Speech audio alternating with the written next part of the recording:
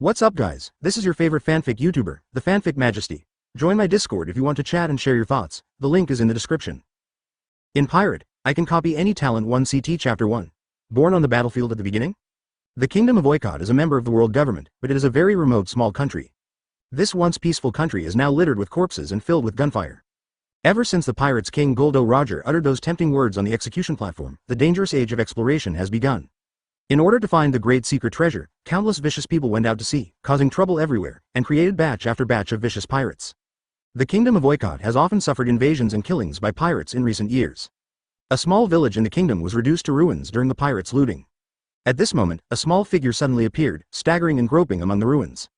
This is a little boy. His face was blackened by smoke and his clothes were tattered. He looked like a little beggar.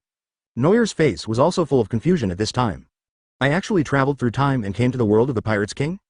That's right, Neuer is not from this world, he comes from a mysterious country on Earth. A few hours ago, Neuer was an ordinary college student, but for some unknown reason, he traveled to the world of the Pirates King. I was just looking at some study materials in the middle of the night. Is it necessary to electrocute me to death? Neuer shouted angrily, pointing to the sky. Besides, couldn't you find a better world when you traveled through time? Why did you send me to a place where the sky could collapse and the earth could break apart at any time? Neuer sat on the ruins with his knees hugged, his small figure looking lonely, helpless and pitiful. Feeling the cool touch on his neck, Neuer was startled and gently lifted the tag to look at it. This was the only thing he had with him since he came into this world. In addition to his birthday engraved on it, his full name was also written in a flamboyant style. Carlos D. Neuer D. Almost instantly, Neuer noticed the sexy and mysterious letters. When he saw D, the first thing he thought of was the legend about the D clan in the original work. In fact, everyone with a D in their name is really a tough guy. Luffy, Ace, Roger, Garp and so on. But even if there's a D in my name, I can't develop it all now. This body is only 3 years old. After complaining, Neuer waved his stubby little hands as if to vent his anger. Although he is only 3 years old, fortunately, his physique is obviously not that of an ordinary child. He is so young, but his height is almost 1.2 meters. In his previous life, Neuer would have thought that this was just hormones, but in this world, he even felt that this was far from enough. Advertisement: there are many children in this world who have physical perverts at the age of 7 or 8. At this moment, a voice suddenly sounded in Neuer's mind. Ding! System loading completed. The talent duplication system was successfully activated. Neuer was stunned for a moment, then immediately became ecstatic. Cheat sheet. Sure enough, a system that is late but has arrived. He has read so many novels, how could he not know about the system? Reaching the peak of life, marrying a beautiful, rich woman, punching the 4 emperors and kicking the admiral, everything seems to be right before your eyes. System. Please introduce your role, Neuer said excitedly. This system is a talent duplication system. It can copy and obtain the special talents of everyone in this world. Special talent? Why does it sound a bit weak? Neuer said with a bit of disgust. But as for cheating, it's better to have it than not to have it. Neuer then asked, so what talents do I have now? The talent bar has been expanded, please check it, host. A translucent light screen suddenly appeared in front of Neuer's eyes. It was divided into 7 columns from top to bottom. The first column was flashing with purple light and had a few lines of words written on it. Alien. Purple quality, cannot be removed. A young man from another world, he knows the stories and information of many important figures in this world like a god. With the bonus of alien temperament, his charm automatically reaches 80 points at birth, and then automatically increases by 1 point every year until it reaches the full value, and is not affected by external factors such as age. What the hell is this system? What is purple quality? Is there a higher quality? Neuer asked puzzledly. The talents in this world are divided into 5 qualities, from worst to best: white, blue, purple, red, and gold. The talent that the host is born with belongs to the purple quality talent. Neuer nodded in realization, but this purple talent really had nothing to do with combat power. But it's okay. At least Neuer is sure that he will be a handsome guy in the future. In addition, the host has a maximum of 7 talents. If there are any extra talents, the old talents need to be replaced. When you intersect with important characters or plotlines in this world, this system will issue a reward talent copy card. The card comes in 5 colors, and can copy 5 qualities of other people's talents respectively. In addition, many additional rewards related to the characters and plot will be issued. It sounds like this system seems to be okay. But there's this charm value of 80. How do I read this system? Opening the host personal panel. Advertisement. Host. Carlos D. Neuer ability value. Charm. 80, full value 100. Constitution. 80, maximum value 999. Possessing talent. Alien. No more? Is your panel a bit sloppy? Only 2 lines for ability values? At this time, the system's voice sounded again considerately. When the host learns new abilities in the future, the system will update the data in real time. Neuer sighed speechlessly. You mean I don't know anything yet? Well, you are right. By the way, there is also a gift pack for beginners. Neuer suddenly thought of something and shouted, slapping his thigh. With cheat, How is it possible that when you come to Otherworld, you don't even get any newbie benefits? System, where is my novice gift pack? Neuer said expectantly. After a moment of silence, the system responded again. Congratulations to the host for receiving the novice gift pack, the white quality talent, energy enhancement. Increased energy. White quality. Your energy has been improved. Even a child will have unexpected physical strength and endurance. Neuer waited for the next part with eyes wide open, but there is none left. The novice gift pack is just a white talent? You are such a dog system. Increased energy? I have more energy than you think? The greedy Neuer stamped his feet in anger. If the system had thoughts, it would be in tears. System. Originally, there was not even a hair of reward for beginners. How could it be easy for me to squeeze out such a small reward? Neuer had been struggling for quite a while by this time, and since he was only a 3-year-old, he immediately felt hungry. We have to find something to eat.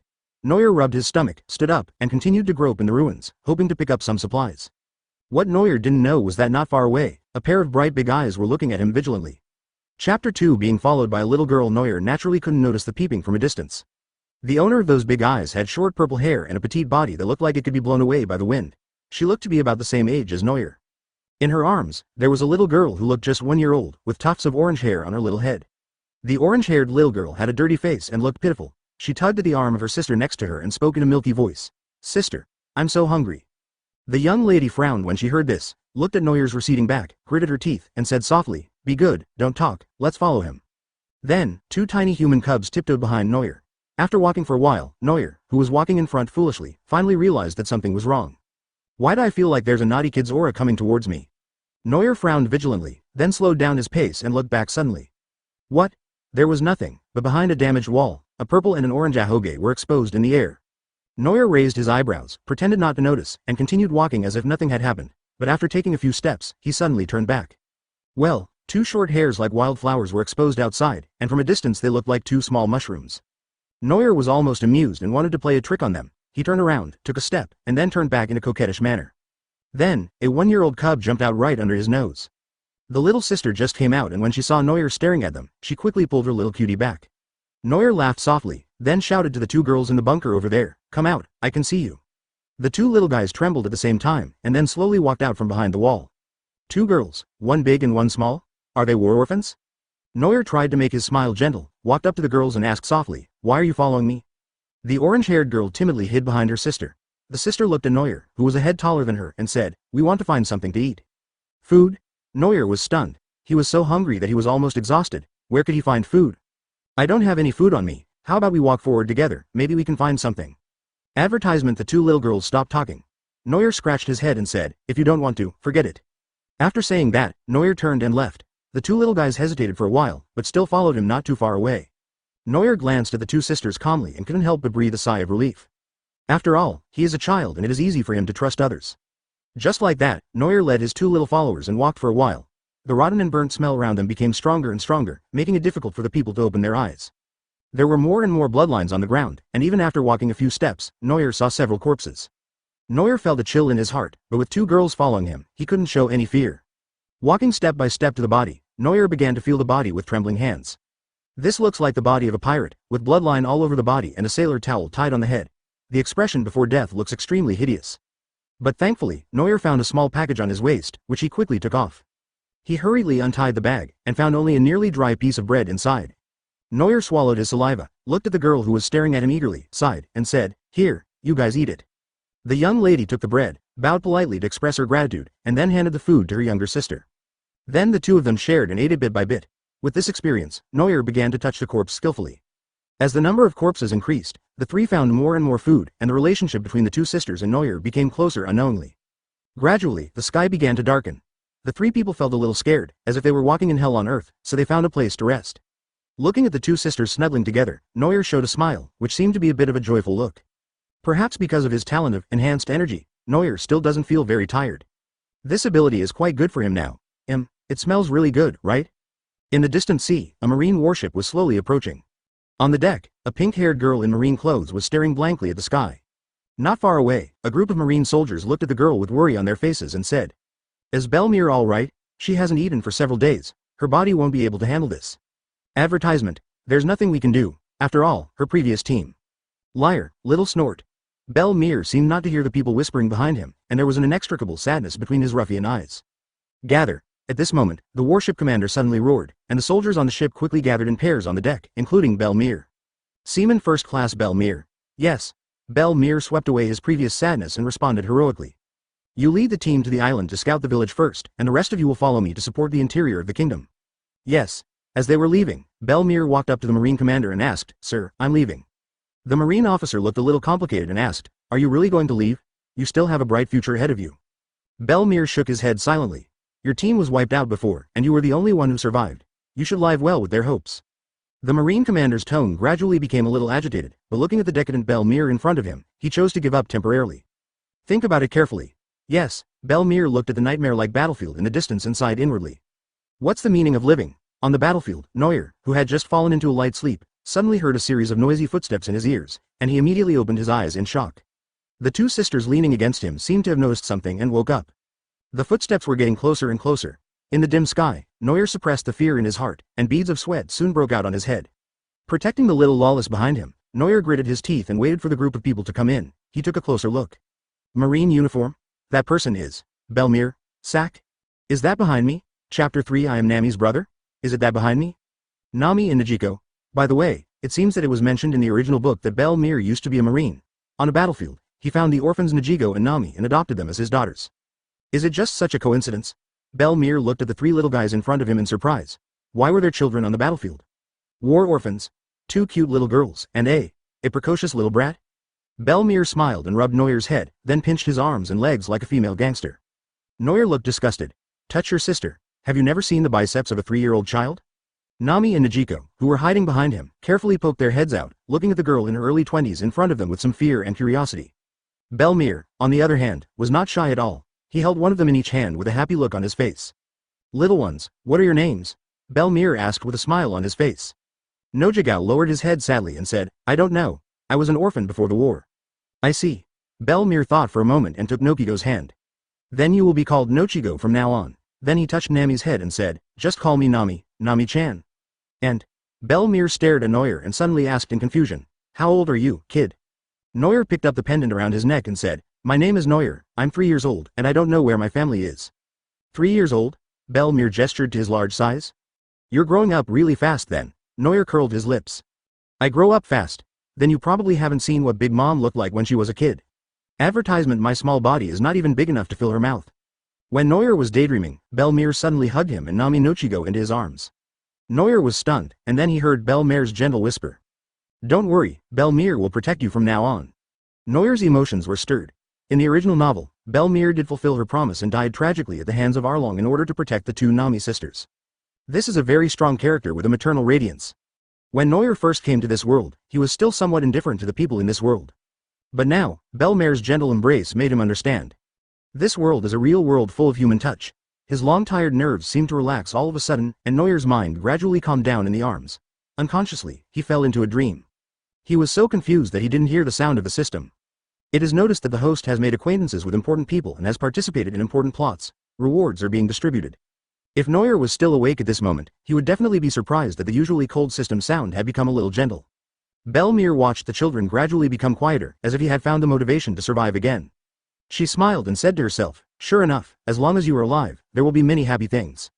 In the following time, Belmir completed her last mission as a Marine and officially left the army.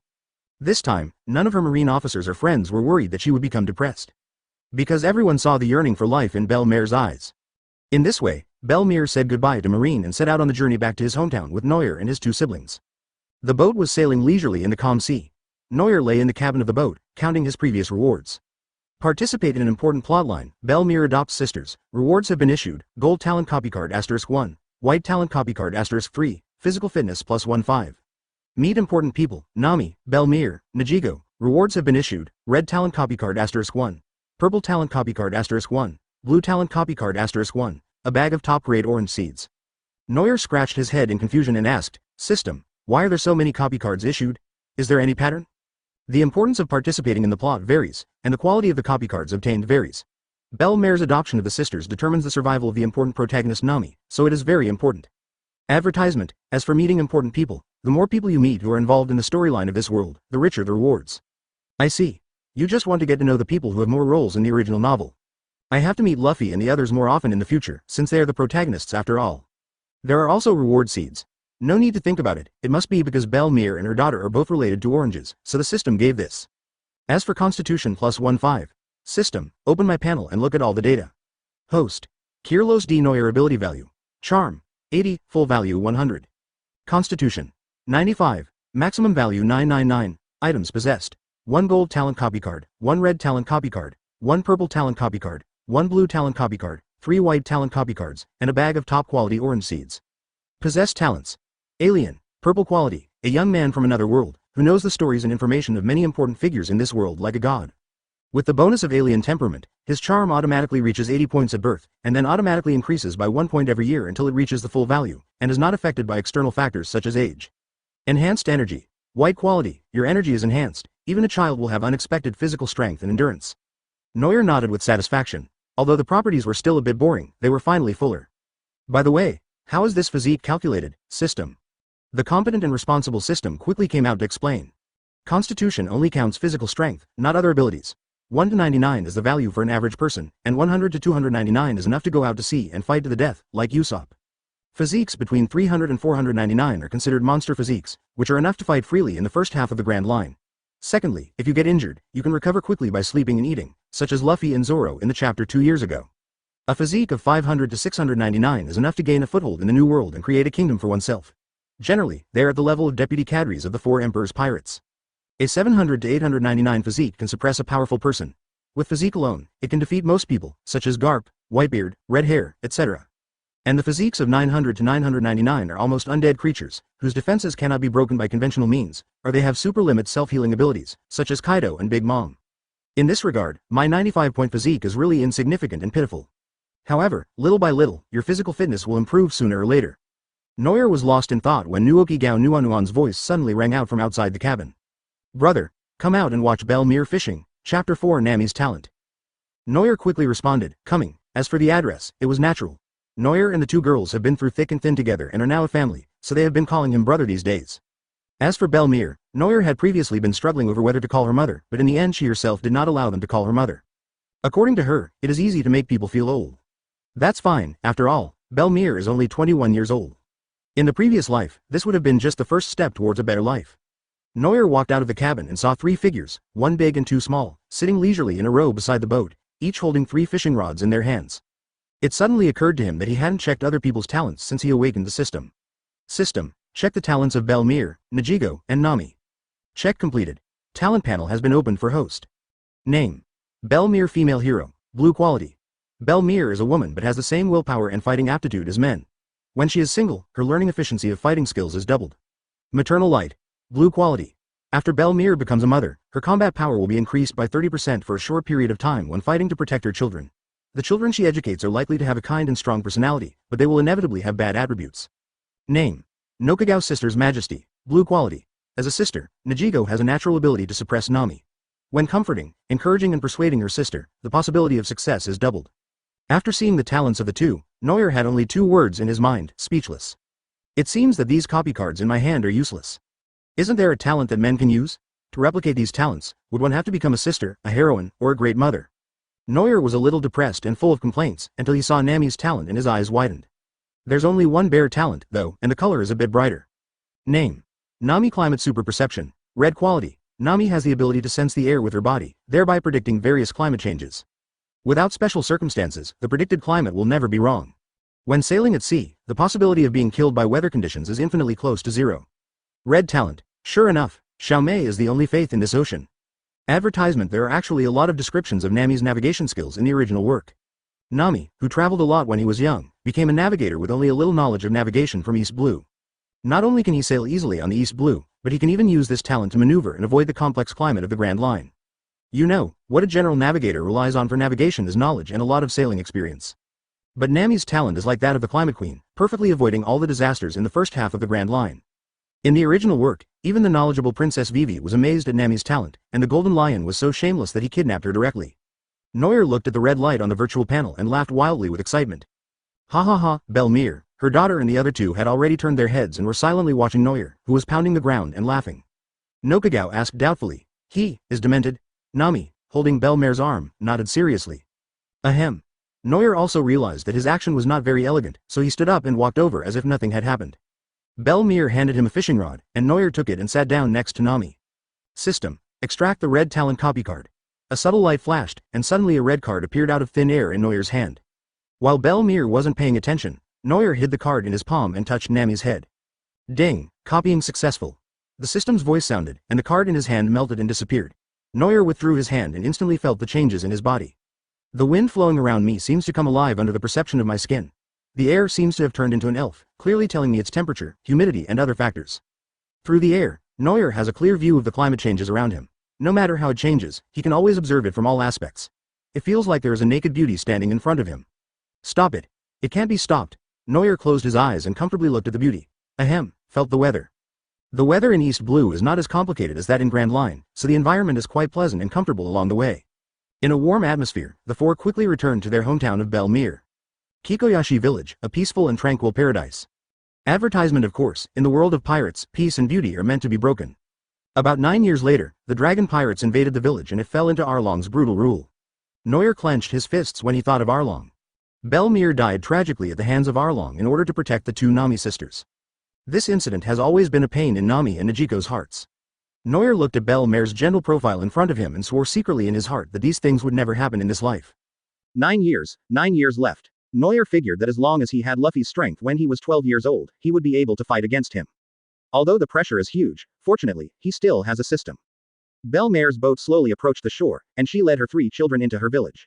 When the surrounding villagers saw her, they all said in surprise. Belmir is back. Didn't she become a marine? Our bad girl wasn't expelled. It must be because I beat up my boss.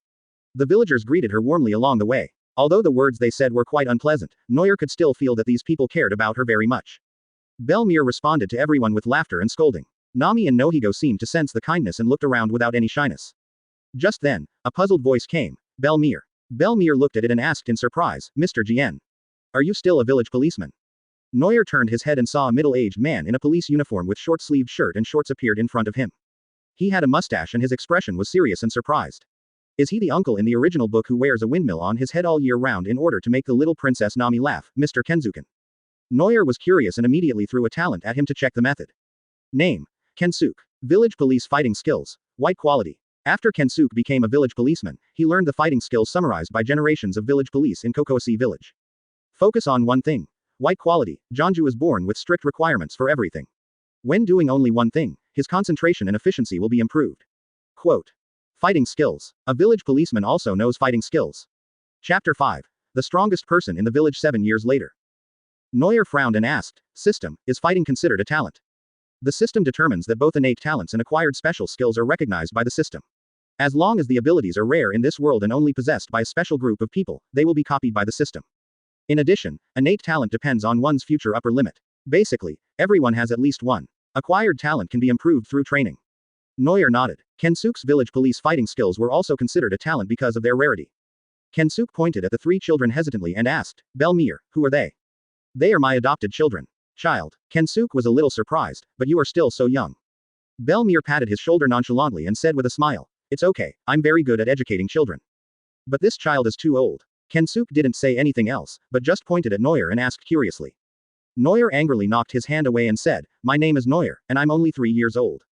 Taking advantage of this moment, Neuer took out 2 copy cards and copied both of Kensuke's white talents. After all, Neuer knew that it was not easy to find someone with some fighting ability in Kokosi village to copy. So there is no need to hesitate. It's just a bit painful that 2 cards are suddenly missing. Woo, wow. At this moment, Nami, who was dozing in Belmere's arms, yawned, glanced at Kensuke who was standing beside her happily, and was so scared that she burst into tears. This. Kensuke scratched his head awkwardly. Belmir quickly coaxed the child, and angrily complained to Kensuke, Mr. Ken, why did you scare Nami to tears? I didn't. After a lot of chaos, Nami finally laughed, and Belmir led them back home. Belmere's home was in the suburbs, and a house of medium size soon appeared in front of him. After cleaning up the room, Neuer finally had a home in this life. Nohigo led Nami to jump around curiously, while Neuer found Belmir in the backyard. We still need to plant some oranges. I wonder if there are any seeds left in the warehouse. At this time, Belmir was looking at his huge backyard and thinking about the issue of planting. Hearing her words, Neuer suddenly remembered the system's reward and directly exchanged the seeds. He dragged the bag, pretended to be a new arrival, and called out to Belmir, Belmir. Is this what you're looking for? Belmir turned his head and looked at Neuer in surprise, then looked at the bag of seeds that Neuer had dragged over, took out a handful and observed it, and said in surprise. Advertisement. That's what I'm looking for. Neuer is so smart. When it was time for dinner, the family had a lively meal together. Looking back on the time when I touched corpses and ate dead people's food in order to survive, it seems like just a dream. Neuer took a bite of the rice in his bowl and looked up at the mother and her two daughters who were talking and laughing. Neuer was infected by the atmosphere and laughed. From then on, Neuer settled down. His physique grew rapidly, and with the help of his single focus talent, Neuer also tried to learn swordsmanship. To his surprise, his talent in swordsmanship was not bad. It might be much worse than that of Zoda, but it did not disappoint Neuer. The system also enabled the learning data of swordsmanship. Just like that, he practiced swordsmanship, honed his village police fighting skills, and his physique grew rapidly with age, so time passed quickly. Year after year passed, and in the blink of an eye, Neuer was 10 years old. The 10-year-old Neuer lived up to Belmere's expectations and became a truly handsome young man. The growth in height began to slow down, but he was already over 1.80 meters tall. Even Belmir couldn't help but sigh. What should I do if the child I raise is almost taller than me in 7 years? Over the years, Neuer has been honing his abilities while seeking out strong men in the village to compete with. As expected, Neuer, who was only 10 years old, soon became invincible in the village. The villagers found it unbelievable and said that there was a fighting expert in the Belmir family. However, due to Neuer's outstanding fighting ability, Belmir relaxed his control over him and allowed him to wander around.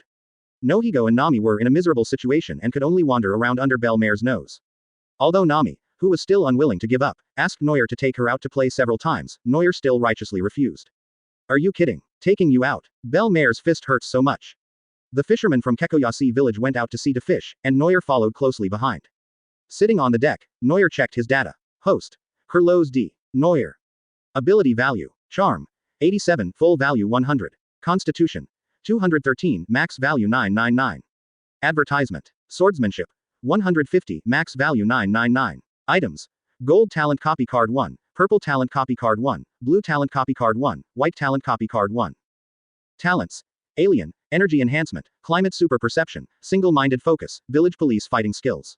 Neuer is quite satisfied with the progress made in the past 7 years. His physique and swordsmanship had both exceeded 100, and his charm had also grown by 7 points under the alien talent.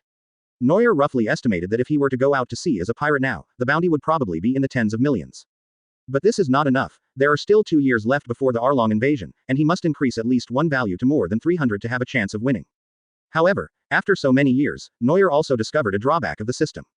That requires a strong person. If Neuer wants to replicate better and stronger talents, he must have a strong person. But now he is in Kokoyasi village. Not to mention the strong ones, he can sweep away everyone with just one sword. Neuer. There's a big guy here. Help. The fishermen who were fishing had just discovered a big fish and were excitedly shouting to Neuer, who was sighing. Neuer heard this and quickly responded, coming. Before Neuer could do anything, the big fish suddenly emerged from the sea. A huge body several meters long, a ferocious head, red eyes, and fangs dripping with saliva. This is not a big fish at all, it's clearly just a small sea king's. If it were in the past, the fisherman would have definitely run away, but things are different now. Here comes the meal, here comes the meal. Look at this meat, it must be delicious if steamed. Bullshit, grilled fish is the real treat. The sea kings glared at them with wide eyes. Who do you think I am? I treat you as prey, but you want to roast me. Court death. Sea King swung its steel tail and pressed towards the fisherman with overwhelming momentum. But no one panicked at all. Just as the huge tail was about to hit the ship, a bright silver light flashed. The Sea King stared at the human jumping in the air with their eyes wide open, looking at their body that was getting farther and farther away from the branch house. Actually, steaming is good. This is the final thought of a certain Sea Kings. Chapter 6. The Bear Pirates. Neuer jumped back onto the boat in an instant, and the sharp knife with a cold glow was slowly put back into its sheath.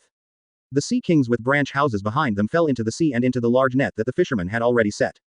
One cut to get it done. The fisherman got busy, and everyone seemed accustomed to this stunning kill. After all, this child who was only 10 years old is the strongest guy in Kokoyasi village. Neuer lay on the bow, happily watching everyone busying about. Swoosh. A long whistle that echoed across the sea suddenly sounded, and Neuer's eyes turned cold. Could it be? Boom. A violent shockwave quickly exploded next to the fishing boat, and the rising column of water splashed high onto the heads of the people on the boat. Bombardment. Neuer stood up holding onto the board and looked out to the sea nearby.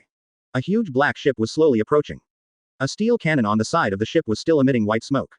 The black flag on the ship is particularly eye-catching. A pale skull with a black background. This is the pirate's flag.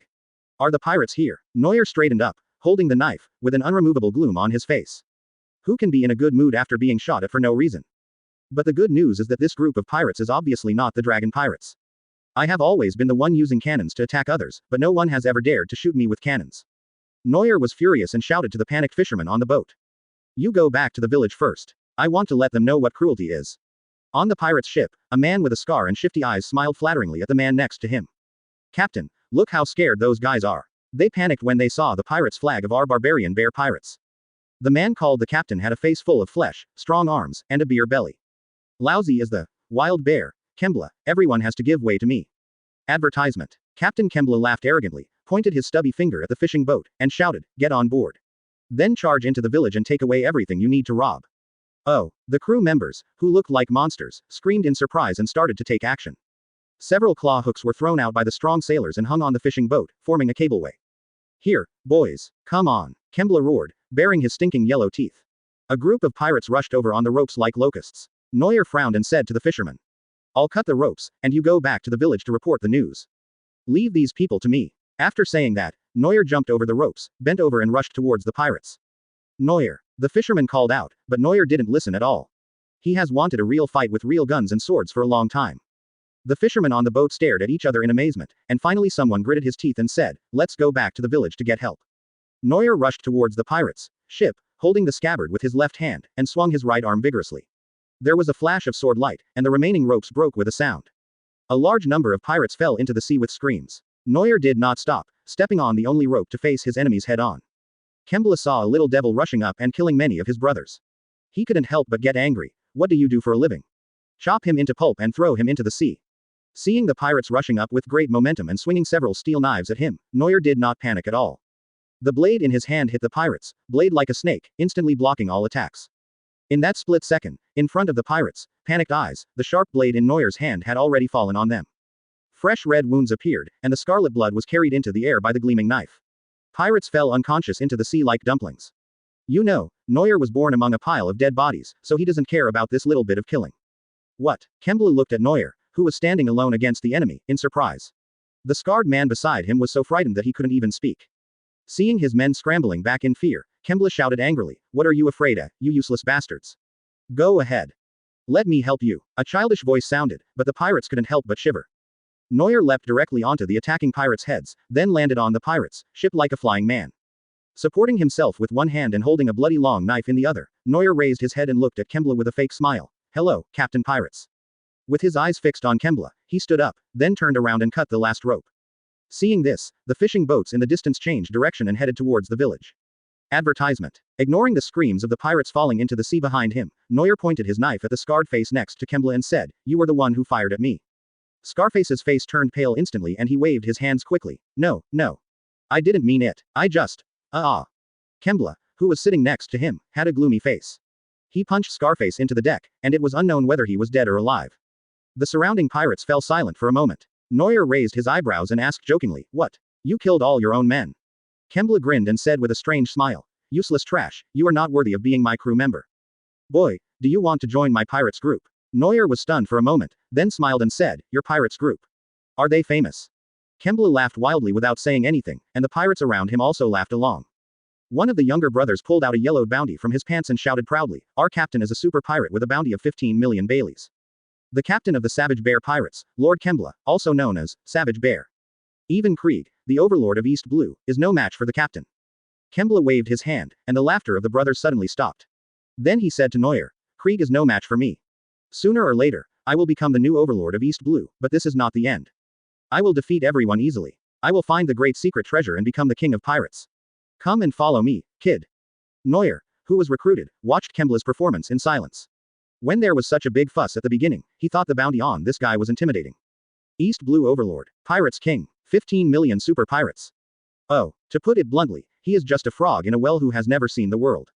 He had never seen the distance of the world. As strong as Zoro is, after meeting Hawkeye at sea and being taught a lesson, he realized the narrowness of his vision. Even a protagonist like Luffy, who had a halo, only felt powerless against his own incompetence after his entire group was crushed by Bear and he lost his brother in the Summit War. In this light, the ignorance of the barbaric pirates before us can be accepted. Neuer raised his head and looked at Kembla with a smile. Seeing his face full of smiles, just when Kembla thought he agreed, a harsh voice rang out. You will not become the overlord of East Blue, nor the king of pirates. Your journey of sin will end here. It was ended by my own hands.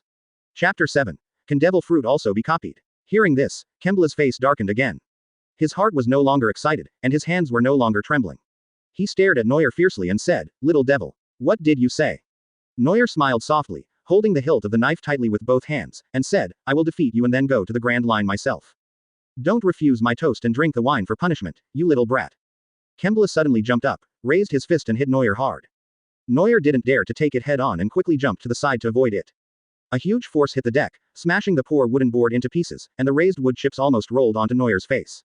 So much strength. Neuer's heart tightened slightly. Although he looked down on this guy on the surface, he was still on guard in his heart. Judging from his incredible strength, I'm afraid what he said is not entirely false. Maybe Kembla isn't that far off from the East Blue Overlord, Krieg. At this time, the pirate's brother next to him handed over a pair of gloves, and Kembla took it and put it on quickly. This is a pair of iron gloves that protect the fist in all directions without any blind spots. Neuer took advantage of the moment when he put on his gloves and quickly launched an attack with a knife. Neuer leapt up and chopped down fiercely from above. With the blessing of his physical fitness over 200, the knife fell like a meteor. However, Kembla showed no fear, and raised his iron hand to rush directly towards the point where the knife would fall. Clang! There was an ear-shattering sound of metal clashing, and sparks flew everywhere. Kembla was not hurt at all, but Neuer's hand was hurt by the shock. Kemberly held the blade tightly with his iron hand. He looked at Neuer with a serious expression and said with a mocking smile, "Boy, you have quite a bit of strength. Unfortunately, you're still far from it."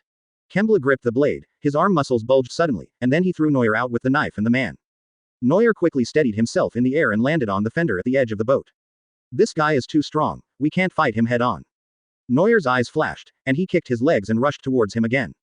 Advertisement. You never learn your lesson. Kembla threw another powerful punch in anger, and when it was about to hit Neuer, his waist suddenly bent backwards, and the sword that was originally used for blocking spun in his hand. Holding the long knife in reverse, Neuer thrust the sword directly into Kembla's body in an extremely twisted posture. Neuer slid forward, holding the blade in reverse, leaving a huge scar on Kembla. Ouch! The severely injured Kembla let out a deafening wail. He punched Neuer back again, then covered his wound and shouted with red eyes, "A*hole. I want you to die." Neuer, who had dodged to the side, put the knife on his shoulder and taunted, "Let me die, why don't you try?" Ah! Kembla rushed over with a roar, pressing down like a mountain. The huge body covered Neuer, bringing a strong sense of oppression.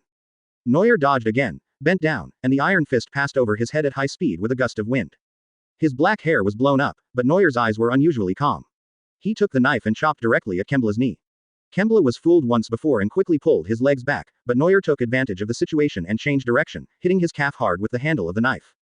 With the force exerted by both parties, Kembla's legs were split apart and he squatted on the ground with his legs split, howling in pain. Wow, this noise sounds a bit like a husky. Neuer was amused. Kembla was helped up by several of his younger brothers, and then he stared at Neuer and said, "You have completely d me off, kid. I'm going to tear you into pieces." Suddenly, his body began to swell, the clothes on his upper body burst open, his figure became strong, and hard hair began to grow, and his mouth became protruding. In the blink of an eye, Kembla turned into a ferocious-looking orc. Turned into a bear. Demon fruit power. The surrounding pirates' background boards once again played their role, shouting, "Die, boy, this is the power of God. The one who can transform into a powerful brown bear man is the powerful, wild bear, Kembla. Go to hell, little devil. I finally understand why the pirates are looking for my little brother." Neuer felt as if countless mosquitoes were buzzing in his ears. Advertisement. Besides being annoying, it also creates an atmosphere. Looking at this scene, it instantly became heated. Neuer did not dare to be careless and quickly used the system to check his talent. Name. Kembla. Super strength. A white talent, Kembla has great strength, but at the expense of intelligence, reaction and speed. Demon hosting bear. Blue talent, ate the zone devil fruit, and has the power of the devil's favor in his body, and can transform into brown bear form, human form and bear man form in 3 stages. Spurned by the sea. Purple talent. While gaining the power of the devil, one is also cursed by the devil. The curse will make the sea hate them, and when encountering sea water, one will become powerless and unable to actively use their abilities. Devil fruit. Is this also considered a talent? This is the first time Neuer has encountered a person with special abilities. It would not be so unique without the gift column. So, does that mean that everyone who eats the devil fruit will gain 2 talents, 1, devil's host, and 1, sea spurn, etc. These 2 talents, one is the fruit ability, and the other is the fruit side effect, I should be able to. Seeing that Neuer didn't move, Kembla thought he was frightened and fainted, so he raised his huge claws and slapped Neuer on the forehead. Neuer quickly recovered and raised his knife to block Kembla's bare claws. But now the strength of the 2 is not at the same level at all. The knife in Neuer's hand quickly deformed, and the bare claws with great force directly slammed Neuer off the deck. Neuer was hit so hard that he broke several layers of the ship's planks with his body and was smashed to the bottom of the ship. Cough. Neuer coughed up a mouthful of blood, then looked solemnly at Kembla above his head. I was a bit careless. With his abilities activated, Kembla has almost no physical weaknesses, and his speed, strength, and reaction have more than doubled. The knife in his hand was twisted and about to break, so Neuer simply threw the knife away. Then he quietly took out the blue copy card stored in the system. He wants to copy Kembla's demon boarding, only in this way can he have a chance of winning. Kembla jumped down from the top and landed heavily in front of Neuer.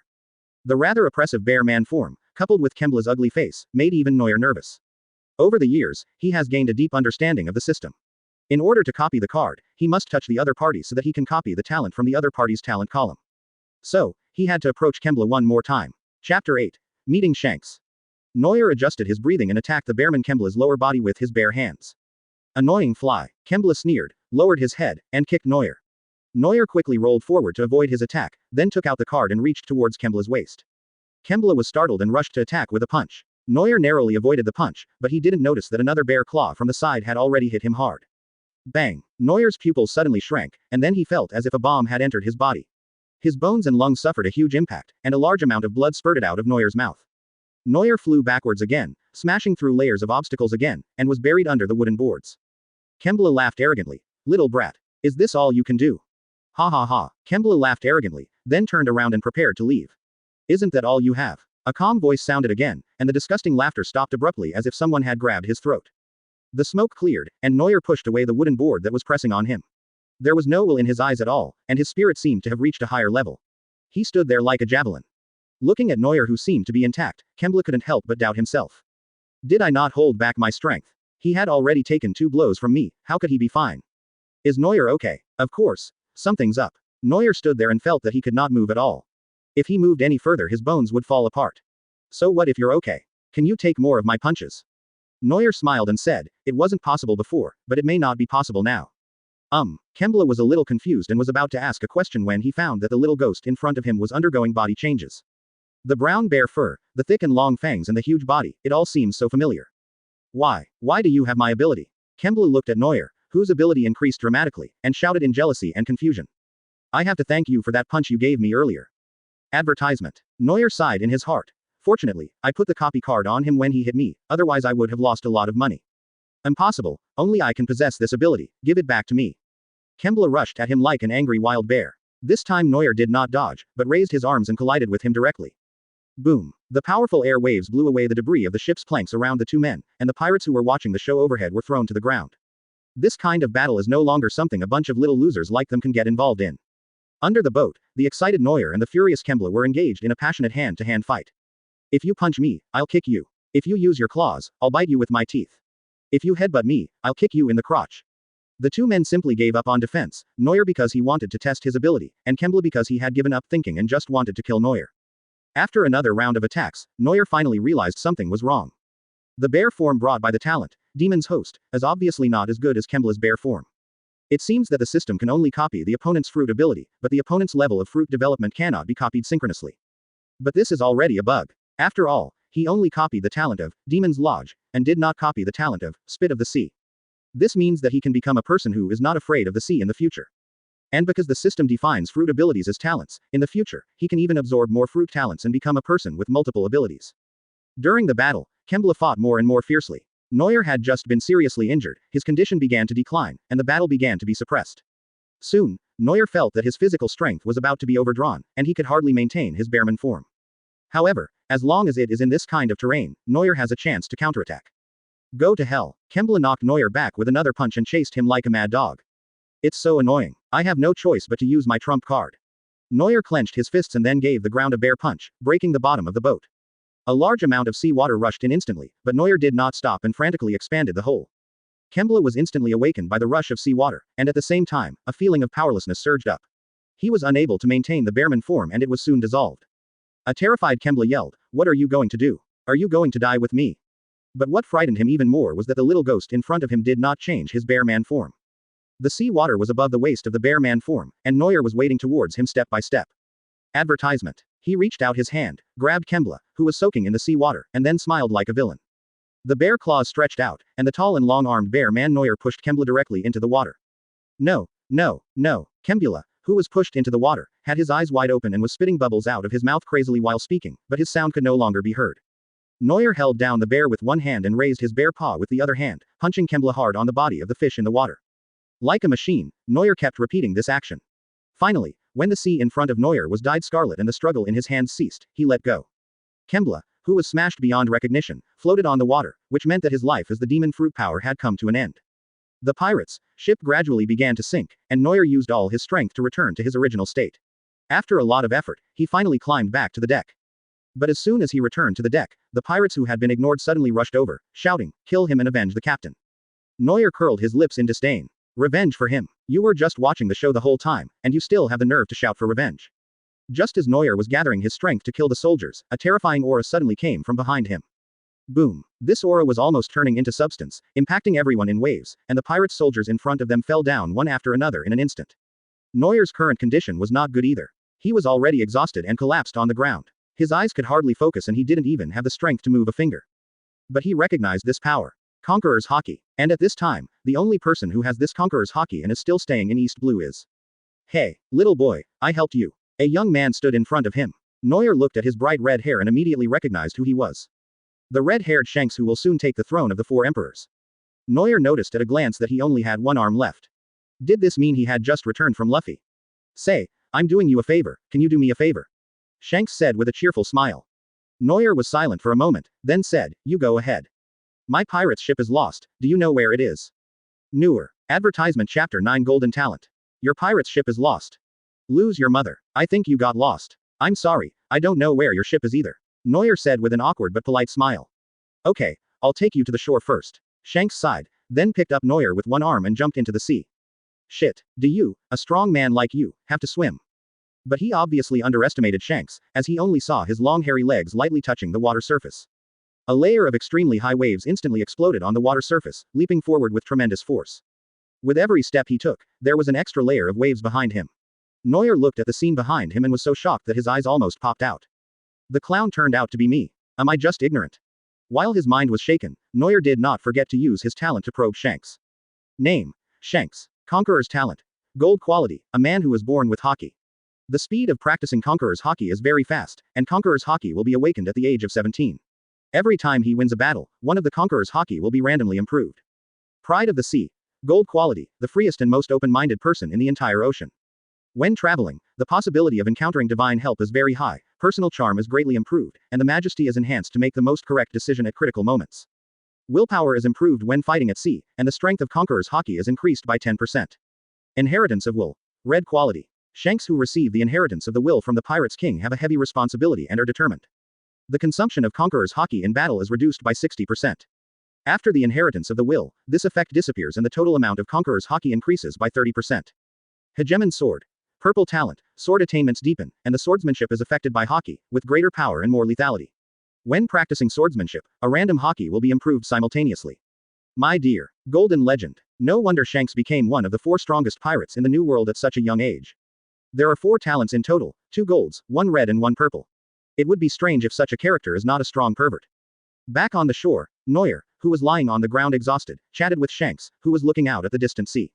My name is Neuer, what's your name, brother? Advertisement. My name is Shanks, I'm a pirate, and I'm the captain of a pirate group.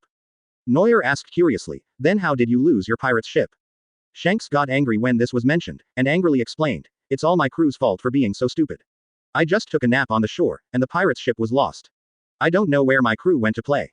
After hearing his experience, Neuer fell silent and said dimly, tell me, is it possible? I said it's possible, could your crew have left you behind? Deathly silence. Shanks knocked his fist against his palm and looked as if he suddenly understood something. You really haven't thought of this possibility. Neuer silently complained in his mind. Don't be sad, your crew must be teasing you, and they may come back to pick you up soon. He comforted Shanks who suddenly became lost, and began to think about the problem of copying talents. He has no more red copy cards, but he still has a gold copy card. The remaining purple copy cards cannot be wasted and can all be used on Shanks. However, the system does not set up a better copy method for itself, and it must contact the other party. But who is the opponent? It's Shanks with Conqueror's Haki at full power. Neuer is afraid that Shanks will raise his hand and kill him before he can even put the copy card on him. Neuer held the 2 cards in his hands, his mind racing. Putting the copy card on Shanks is not going to work by force, so if you use soft tactics, there has to be a reason, right? There is always a way to succeed without making any noise. Hey, what is this? Shanks seemed to have discovered a new world. He instantly found the card hidden in Neuer's hand and snatched it from him curiously. He held 2 cards, 1 gold and 1 purple, in his hands, and then they melted and dissipated at an astonishing speed. Ding! The purple talent, Sword Domination, has been copied successfully. The target has been detected to have multiple golden talents. Please make a choice, host. Neuer. Well, this might be easier than I thought, Neuer thought to himself. Advertisement. Neuer explained the card issue to Shanks. The general meaning is that this card is a local specialty, basically like a toy, an object for playing with and viewing. Shanks didn't take it too seriously, since he didn't feel any discomfort anyway. Neuer secretly breathed a sigh of relief and picked up Shanks' golden talent, but it didn't take long for him to make his choice. Both the talents, Conqueror's Talent, and Pride of the Sea, are very good. The first one can make Neuer immediately have the qualifications to practice Haki, and it must be the full cultivation of Conqueror's Haki, and it is very beneficial to Conqueror's practice. The second one will allow Neuer to immediately become an excellent captain on the sea, and don't underestimate the 10% increase in Haki strength. How much is 10% of the Haki strength of the 4 emperors? It's enough to turn the tide of a battle, not to mention that all 3 types of Haki are enhanced. But precisely because of this, Neuer would prefer to choose the first talent, Dominant Talent.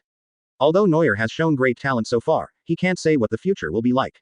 With this talent, at least he won't have to worry about his Haki training in the future. After all, Haki is one of the most important power systems in the pirates' world, and as long as the Grandmaster has 3 types of Haki, he will be a well-rounded warrior. Besides, in 2 years, Neuer's powerful enemy, the Arlong pirates, will arrive, and he urgently needs the ability or means to greatly enhance his strength. In his opinion, the 10% improvement of Pride of the Sea was nothing compared to his own improvement after 2 years of practice after acquiring Tennis of Domination. I've chosen you. Ding. The host talent bar is full. Please select an old talent to replace it. Replace. Energy boost. For me. Neuer had long thought this skill was useless. With 2 talents, 1 gold and 1 purple, entering his body, Neuer quickly felt the changes in himself. First of all, swordsmanship. Many more applications of swordsmanship appeared in Neuer's mind. When he looked at the values given by the system, he found that the swordsmanship column had jumped directly from 150 points to 206 points, an increase of more than 50 points. I had practiced very hard before, and it took me 7 years to improve my swordsmanship to 150 points. Now that I have gained talent, my level has increased so much in a flash. Secondly, Neuer always felt that there was a mysterious power right in front of him, but he seemed unable to see it clearly or grasp it completely. Ah, here I am. Just then, a pirate's ship came from the distance. Neuer looked closely and found that it was Shanks' crew. Shanks patted Neuer's shoulder happily and said, "Thank you, Neuer, they really came back to pick me up." Advertisement Chapter 10 Silly Nami. Neuer could barely contain his eyes and rolled his eyes. No need to thank me, your crew definitely dropped you off just to scare you. Neuer was familiar with most of the people on the pirate's ship, including the fat man who held a chicken leg all day, Usopp's father Usopp, and the deputy captain Ben Beckman. Several people and some unknown cadres were standing on the boat, laughing at Shanks unscrupulously. What's going on, Captain? You didn't swim here. The captain has a broken arm, so he should stop sailing. Hearing everyone's laughter, Neuer's face was full of black lines, but Shanks didn't react at all. Instead, he laughed along with them heartily. Shanks jumped onto the boat, and the pirate's boat gradually sailed away from the shore. Neuer waved goodbye to Shanks. Shanks' sunny smile always infects the people around him. He waved to Neuer and said, "Neuer, come find me when you get into Grand Line." Well, how did he know I was going to enter the Grand Line? Neuer recalled that he had said this when he fought Kembla. Was red hair already there at that time? I really didn't notice it at all. It seems that in the original book, even if I didn't take action, Kembla's gang would have been killed by the passing red-haired guy before invading the village. What a poor bunch of guys. Neuer said goodbye to Shanks and his group with a smile, and the system notification sound suddenly sounded at an inopportune time. Ding, the host has been detected to have met the important red-haired Shanks. The system is distributing rewards. Armament Haki Awakening Entry 1, Constitution plus 15. Armament color. Neuer opened the system with surprise and found that there was indeed an extra column under, Swordsmanship, Armament Haki, 10, full value 99. The mysterious power before seemed to be grasped at once. This is the power of Haki. This time we went fishing, we really got a lot of good rewards. He has 1 gold, purple, and blue talent each, and has also awakened Armament Haki, which is a huge surprise. Advertisement. Just as Neuer was happily calculating his reward, the fisherman who had come before him finally found a large number of villagers and came to support him in a mighty force. And his mother, Belmir, was among them. Belmir, with a worried look on his face, rushed over to support Neuer, and looked at his shocking injuries with heartache, his expression suddenly becoming even uglier. Neuer quickly comforted her. "It's okay, Belmir, it doesn't hurt anymore." Belmir turned his head away and said stubbornly, "I don't care about you. How could a healthy child turn into a bloody person in just a short while? Do you know how worried I was when everyone came looking for me?" Listening to Belmir's nagging, Neuer just played dumb, grinning foolishly and not saying a word in reply. Seeing his appearance, Belmir rolled her eyes and tapped his head gently, asking, "Where are those pirates? Did you lose the fight?" Neuer quickly smiled and said ingratiatingly, "How can I lose? I am Belmere's child." He pointed to the distant sea and said, "I solved all of them. The pirates' ships have all sunk." Belmir nodded, and the villagers beside him said excitedly, "Neuer is amazing. He defeated them so quickly. That's right, those pirates looked so fierce. Stop talking nonsense and take Neuer back to the village to treat his injuries." Surrounded by villagers, Belmir helped Neuer back to the village, and then he lay down in the village clinic. Belmir stayed by his side and consoled him, "You must get better soon. You caught such big sea kings and defeated the pirates. The whole village is going to have a party." Neuer, who was almost wrapped up like a dumpling, explained weakly, "Actually, my injury is not serious." Neuer struggled to get up, but Belmir glared at him and he had to lie back down obediently. "Oni-chan," a delicate voice called out, and Neuer, lying on the bed, knew who was coming without turning his head. As soon as a little orange guy entered the door, he shouted loudly and ran in, then threw himself heavily into Neuer's arms like a little meatball. Ouch! Neuer let out a strange cry, and at that moment, he felt the wound split open again. Advertisement. 7 years have passed, and Nami has grown from the fragile and weak girl she was at the beginning to the lively, healthy and energetic girl she is now.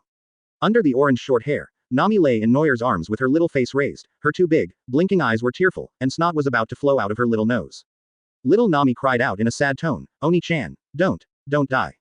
Neuer's face was filled with black lines. He pulled Nami off his body like an octopus and threw her aside, shouting angrily, "I'm just injured, I'm not going to die." As that's so. Upon hearing this, little Nami immediately burst into laughter, wiped the snot and tears from her face with her chubby little hands, and then ran out to play excitedly. "Mr. Gien, I want to play with your windmill." Listening to the laughter of his silly sister outside the door, Neuer felt so tired that he just wanted to bang his head against the wall. But fortunately, he has two younger sisters. Nojiko, wearing a headband and a blue suspender skirt, stood by the bed, looking at Neuer's injury with concern, and asked, "Oni-chan, are you okay?" Neuer sighed in his heart. This is a truly gentle sister. As for that heartless little Nami, forget it, let's not talk about it. Neuer ruffled Nokiko's hair and said softly, "It's okay. Those pirates don't have that much power." Noki nodded, looked at Neuer in admiration and said, "I heard that. Oni-chan is so amazing that he sank an entire pirate's ship." Neuer and Nosigo are actually of the same age, but it has always been Neuer who has taken care of the two sisters, so everyone has always assumed that Neuer is the older brother. In fact, it was true. When Nokiko was holding Nami on the battlefield, it was Neuer who found them and brought them food. Nami didn't remember much at the time, but Nokiko remembers it clearly. Therefore, since childhood, the person that Nochigao admired most was Neuer. In her eyes, her brother had always been omnipotent. Even Belmir is a little bit worse. In the Belmir family, Neuer's number one follower is Nohigo, and as for Nami, she only sticks to Neuer when she needs something from him. Neuer was happily chatting with Nochiko beside the bed, while Belmir was beside him, looking at her child with a sunny smile. With an excellent son and two naughty and gentle daughters, Belmir is now very satisfied.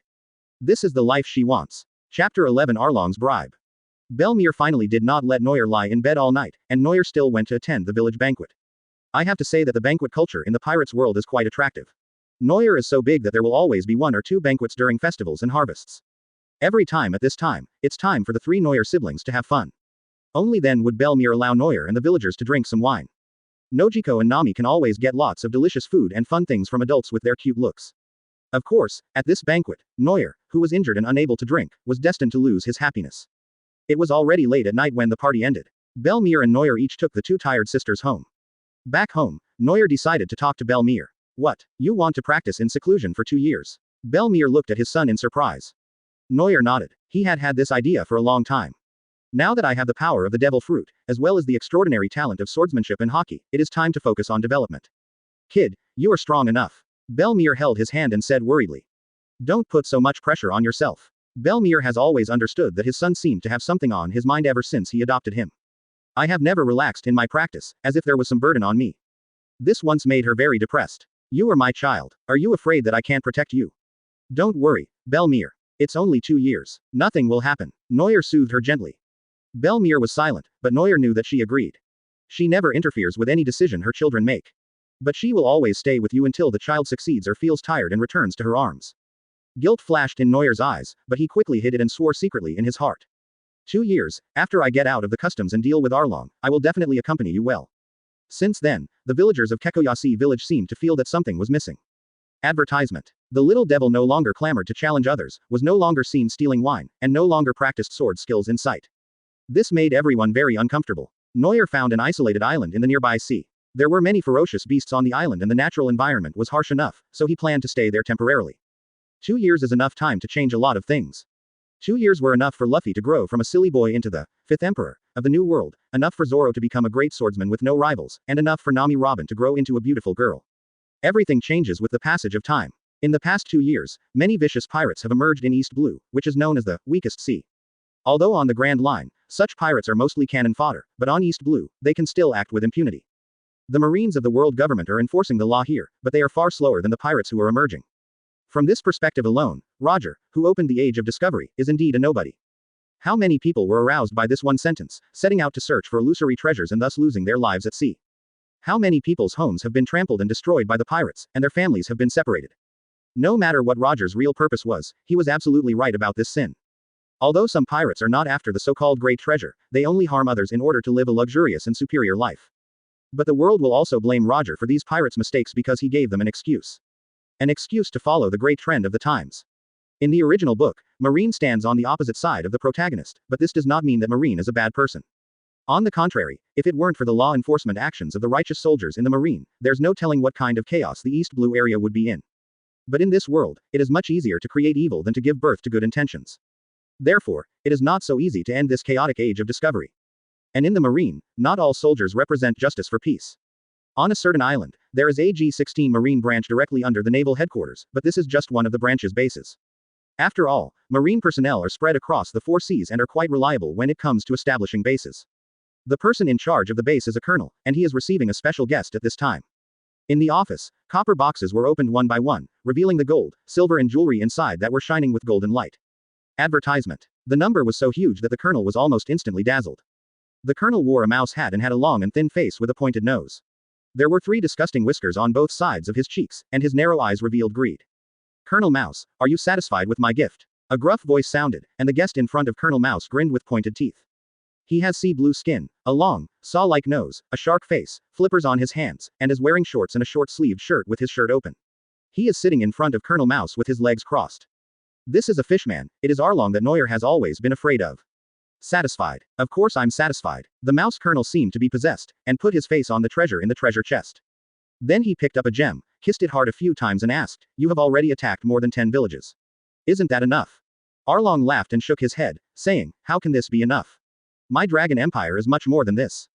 Don't worry, as long as you help me keep these things secret, there will be plenty of money. Colonel Mouse said slyly, of course, of course. Arlong showed disdain in his eyes, then he propped up his tall and strong body and said, then I'll go, wish you and me good luck. Haha, walk slowly, quote. Arlong left the branch base and came to the shore, where his pirate's ship was docked. On the pirate's flag with a black background, there is a red sawtooth shark on 2 skulls. This ship is the pirate's ship, Shark Sparbu, that accompanied Arlong and his gang in their evil deeds. Arlong returned to the Sparbu, and the various fishmen on the ship saw him coming back and asked, did you get it done? Of course, Arlong replied, he's just a little greedy human. If he wasn't afraid of alerting the Marine above, Lousy would never give money to such a disgusting human. Arlong thought with disdain in his heart that ever since he was easily defeated by a wretched man named Vice Admiral in Grand Line many years ago, his character has become more cunning and cautious. Otherwise, Arlong could kill 10 of Colonel Mouse's with one hand. Arlong felt bad about the money and looked at the nautical chart on the table. The huge paw slapped the chart, and the ferocious face hid in the shadows, grinning and saying, the Dragon Empire starts from here. Looking up, I saw that the area marked on the nautical chart was Neuer's hometown, Kekoyashi Village. Chapter 12 Return. Boom. In Kekoyashi Village, the usually peaceful streets were now in ruins, and the villagers were fleeing in panic. Another house collapsed, and a fishman next to it was withdrawing his hand as if nothing had happened. Ha ha ha ha. A group of sturdy fishmen looked at the fleeing humans and laughed wildly. They are indeed a low-level species. They have no ability to fight back at all. Arlong, the leader of the dragon pirates, stared at the villagers with cruel eyes and laughed unscrupulously. Shut up, you bunch of damn pirates. Kensuke, the village policeman, stood up and shouted angrily. Behind him stood a group of villagers holding weapons. Although they all had fear on their faces, they still stood in front of the fish people. They were afraid, but they had to stand up. 2 years ago, the village was protected by a child. Although no one showed it, they still felt guilty in their hearts. You have to protect your own home by yourself. Kensuke plucked up his courage, picked up an iron rod and led everyone to rush forward. However, the innate comparisons between races are not something that ordinary people like them can make up for. Arlong looked at the human who was trying to resist with disdain and said calmly, Chuck. Show them some color. Next to Arlong, a tall and thin kissing merman walked out. His long mouth looked like a tragopan, and it was covered with lipstick. The fishman called Ju stared listlessly with his dead fish eyes, then lowered his head and spit out several water arrows rapidly from his long mouth. Bang, bang, bang. There were rapid sounds of impact, and Kensuke, who rushed forward, was hit by the water arrows and fell to the ground like dominoes. The villagers covered their wounds and growled in pain, while Kensuke had a twisted face full of resentment. Why are all fishmen so strong? They are not serious at all and can kill all of us in seconds. Belmir stood with the villagers, anger in his eyes, holding Nami and Nohigo's hands respectively. The two little girls huddled behind Belmere's legs in fear. Nohigo thought worriedly, "Brother, where are you?" Arlong felt more relieved when he saw the fear on everyone's faces and laughed triumphantly. Maresmen are a noble race by nature. Humans are such a dirty species and should not exist at all. For a mere human being to defy the rule of the fishmen is like defying the laws of nature. Arlong felt even happier watching the incompetence of the humans he hated, and held up 5 fingers. If you want to live, then buy it with money. 50,000 Baileys for a child and 100,000 Baileys for an adult. Isn't that fair? It is your lifelong honor to be able to live in my dragon empire. Advertisement. The villagers and others lowered their heads in humiliation. Kensuke roared angrily, "Damn fishman. How is this possible?" Arlong frowned, and the cartilaginous fishman Kruby beside him rushed out like the wind. With a fierce punch, Kensuke's body was knocked back and a large amount of blood spurted out of his mouth uncontrollably. The dying Kensuke fell to his knees. Kruby stared at him expressionlessly and said, "Don't resist the fish man." Seeing Kensuke fall to the ground, someone finally couldn't stand the tremendous pressure. "We are no match for them. Let's just give them money." What are you talking about? Everyone has no power to fight back. If we don't give them money, they will just give away their lives in vain. No one can beat them. Arlong looked at the crowd that gradually gave up resistance, and a smile appeared on his face. "You're talking nonsense." Just then, a childish voice sounded, and Arlong's smile immediately froze. Nami ran out from behind Belmir at some point and said, "My Oni-chan, Neuer is the strongest. You bunch of stinky fishmen, Neuer won't let you go." Neuer, a name that couldn't be more familiar. The villagers suddenly remembered that there was a child who was only 10 years old. He defeated a pirate with a knife and sank a pirate ship. A ray of faith flashed in Kensuke's eyes, and he got up and muttered to himself, "By the way, Neuer is still. If that brat comes back and finds me like this, he'll laugh at me." The villagers in front of him seemed to have rekindled their fighting spirit. Arlong stared at Nami, wondering. Who is Neuer? Is he the strong man in this village? How powerful can a small village be? Belmir quickly pulled Nami back and helped her block Arlong's murderous gaze. Arlong looked at Kruby and ordered, "Kill that man, let them see blood." Yes. Kruby picked up the knife that fell aside, raised the blade, and swung it down with a cold face. "Mr. Jien. Kensuke." The villagers roared in anger, but the falling blades did not slow down at all. At the critical moment, a strong wind blew and a figure flashed out. Clang. Advertisement. Instead of seeing the expected blood, there was a crisp sound of iron colliding. Kruby looked at the hand that caught the knife in surprise. It was as black as ink. Haki? How could it be? Looking to the side, he was wearing a tight cloak, and under the brim of the hat was a face that looked too young. What? Arlong stared at the person who came. "Mr. Jien, I just got back. Why is there so much garbage in the village? You're not managing it properly." Kensuke looked at the cloaked man in surprise. He would recognize this voice even if he turned into ashes. When this guy was a child, this damn kid pulled out so much of his leg hair. He slowly took off his hat, revealing a handsome and unrestrained face. A head of short, smooth black hair, cold sword-like eyebrows, a pair of starry eyes so deep that it seems to hide a black hole, mysterious and yet with a fatal attraction.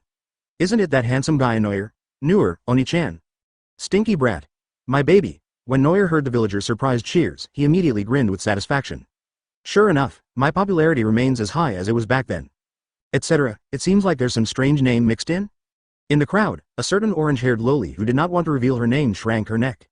Looking at the villagers who were like star chasers, Arlong wanted to point at Neuer's nose and curse. "Who the hell are you? This atmosphere, this heat? Who do you think you are? Are you returning as the king?" The returning king Neuer turned around and met the gaze of Arlong, who was staring at him hatefully. Neuer sneered. He raised his finger and pointed at Arlong's serrated nose and said, "Stop looking, Arlong, I'll be right over and let you return to the west." Chapter 13.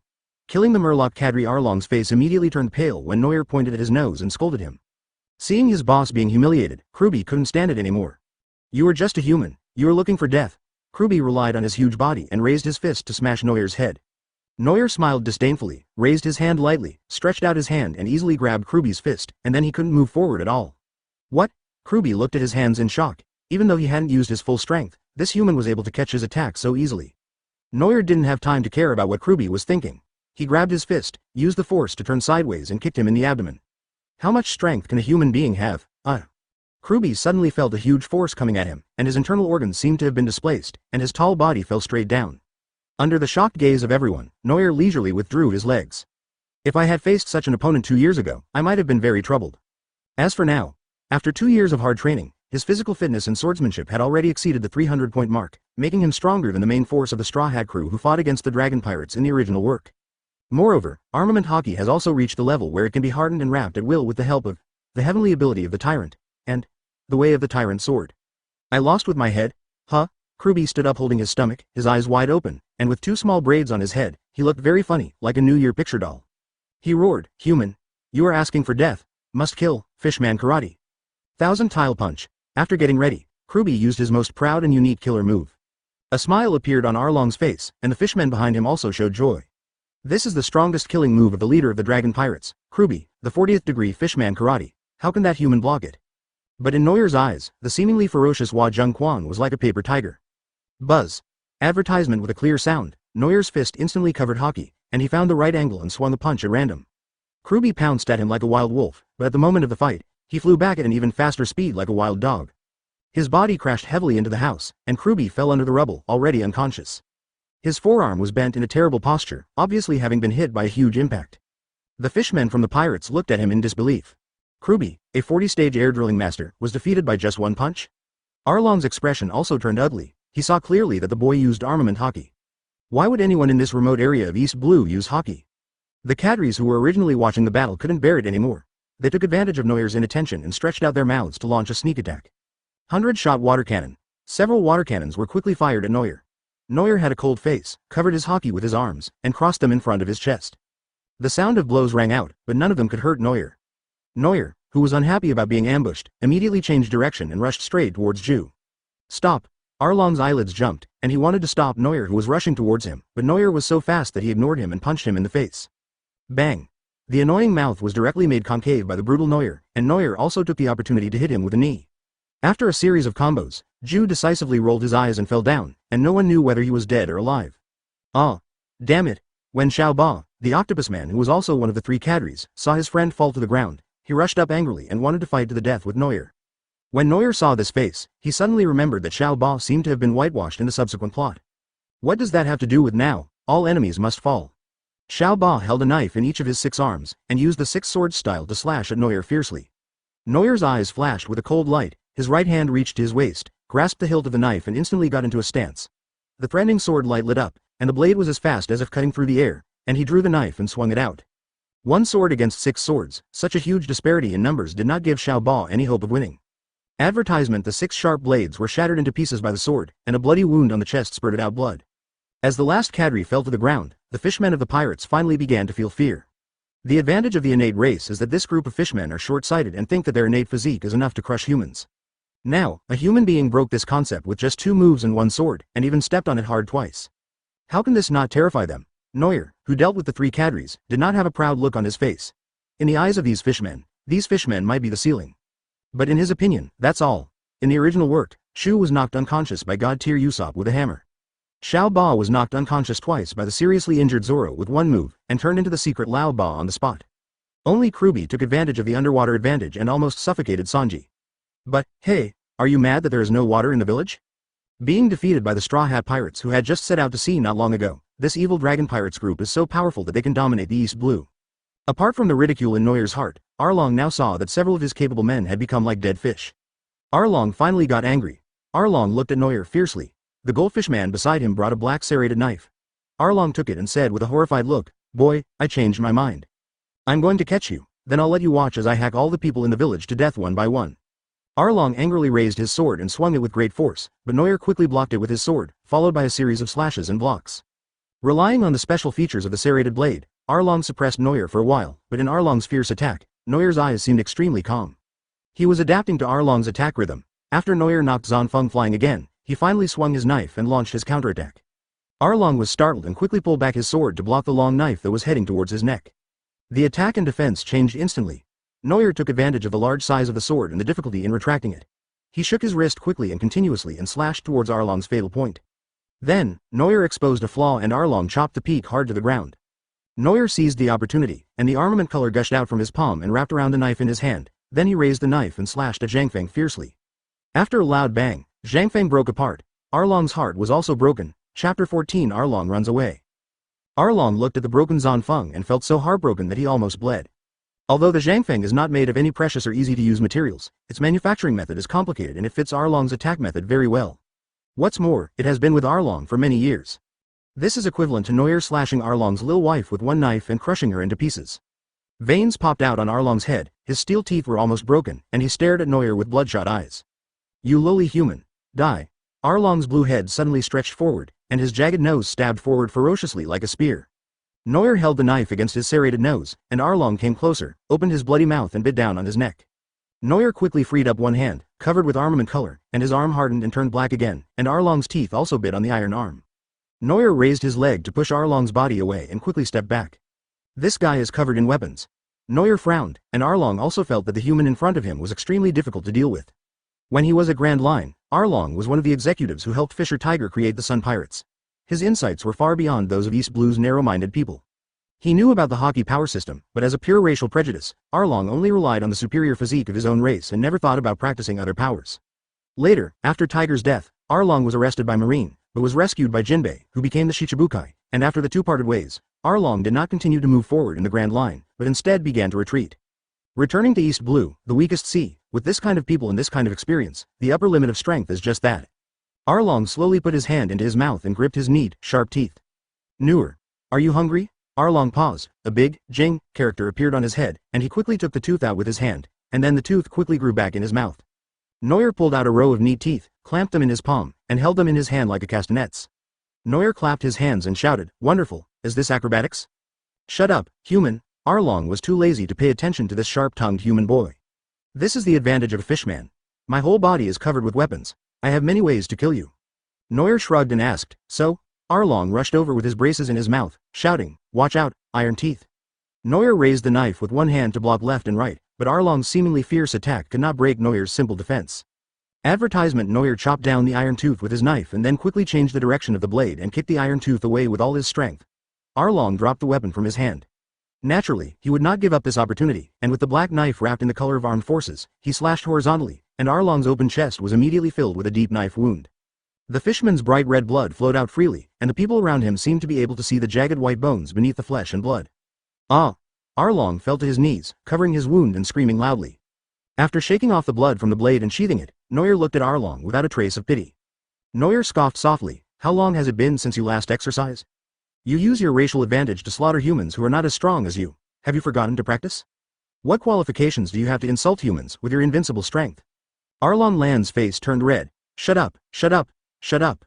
Arlong leapt high with all his might, opened his sharp teeth and rolled over, crushing Neuer. "Gearcar. You really have a short memory," Neuer thought with disdain. He slowly stretched out his hands, trying to catch Arlong with his bare hands. Arlong roared as he tumbled, "Stop looking down on me." But then, Neuer's body swelled up, brown stiff hair grew out, and his handsome face turned into a bear face. Devil fruit talent activated. The thick bear claws firmly took over Arlong's gearcar. Neuer looked at Arlong, who was confused and shocked, and a simple and cunning smile appeared on the bear's face. Neuer shook his head immaturely and shouted shamelessly, "Kill the dragon in my arms." "What?" As soon as Arlong showed confusion on his face, Neuer opened his arms and embraced him. Arlong instantly felt warm and caring. Even the bear hair is a bit prickly. But then he was dumbfounded.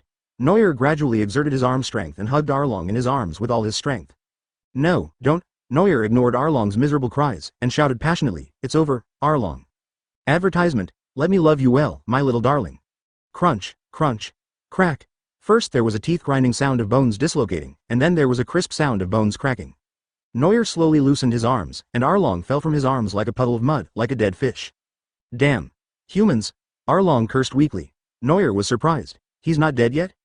The racial talents of the Murlocs are really good, Can I copy some Murloc talent or something on Arlong?" Neuer was about to lift Arlong up when Arlong suddenly pulled out a capsule from somewhere. "This thing is..." Neuer's pupils shrank. Arlong threw the capsule into his mouth, and his body seemed to have a last burst of vitality. He slapped Neuer's bear claw away and retreated. Arlong's eyes were now filled with hatred, and he wished he could tear the kid into pieces. But he knew he couldn't do it now. Fortunately, his former companions from the Fishmen Island sent him an experimental banned drug called Xiaoyao. The originally proud Arlong was absolutely unwilling to use this kind of drug, which could overdraw his vitality to gain super strength for a short period of time. But how could he be forced to this point? Arlong, who had temporarily recovered his fighting power, no longer wanted to fight and shouted to his men behind him, "Go attack the villagers." The fishmen were overjoyed to see their leader recover. They immediately understood what was going on and quickly charged toward the crowd of villagers to attack. Neuer frowned tightly, trying to attract his attention. Arlong has his lifeline in his grasp, he absolutely cannot ignore the villagers. Neuer had to immediately abandon Arlong, who was still able to fight, and turn around to protect the villagers who were attacked by the fishmen. Neuer slapped a fishman away with one claw, and protected the villagers to prevent them from going forward. Arlong took this opportunity to run to the 3 cadres. They carried them on their shoulders and turned around and ran away. When the fishmen saw that the cadres had been rescued, they no longer restrained Neuer and turned around and walked away. The pirate ships of the dragon pirates did not leave. The fishmen fled into the water, turning into a group of shadow arrows and diving into the water. Neuer chased to the shore and looked at the fleeing fishmen in silence. Damn, this can make them run away. Chapter 15 Banquet King. Neuer chased all the way to the shore, and could only sigh in despair as he watched the figure quickly disappear under the water. A murloc is a murloc, and its speed underwater is incredible. Neuer said bitterly. Damn it, why does Arlong have the murder drug S? He didn't use it in the original book. What Neuer didn't know was that if he hadn't pushed Arlong to the brink of death, Arlong would have thrown this banned drug with serious side effects into the trash within 2 days. Arlong is like a thorn, constantly threatening the safety of Belmir and the villagers. Neuer's face turned cold. Hunt down Arlong, no one should be left alive. At this moment, the system's voice also rang. Ding, detected that the host has successfully rewritten an important plot. Doubled reward. Rewards have been distributed. Observation Haki Awakening Primer 1, Murloc Karate Training Secrets 1, Red Talent Copy Card 1, White Talent Copy Cards 1-0. A series of cold system sounds hit Neuer's mind, making it dazed, and then came a burst of ecstasy. Observation Haki also awakened, so the only Haki left was Conqueror's Haki. And Conqueror's Haki has the talent of Conqueror's Natural Ability, which can be obtained by the age of 17. In addition, Fishman Karate is also an excellent fighting skill. This fighting technique is not only practiced by fish people, humans can also practice it to become very powerful, and after practicing to a certain level, they can even control the ability of water. The most important thing is that he can replace the useless talent, Village Police fighting technique, that Neuer copied from Kensuke before. After acquiring this talent, Neuer discovered that it was completely useless, it could only be used for self-defense. If he met a master of physical skills, he would be finished. So Neuer later learned swordsmanship. Just like the previous duel with Kembla, the knife in his hand was broken, and Neuer, who was unarmed, could only rely on his physical strength to take the beating. Now, with Fishman Karate, a famous fighting technique in the New World, I can make up for my shortcomings. More importantly, he doesn't take up the talent slot, so Neuer can practice on his own. I'll find a chance to replace Kensuke's talent later. As for these talent copy cards, it's great that the red copy cards have been replenished. Advertisement, but what's the point of giving me so many white copy cards? After experiments, Neuer was quite sure. White talents, aren't those all minion abilities? But there is no way, it is better to have it than not to have it. Neuer sighed, withdrew his gaze, and turned to walk towards the villagers. Neuer. When the villagers saw that the pirates were driven away, they cheered excitedly and came forward, surrounding Neuer enthusiastically. The first ones to be affected must be the 2 cute little lawless. Nami and Najigo threw themselves into Neuer's arms and hugged him, making Neuer laugh out loud. Belmir had a hearty smile on his face, and he looked with satisfaction at his child being the center of attention among the villagers. Oh! After a while, the villagers lifted Neuer up high, and then with collective strength, threw him into the sky. Neuer was thrown in the air, holding a loli in each hand, and the 2 little ones were laughing like little sparrows. Long live Neuer! Long live Neuer! Long live Neuer! Neuer was a little dizzy from being thrown around, but he still laughed proudly. Haha, keep a low profile. That's just how I am. Damn, who touched my baby? After a commotion, everyone finally remembered Mr. Jien, who was lying on the ground, half dead. Kensuke's face now looks like he just had poop. He lay there for most of the day, smelling the fragrance of the earth for most of the day, but no one came to help him. Which B************ D was so blind as to step on him. Everyone quickly helped Jianju up, and his complexion improved. He said weakly, okay, let's go back to the village and find a doctor for me. Advertisement. The villagers nearby were awakened upon hearing this and shouted with a smile. Mr. Jien is right. Let's go back to the village and hold a banquet. Have a party, have a party. Oh, Kensuke's tongue flicked in rage. Baka yalalululu. As night falls, the fatigue and toil of the day come to an end. In the darkness, people cover up all their negative emotions and reset their mood for the day. The Cocoa West village, which had been quiet in the past, is now bustling and lively. There was a huge bonfire in the center of the village square, and on the grill next to it were all kinds of grilled meats covered with sauces. The fragrant and smooth meat was grilled in red and yellow, and the oily sheen on the surface gave off waves of mouth-watering aroma. Sitting around the campfire, Neuer was hanging out with several strong men from the village, happily telling jokes, playing guessing games, drinking wine and bragging. Najigo and Nami, who were standing nearby, looked at the wine in the barrel curiously and tried to taste it. Then their eyes lit up instantly, they each filled a glass with wine, clinked their glasses in a formal manner, and then drank it all in one gulp. The 2 little beasts burped contentedly, not noticing Belmir quietly walking towards them. Hunting time. Several women with smiles on their faces were moving among the crowd, carrying plates of sumptuous delicacies in their hands, serving delicious food to everyone. I don't know who started it, but a group of people held hands and danced around the campfire to some off-tune songs. Belmir was holding Neuer, Neuer was holding Najigo, and Najigo was holding Nami. The two little guys had bruises on their faces, but they were very well behaved. The whole family stood in the center of the village and did a dance that even they themselves didn't understand. It looked extremely awkward and everyone burst into laughter when they saw it. The Neuer family held a party in the village until the late night. Everyone was too tired to dance anymore and then they just lay on the ground and fell asleep. Belmir fell asleep leaning on the table, and Neuer also began to snore while hugging a few burly men. At this time, the only people still awake in the room were two cute little girls. Nami held the barrel and grinned foolishly, pointing at the villagers lying down and said to Najigo, "Look at these guys, they passed out after just a few drinks, they're so lame." Najigo nodded his head frantically in support, "These people are just lame." The two little guys smiled at each other, chugged their glasses, and shouted with great enthusiasm, "Cheers." Under the moonlight, a group of villagers fell asleep on the ground, only two figures stood like kings. No one knows how badly they will be punished the next day. Chapter 16. Rookie Hunter. While Neuer and others were celebrating their victory at the banquet, there were always some poor people in the dark. On a small isolated island, a group of murlocs fell to the ground in a mess. The leading sawtooth shark had a deep knife wound on his chest. He covered his mouth with his flippers, but he couldn't stop the blood from gushing out of his bloody mouth. Arlong. The three fishman cadres who were originally unconscious have woken up. Seeing Arlong vomiting blood, they hurriedly surrounded him worriedly. Kruby looked at the nearly dying Arlong and said angrily, "If it weren't for that human, how could we have ended up like this?" Ju stretched out his deformed mouth, with fear in his dead fish eyes, and trembled as he said, "That guy is not human at all, he is a demon." Xiao Ba covered the bleeding wound and cried, "What should we do next?" The fishmen fell silent again. This failure was the biggest blow to them. They withdrew from the Grand Line and came to East Blue because they firmly believed that the Murlocs were the noblest race, and they returned here to conquer humans. Who would have thought that before he could even start his grand plan to dominate East Blue, he would be awakened by a knife struck by a little human devil from a tiny village. "I want to prove that merpeople are the strongest race." Intermittent voices sounded, and the merpeople were shocked at the same time. Arlong straightened up from his half-kneeling position. His red eyes revealed cruelty and hatred, but his weak tone was still full of determination. "Go back to Grand Line." "What?" Kruby and others said in shock. "I can't get stronger in this place, I want stronger stimulation." Arlong laughed crazily, and the fish people felt a chill in an instant. In this way, Neuer changed Arlong's life trajectory in one fell swoop and made Arlong a stronger person later on. But this was still a long way off for Neuer, who was still sleeping in the arms of several villagers. But suddenly, Neuer opened his eyes. There was a magical feeling, as if something was disturbing my mind, making me impatient and trembling all over. Is this what I sensed after the awakening of my perception of sight, hearing and color? Neuer felt it carefully, and then he had an epiphany.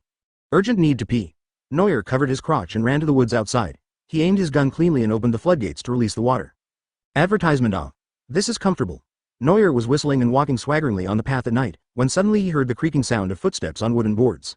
Neuer, who was sharp-eyed and sharp-eared, stopped and looked up at the pirate's ship in the distance. Under the hazy moonlight, two figures were walking back and forth on the ship. This is Arlong's pirate's ship. Before, Neuer chased Arlong, but they left the ship here. Neuer raised his eyebrows and wondered, did Arlong bring people back? Not really, just to steal the boat back. Neuer took the knife and rushed over with his long legs.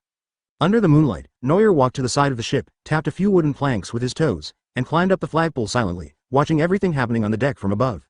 On the deck, there were two people in plain clothes. Although it was dark, Neuer could still see that they were two women.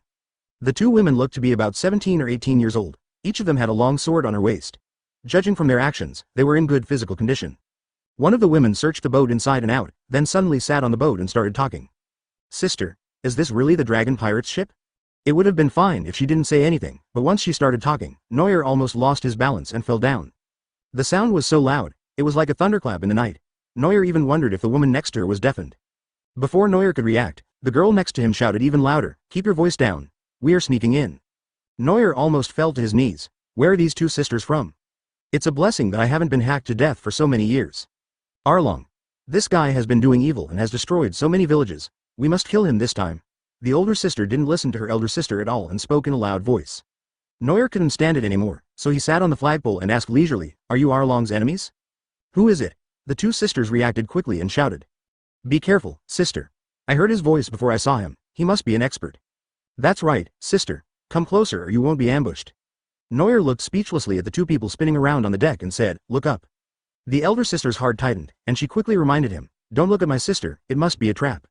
Advertisement. The younger sister suddenly realized what was going on and said nervously, "You want to sneak attack us when we raise our heads? Forget it. My sister and I are the two smartest women in the village." Neuer was so angry that he laughed and asked, "Are there no women in your village?"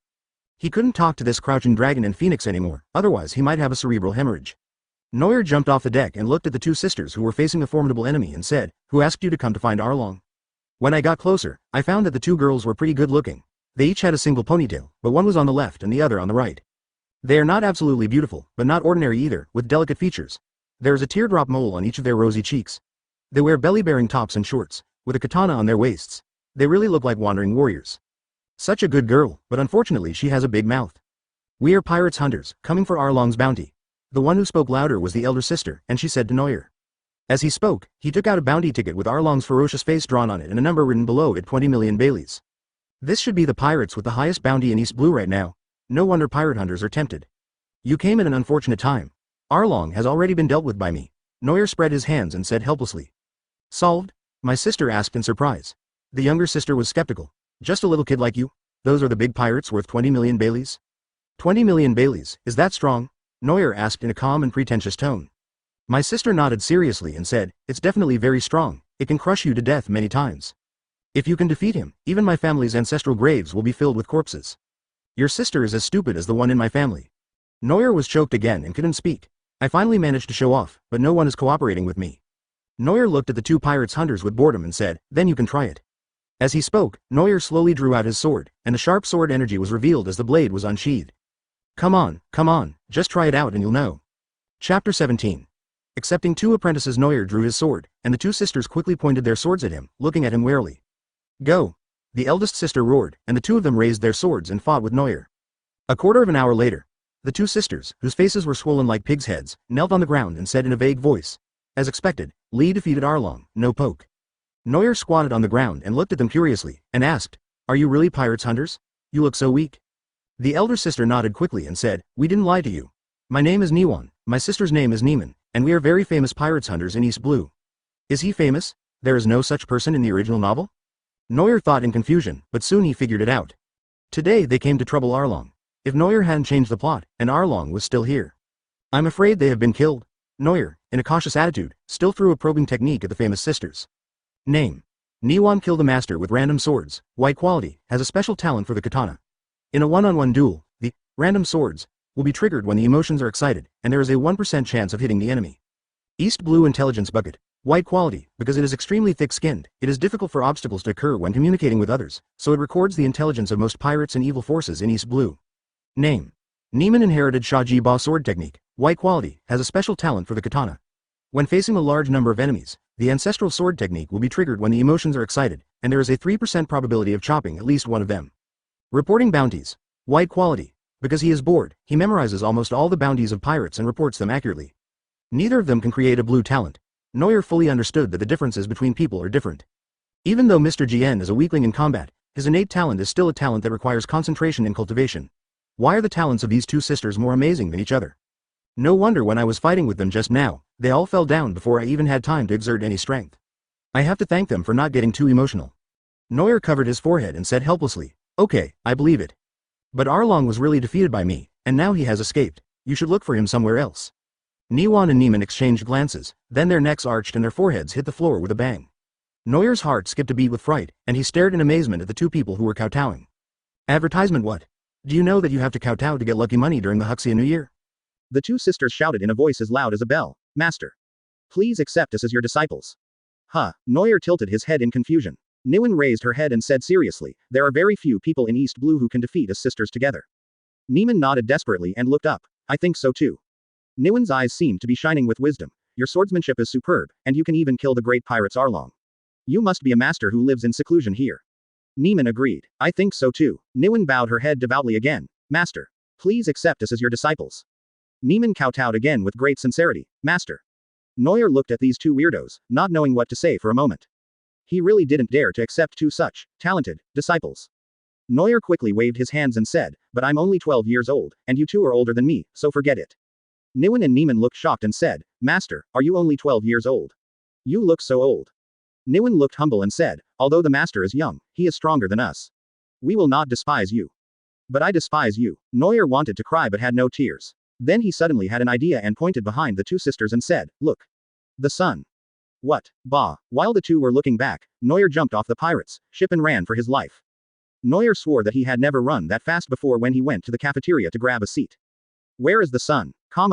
Neuer ran to the village, picked up Belmir on his back, found his two sisters who had secretly drunk alcohol, and then crawled back home.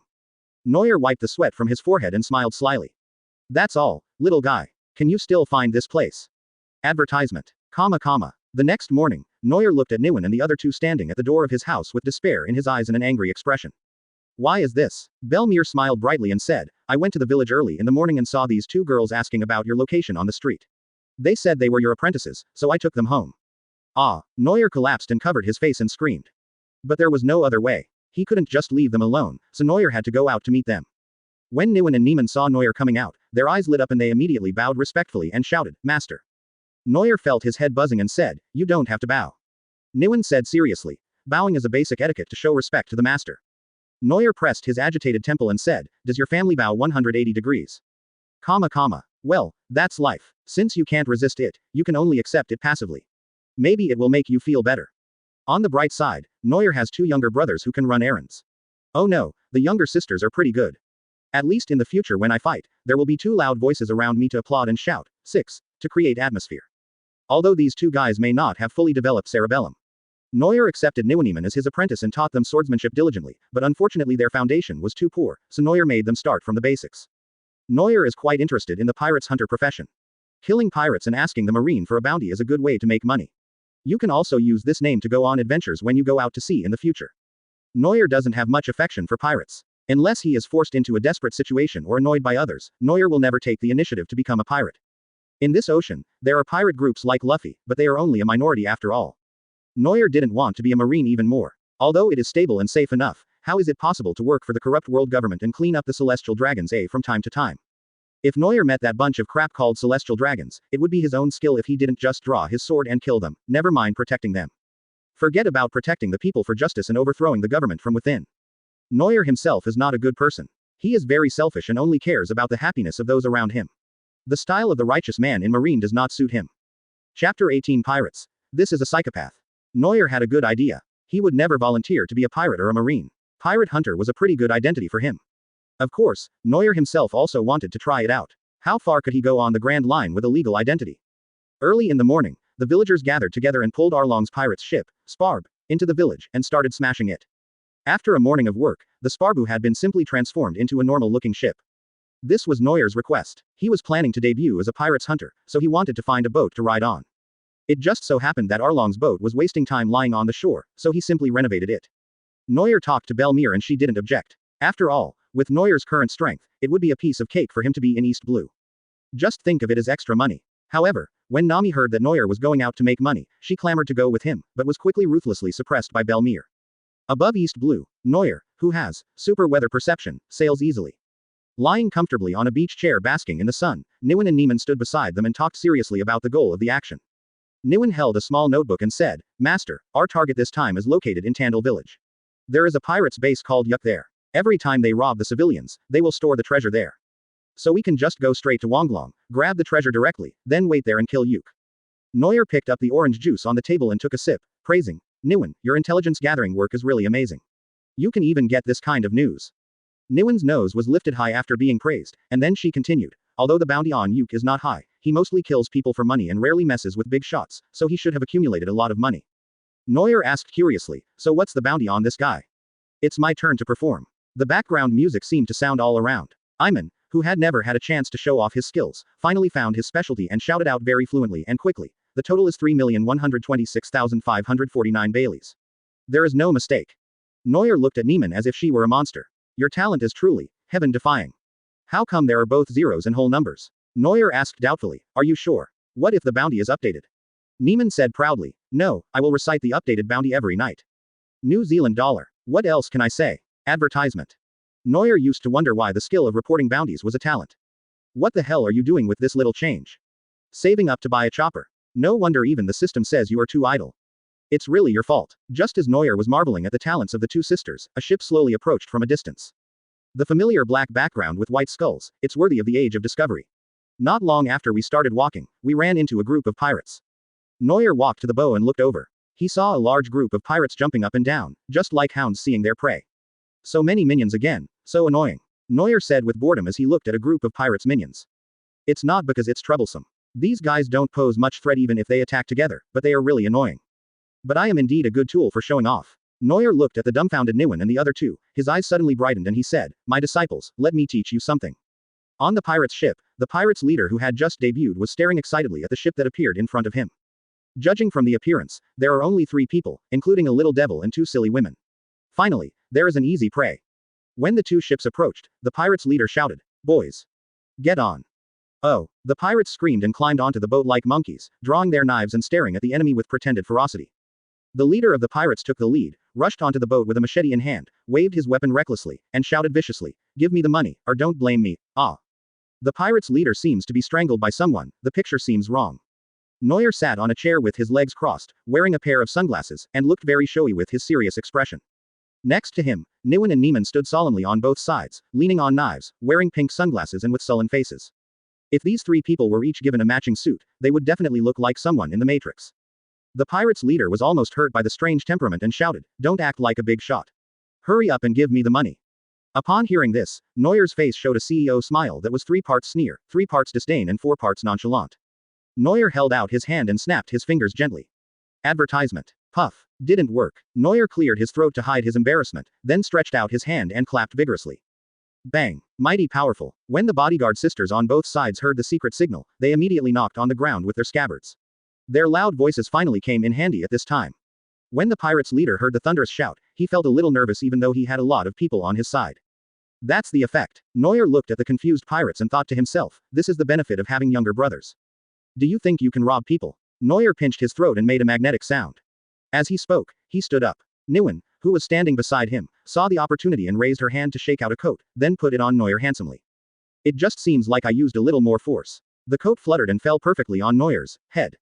Neuer, whose sunlight was blocked by fate, tried to remain calm and reached out to pull off his coat. The pirate's leader also realized it at this time. This person is clearly a psychopath. He yelled, don't worry about this idiot, come on, brothers. A large number of pirates rushed up, a cold light flashed in Neuer's eyes, and he drew his sword. Several silver lights flashed, and Neuer rushed into the crowd with a knife in hand, just like Zhu Baji entering a Sao pen. In an instant, people and horses were thrown to the ground, and the pirates were hacked to death. Not long after, all the pirates were knocked to the ground.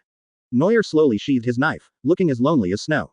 Neuer took out a cigarette from his pocket, lit it up, exhaled circles of smoke, and then sat back confidently with his hands in his pockets. He sat down on the ground with a plop. Neuer turned around and glared at Neiman. The guy had just lifted up the chair and said embarrassedly, I'm sorry, master, there are too many steps and I don't remember them. Neuer covered his forehead in melancholy. It's really hard to point at them and pretend. Chapter 19 Nami sneaks on board. It took Neuer some time to deal with the pirates' extras who didn't even have a name, and he kindly moved all the money on their ship to his own ship. Under the moved gazes of the pirates, the boat of the master and his 2 disciples sailed further and further away. Neuer sat cross-legged on the deck, his eyes closed. He was comprehending the observation Haki that the system had awakened for him. Originally, Haki was something that required systematic learning and training to master, but Neuer had the 2 training bonuses of dominant talent and dominant swordsmanship, so he could learn it even without anyone teaching him. The previous armament Haki was upgraded in this way, and the current observation Haki is no exception. The initial observation Haki is very uncontrollable, but it also gives Neuer considerable perception ability. The wind, the temperature, the breath, these senses became clearer and clearer. What was even more magical was that there seemed to be a voice similar to the 7th sense in his heart, telling him all the situations around him. This feeling had nothing to do with hearing, vision, or intuition, it was as if he was born to know it. So far, Neuer's observation Haki cannot be passively activated to perceive the surroundings, but as long as he tries to calm down, the observation Haki will still vaguely convey a lot of information to him. For example, on this large ship, Neuer's observation Haki can quickly outline 4 figures in the dark inner world. 1 is for me, 2 are for the Nguyen sisters, and 1 is. Who the hell is this? A tiny figure appeared and disappeared in Neuer's observation Haki, and he quickly opened his eyes in horror. Could it be? Neuer quickly stood up and rushed into the boat. Seeing this, Nguyen and Neiman hurriedly followed him. Neuer rushed into the messy warehouse, which was filled with various boxes containing various ingredients, drinks and daily utensils, all of which were packed by the villagers when they set out.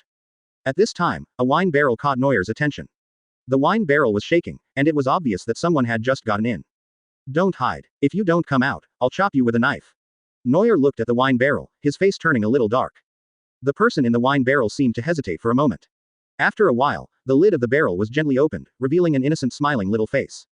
It's Nami after all. Neuer stared at Nami, who was full of wine, and asked bitterly, why did you come out here when you can just stay at home? Nami-chan emerged from the wine barrel with shining eyes, and said excitedly, brother, are you going to make money? I want to go too.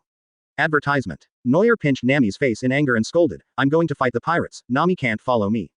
Nami, whose face turned red from being pinched, was not angry at all. Instead, she said happily, steal the pirates, money. I prefer to go. What do you mean by stealing? Can pirates hunters' business be called stealing? Neuer was so angry that he grabbed little Nami's head and gave her a hard head massage with his fist. However, Nami, who was being taught a lesson, did not realize the seriousness of the matter at all, and was joking with Neuer with a joking smile. Neuer let out a long sigh. Now that the ship was almost reaching its destination, he had no way of sending the little guy back. There's no other way. We can't just throw Nami into the sea, right? The big ship continued to sail. Neuer continued to lie on his sun lounger and eat, while Nami stood pitifully at the back holding a bucket. Niwen and Niemann were sent by Neuer to supervise Nami. Just like that, Niwen and Niemann opened their eyes wide and stared at Nami all the way to the destination without even blinking. Nami was glared at by the two idiots the whole way and was almost speechless. Which honest people's base did my brother find these two top-notch people from? Aren't their eyes sore? On the shore of the village of Tandil. Neuer's big ship slowly approached the shore. Niwen and Niemann finally withdrew their sights, and Nami could be said to have breathed a sigh of relief. Her heart almost broke after being stared at by two people for so long. Neuer looked at Ni and Wan and was shocked. Why did their eyes have such red eyes? Do you have rabies? Nawaniman, on the other hand, reported with a spirited look on his face, Master. Nami is not lazy, we two are watching her together. Neuer made a Nick Young question mark face and asked in confusion, don't you guys take turns supervising? Niwen and Niemann shouted in horror, it's possible. Master is so smart.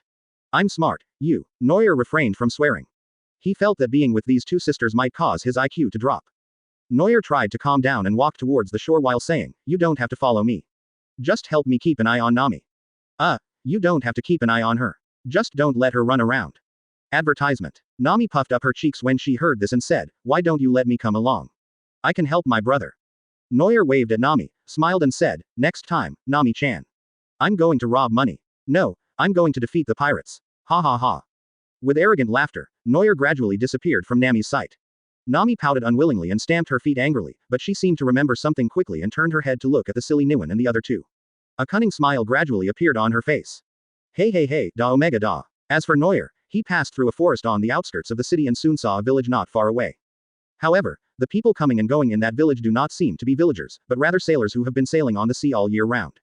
This is definitely the place. Neuer determined his target, stood up and walked towards the village. At this time, a group of burly men in sailor uniforms were walking over there in groups of two, carrying heavy wooden boxes. But at the end, a burly pirate was left alone. He looked at the wooden box in distress. He happened to see Neuer walking towards the village. His eyes lit up and he shouted quickly, hey, brother, can you give me a hand? Neuer was stunned for a moment when he was called, and then immediately responded, oh, okay. Neuer walked forward and gently lifted the box from behind. The pirates, a sturdy man, immediately felt less stressed. He laughed and said, ah ha ha. Thanks, little brother.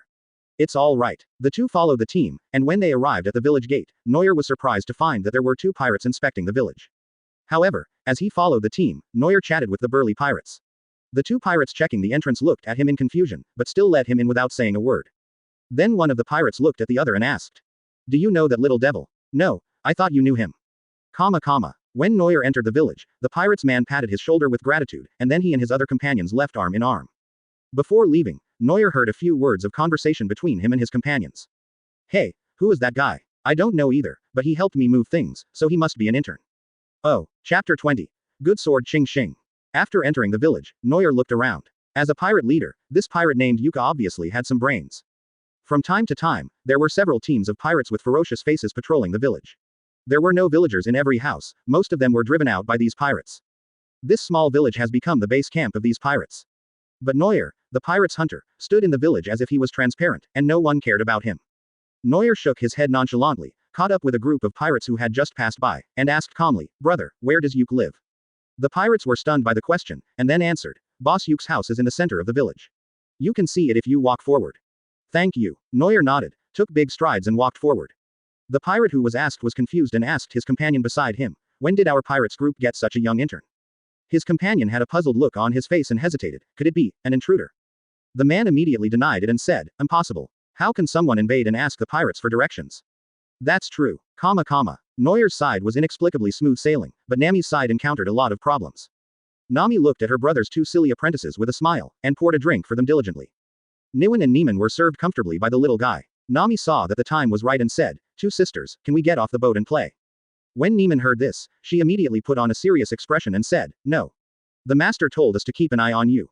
When Nami heard this, she immediately flattered him cheerfully, "It's easy to keep an eye on me. You can just follow me and play with me." Nieman was a little confused and asked, "Is this what the master meant?" Niwen's mind was also a little confused, and she said hesitantly, "Maybe." Nami struck while the iron was hot and advised, "Don't you want to sneak in and take away all the treasures?"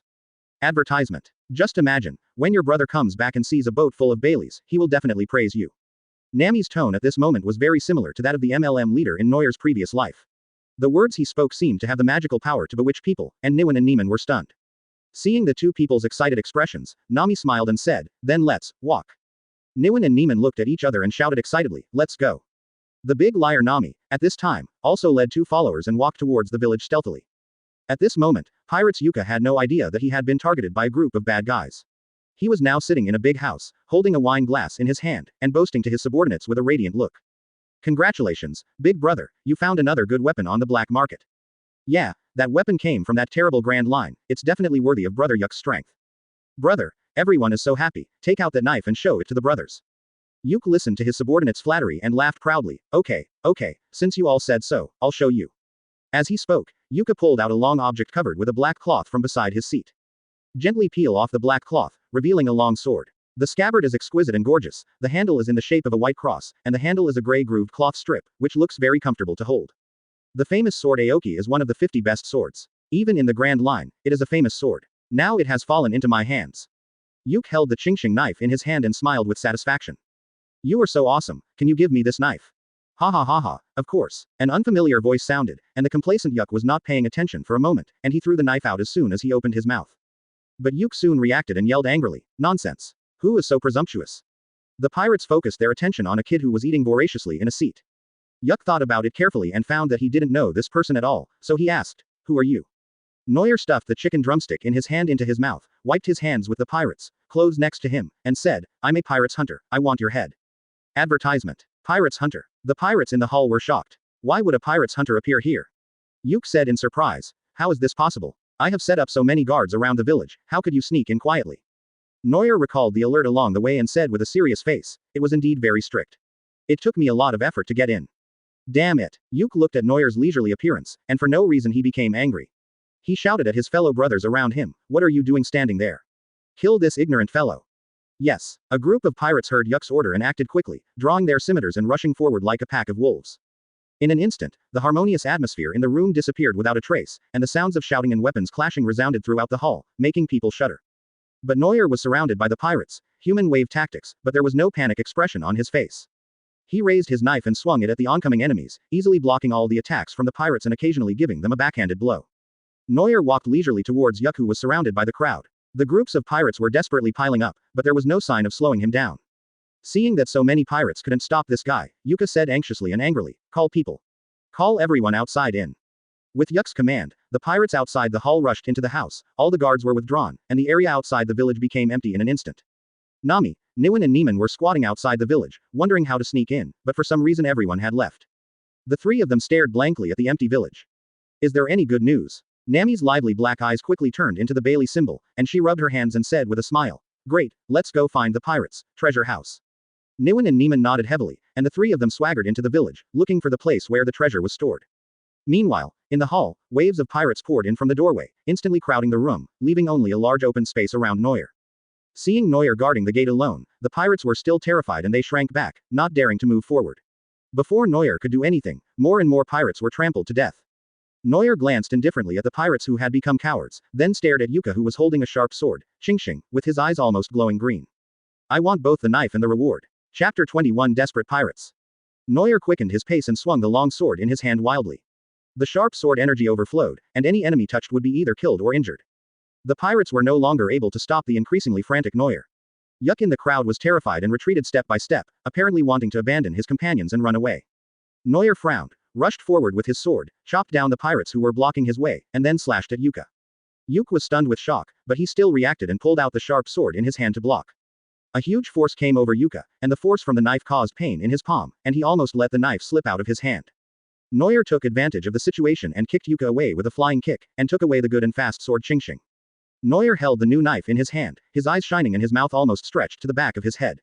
This trip is worth it, there is money to be gained and good knives to be stolen. Qingxing's blade is very long, and even with Neuer's current height and arm length, it is still somewhat mismatched. But this is not a big problem. With Neuer's physical development speed, he will be able to master it perfectly soon. This excellent sword has a snow-white blade with regular green patterns engraved on it. It feels heavy in the hand, which is very consistent with Neuer's aesthetic. Good knife, it's mine, Neuer said with a satisfied smile. Yuke, who was kneeling on the ground and spitting blood, looked as pale as death. He didn't care that the kid had snatched his knife. After just a few moves, he could clearly feel that the strength of the two was not at the same level at all. Yuka was a famously cautious pirate. When he saw the situation was not good, he wanted to run away immediately. At most, he would go to another place to continue robbing money. This was not the first time he had done this. But Neuer came for his head, so how could he let him go? Want to run? I'll just try out my new sword on you. Neuer put away his smile, sheathed the old sword, held the handle of the Qingxing sword with both hands, with the tip of the sword pointing at the back of the fleeing Yuck. Neuer slammed his feet against the ground, and his body flew out like an arrow, quickly catching up with the fleeing Yuka, and the sword in his hand flashed across his back. The green light of the sharp knife was mixed with blood, and Yuke's back seemed to have a big crack, and blood spurted out desperately. And Yuka fell in a pool of blood with a hideous scream, and soon turned into a cold corpse without any movement. The captain was killed. How is this possible? How could Boss Yuke? Advertisement. This kid is a demon. A devil. The psychological pillar of a pirate's group is the captain. When the pirates saw that Neuer could easily tear through their defenses and kill their leader, they were in chaos for a while. Amid the panicked shouts of the crowd, fear gradually spread among the people, and a large number of pirates fled in all directions, without even having the time to collect the body of their beloved captain. Neuer said sympathetically to the dead body of Yuka on the ground, "It seems that you are not very important in the eyes of your younger brothers. They don't even come to accompany you." If Yuka could still hear Neuer talking, he would be in tears and curse Neuer as a beast. At this time, the pirates who were fleeing in all directions had forgotten their boss at all. One of the pirates suddenly said on the way of escape, "By the way, isn't there a lot of treasure in Yuck's vault? Since he is dead, how about we divide it equally?" When the pirates heard this, they thought of the wealth that Yuke had accumulated, and their eyes immediately turned red. They responded with ecstasy, and then a large group of pirates turned around and rushed towards the vault. But when these greedy guys found the vault, they were all dumbfounded. Why is there not even a hair in this vault? Not to mention gold, silver, and jewelry, not even $1 left. If this damn rat comes, I'm afraid we'll have to give him some alms before he leaves. Just when the pirates were in doubt, one of them ran over and shouted, "There's a boat on the shore, and the bastards on that boat took all our money aboard." What? The pirates were furious and rushed to the shore with machetes in hand. "We can't beat that devilish guy, but can't we deal with you thieves?" At this time on the boat, Nami was smiling and directing Nawaniman to move the money on the boat around. When they sneaked into the village before, relying on Nami's unique treasure sense, it didn't take much effort to find the place where Yuke accumulated his wealth, and then they emptied it directly with their quick hands and feet. If the Neuer sisters hadn't pulled Nami to hurry up, the little guy would have taken down the door with a little gold trim and packed it up. Nami looked at the treasures and baileys that filled the cabin, and her eyes, which were adorned with money symbols, almost flashed with light. Bailey also has these golden things, Nami likes them the most, heart. Damn you little thief. Give me back my money. You are shameless. Come down and show me how to fight if you dare. Give me back my money. Advertisement. Nami was drooling and in a daze, but soon bursts of shouting and killing were heard from afar. Oh no. The pirates are coming. Let's run. When Nami saw the pirates chasing after them, her face changed instantly and she ordered Neuer to start the boat quickly. Neuer said hesitantly, "But the master hasn't come back yet." This. Nami was also in a dilemma, but he quickly spotted Neuer standing on the shore with his sharp eyes and shouted excitedly, "Brother, run. We took all their money." Neuer stood on the shore, holding a piece of black cloth and Yuck's head in his hand. He looked at the pirates who were shouting and killing, and felt sympathy for them. Within a day, the leader was gone, and even the money was stolen. Poor thing. But when he turned around, he wondered why there was so much extra money on his boat. Hearing Nami's cry, Neuer immediately realized that this guy must not have listened to him again. Neuer's face darkened as he muttered softly, "Little girls just love to cause me trouble." Then Neuer lightly jumped up and returned to the boat as easily as a white crane with wings shining brightly. When Nami saw him, he immediately asked for credit excitedly, "Brother, look, these pirates have accumulated so much money." Neuer wanted to scold her, but seeing Nami's excited and red face, he didn't say it. Neuer instructed his two apprentices, "We've dealt with Yuka and got the money, so we don't need to worry about these small fry anymore. Let's go." Neuer and Neiman responded excitedly, "Yes, master." The pirates on the shore were devastated when they saw that the thieves who killed their captain and stole the treasure were from the same group. Where did these bandits come from? Looking at the pirates on the shore crying and doubting their lives with desperate expressions, Neuer's mood suddenly became better. But when he looked at Nami who was clapping and celebrating with his two silly apprentices, he couldn't help but fall into deep thought.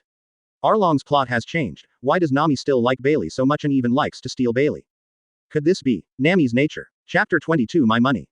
After Arlong invaded the village of Cocoa Sea, 10-year-old Nami joined the dragon pirates in order to save the lives of all the villagers. He agreed to Arlong's condition that as long as 100 million Baileys were raised, the whole village would be free. To do this, Nami cheated on the sea and relied on superb deception to steal the pirates, Bailey. But in the end, the dishonest Arlong teamed up with Colonel Mouse to steal Nami's 100 million savings, which also led to the Straw Hat Pirates officially going to war with the dragon for Nami. Neuer originally thought that Nami loved Bailey because of her tragic experience, so she valued Bailey very much and was very good at stealing. But now it seems to Neuer that Nami's love for Bailey and Grandmaster's tricks is completely ingrained in her nature. It's a talent. The target person has a new talent. Please check it out, host. At this time, the system's voice also sounded, and Neuer's mouth twitched a few times. Could it be such a coincidence? The investigation was thrown to little Nami, and it turned out that Nami, who originally only had one red talent, had a new talent. Little thief cat. White quality, very concerned about money, has superb deception skills. The success rate of stealing or deceiving depends on the enemy's IQ, up to 100%. Neuer sighed. The cute little Nami finally had her traditional skills. But why was it just a useless white talent? The system explained. Acquired talents are different from those that are born with you. They can be upgraded as your abilities become stronger. Neuer nodded. The power of devil fruit is a typical acquired talent. For example, Luffy's rubber fruit should be of very low quality when first eaten, definitely not as good as many Logia devil fruits.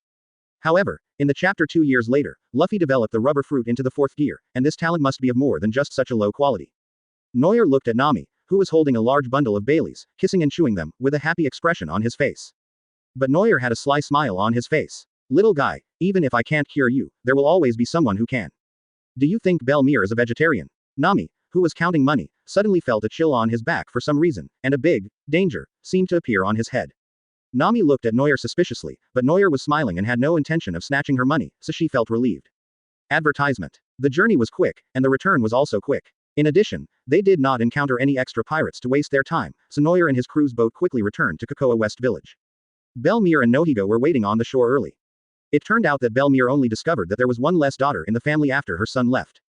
Belmir was relieved to see her children return safely, but when she saw Bailey on the boat, her face instantly turned into shock. Is this trip so profitable? Nami felt a little nervous. After all, she took the photos secretly, and she didn't dare to look Belmir in the eye after getting off the boat. But Belmir ignored him because Neuer was pulling her aside to complain. After exaggerating the story of Nami running away and stealing money, Neuer pretended to be wronged and said, Belmir, you don't know, I was fighting in front and Nami sneaked away to steal money. Stealing the money is fine, but Nami also took the stolen money for herself and didn't share any with us. She even said that she didn't give it to anyone and it was all hers. Really? After hearing the complaints from his eldest son, Belmir instantly became furious and his fist stiffened. Really? Really? Neuer nodded rapidly, and the two obedient disciples behind him who were being instructed by him also shook their heads up and down frantically. Belmir took a deep breath and said softly, Don't worry Neuer, I'll make her spit out the money. After saying this, Belmir smiled and walked towards the confused Nami, while Neuer covered his mouth and laughed behind him. Belmir smiled and said to the uneasy Nami in front of him, I heard from your brother that you are very powerful. You can steal all the pirates' money. Nami was relieved when she saw that Belmir didn't criticize her. She smiled innocently and said, Yes, Belmir, that's a lot of money. I can buy a lot of delicious food. Belmir then asked, Didn't Nami-chan give some to her brothers? Nami was stunned when she heard that. Then she thought to herself, it seems like her brother really didn't ask her for it, so she nodded and said, No points. When Belmir heard this, he said, Nami, you have so much money by yourself. Belmir is so happy for you. Nami felt something was wrong, but couldn't help but let out a smug smile. But before she could be proud for long, Belmir continued, Nami-chan is still young, it's easy to lose so much money, so let Belmir keep it for you. Advertisement. Nami was stunned and said quickly, I. Belmir stopped her from talking in time and said, Don't worry, Nami-chan. I won't rob you of such a small amount of money. I will return it to you when you grow up. Such a small amount of money. Wait until I grow up. Nami was scratching her head and jumping around, wanting to get the huge sum of money back, but she didn't dare to resist Belmir's majesty. Seeing that Nami was speechless, Belmir smiled triumphantly and shouted to Neuer and others, Bring the money down. Yes, Neuer, who witnessed the entire process of the New Year's money confiscation tragedy, responded happily. Nami is still too young at this age, how can she possibly beat Belmir? Under Nami's grief-stricken gaze, a boatload of looted property was moved into the house and then stored in a small treasury. Unfortunately, the money deposited was not Nami's personal piggy bank. After taking care of Bailey, Belmir also gave some to Neuer and his two apprentices, who jumped up and down with excitement. But Nami was biting her handkerchief behind her, and tears suddenly flowed down her face. My money. Afterwards, Neuer sent Niwen and the other two to take Yuck's head to Marine to collect the bounty. As for the money, Nami naturally still did not get any. In this way, Neuer made his debut in the pirates hunter industry. With the brilliant record of killing Kembla, Yuka and defeating Arlong, Neuer quickly became a dazzling new star in the East Blue Hunter Circle. Over the years, Neuer's strength has become more and more amazing, the bounty for the pirates he kills has become higher and higher, and he has also gained considerable fame among the Marines, hunters, and pirates of East Blue. Even in the East Blue Circle, Neuer was gradually given the title of East Blue's strongest pirates hunter. And in the village of Kokoyasi, at Belmere's home, Neuer, who was becoming famous in East Blue, sat in the bedroom, slowly opened his eyes, and said excitedly. At the age of 17, Conqueror's Haki finally awakened. Chapter 23 Farewell to the Village. With the help of the Golden Talent, Conqueror's Talent, Neuer finally awakened the final Conqueror's Haki at the age of 17. System, check my ability value. Neuer gently called the system, and a light screen in front of his eyes displayed various data of himself. Host. Kurlos D. Neuer. Constitution. 450, maximum value 999. Swordsmanship. 498, max value 999. Charm. 94 points, full value 100.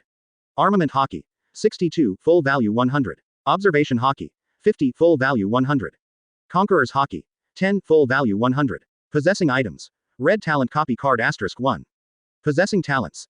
Alien, Demon Host Shangshang, Tyrant's natural appearance, Tyrant swordsmanship, Climate super perception. Today, Neuer's abilities have finally become more complete than when he first crossed over to this world. Especially with a charisma of 94 points, Neuer can now confidently say. He is the most handsome guy in the whole ocean. However, the physique that Neuer once took pride in has been stuck there for a long time, as if it had reached a bottleneck. However, despite this, his current height has reached an absurdly high 2 meters, which Neuer himself would not even dare to think about in his previous life. Just when Neuer was intoxicated with his own looks and figure, Belmir knocked on the door and walked in. Neuer smiled and said, Belmir, you are here. Belmere's expression was a little complicated, and she said, you've grown up so quickly, I can't keep you anymore. Neuer quickly shook his head and said, how could that be? I just want to see the bigger world. Belmir sighed, then put on his usual smile again and said, I don't mean to keep you, but I just can't bear to let you go. Advertisement. Neuer also smiled, but he also felt mixed emotions. Going to sea at the age of 17 and then heading to the Grand Line was an idea Neuer had had a long time ago. However, he had ties to the Kokoasi village, and Neuer was always worried about Nami and the others, and he had not made up his mind. But in the end it was Belmir who encouraged him to go out and explore the world, and that's when Neuer decided to go to sea. It's too hard to find people with names in East Blue. It's impossible to copy a stronger talent. Only the Grand Line is a good place to make money. And if we follow the plot line, it is almost inevitable that Nami will join the Straw Hat Pirates. After all, Neuer has been unable to control her since she was a child. If Nami really goes out to sea, can Neuer only hide in the back and cheer for her?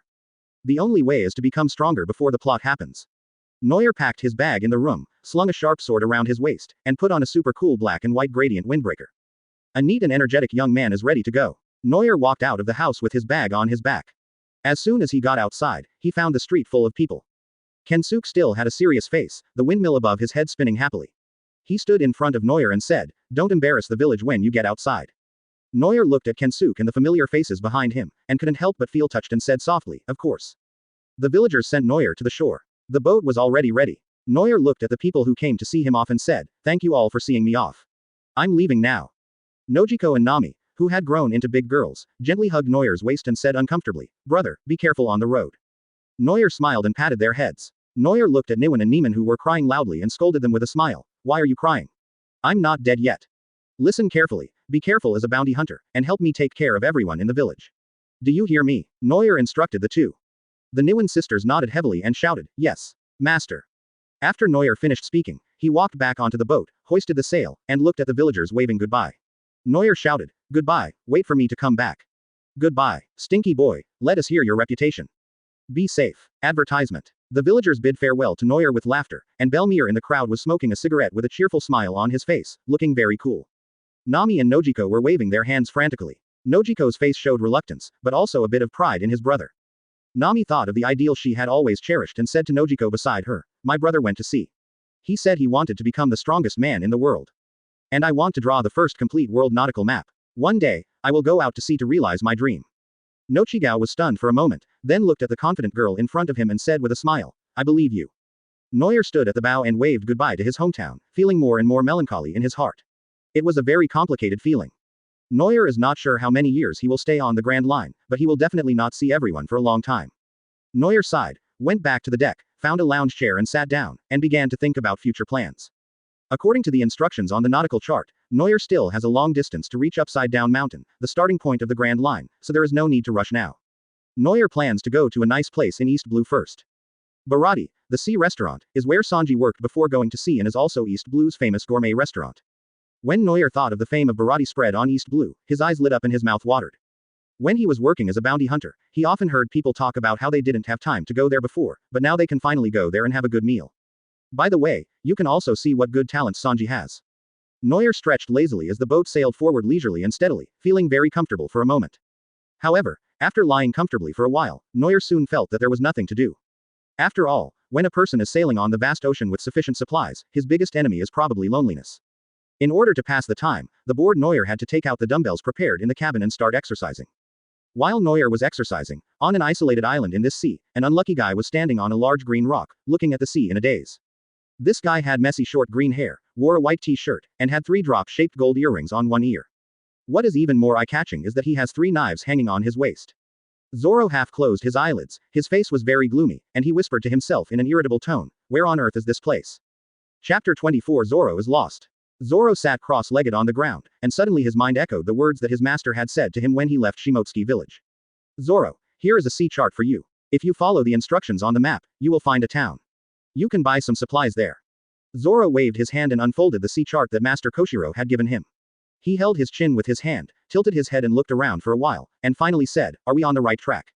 "But what about the town?" Zoro looked up at the desolate wilderness and questioned this world deeply in his heart. What's worse is that after reaching the island, the small boat he was driving was overturned by a wave, and now he can't even find his way back.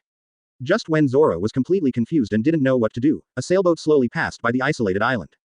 Zoro was stunned for a moment, then shouted happily, "Hey! Can you stop for a moment?" Neuer, who was lifting weights on the boat, was also startled when he heard the shouting.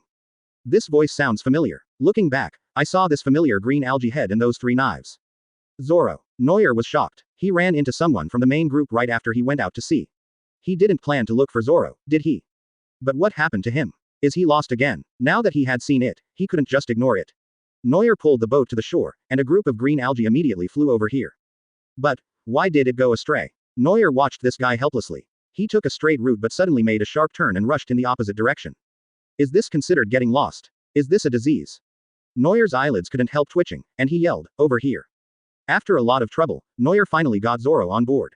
After asking around, he found out that, as expected, he was lost. After Zoro got on the boat, he laughed out loud with relief and thanked Neuer, saying, "Thank you, my friend." Advertisement. Neuer waved his hand to indicate that it was okay, and then used the system to explore Zoro's talent. Name. Zoro. The world's No. 1 heart. Golden quality, aims to be the world's #1 swordsman. His murderous aura and willpower are no less than any other swordsman. His kendo aptitude is at the top of the world. His development and comprehension of swordsmanship are amazing, and he has extra restraint over all swordsmen. Directionally challenged. Purple quality, with a strong ability to get lost. As long as they start walking, no matter how fast or slow, how far the distance is, or whether there is someone leading the way, there is a high probability that they will get lost. 3-sword master. Purple quality, original 3-sword swordsmanship, increased destructive power and attack range. When facing most enemies, the lethality and defense of the 3-sword style are enhanced. Sleeping and restoration. Blue quality, will make you sleepy, injury and physical recovery will increase during sleep, and the sleep quality is excellent. Quote. Wow, there are 4 talents in total, and the skill of getting lost definitely occupies one of them, and it's a dazzling purple talent. They are all of the same quality as Zoro's signature 3-sword style. Neuer was now envious of the golden talent in Zoro's talent column, but unfortunately, he no longer had any golden copy cards. As for the rest, except for the talent of the 3-swords master, Neuer had no interest in it at all. One will make you a directionally challenged person, and the other will make you sleepy, although restoring your strength is also good. But when Neuer thought about how Zoro was either exercising or sleeping on the Straw Hat ship, he felt a little scared. Zoro saw Neuer's face suddenly turn pale and blue, and asked curiously, "What's wrong with you?" Neuer adjusted his expression and said, "It's okay. I'll find a town to drop you off later." Zoro nodded. His eyes swept over Neuer's body. After seeing the sword on his waist, he asked in surprise, "Are you a swordsman?" Neuer smiled and nodded, saying, "Of course." "Oh, that's interesting." Zoro's eyes seemed to be burning with fire, and he grinned. "Are you strong?" Neuer quickly guessed what he was going to do and said with a confident smile, "At least in East Blue, I have never lost." "Really?" Zoro stood up, took out the white long sword hanging from his waist, and said, "Then can you spar with me?" Neuer looked up with interest, gently pulled out Chingxing with his right hand, and said, "Do you think you can beat me?" Zoro bit the Wado Ikimonji in his mouth, pulled out 2 plain-looking long swords with his hands, and said with high morale. Advertisement. For a promise, I will become the world's best swordsman, and to achieve this I will defeat everyone. He uses 3 swords right from the start. It seems Zoro is serious about it. Neuer held Qingxing in front of his chest, and Zoro took stances with 3 knives, and the 2 men were about to start fighting as soon as they had a disagreement. Zoro bit the knife and lowered his head, with the 2 knives in his hands sticking out. Then his waist sank quickly, and the 3 knives rushed over like the sharp horns of a charging bull. This set of actions was done very quickly, and it would be difficult for ordinary people to react in time, but Neuer observation Haki was always on, so this speed was not enough. Bull needle. Zoro let out a low roar, and Neuer raised his sword upright. He quickly swung his sword to block the 2 sharp blades that were piercing his chest. He exerted force on his hand to shake the blade and easily forced Zoro back. Zoro took a few steps back and looked at Neuer in disbelief. This man easily broke his sword move with one hand. But he did not lose focus. He stepped back, put the 2 knives behind his back, and pounced on him again like a tiger, shouting, "Tiger hunt." The 3 knives attacked again with an impenetrable sense of oppression, but this time Neuer frowned and waved his hand to block the fulcrum of the 3-knife flow. The blade was lifted slightly, and Zoro quickly drew back to avoid it. The cold blade grazed his throat and chin and slashed into the air.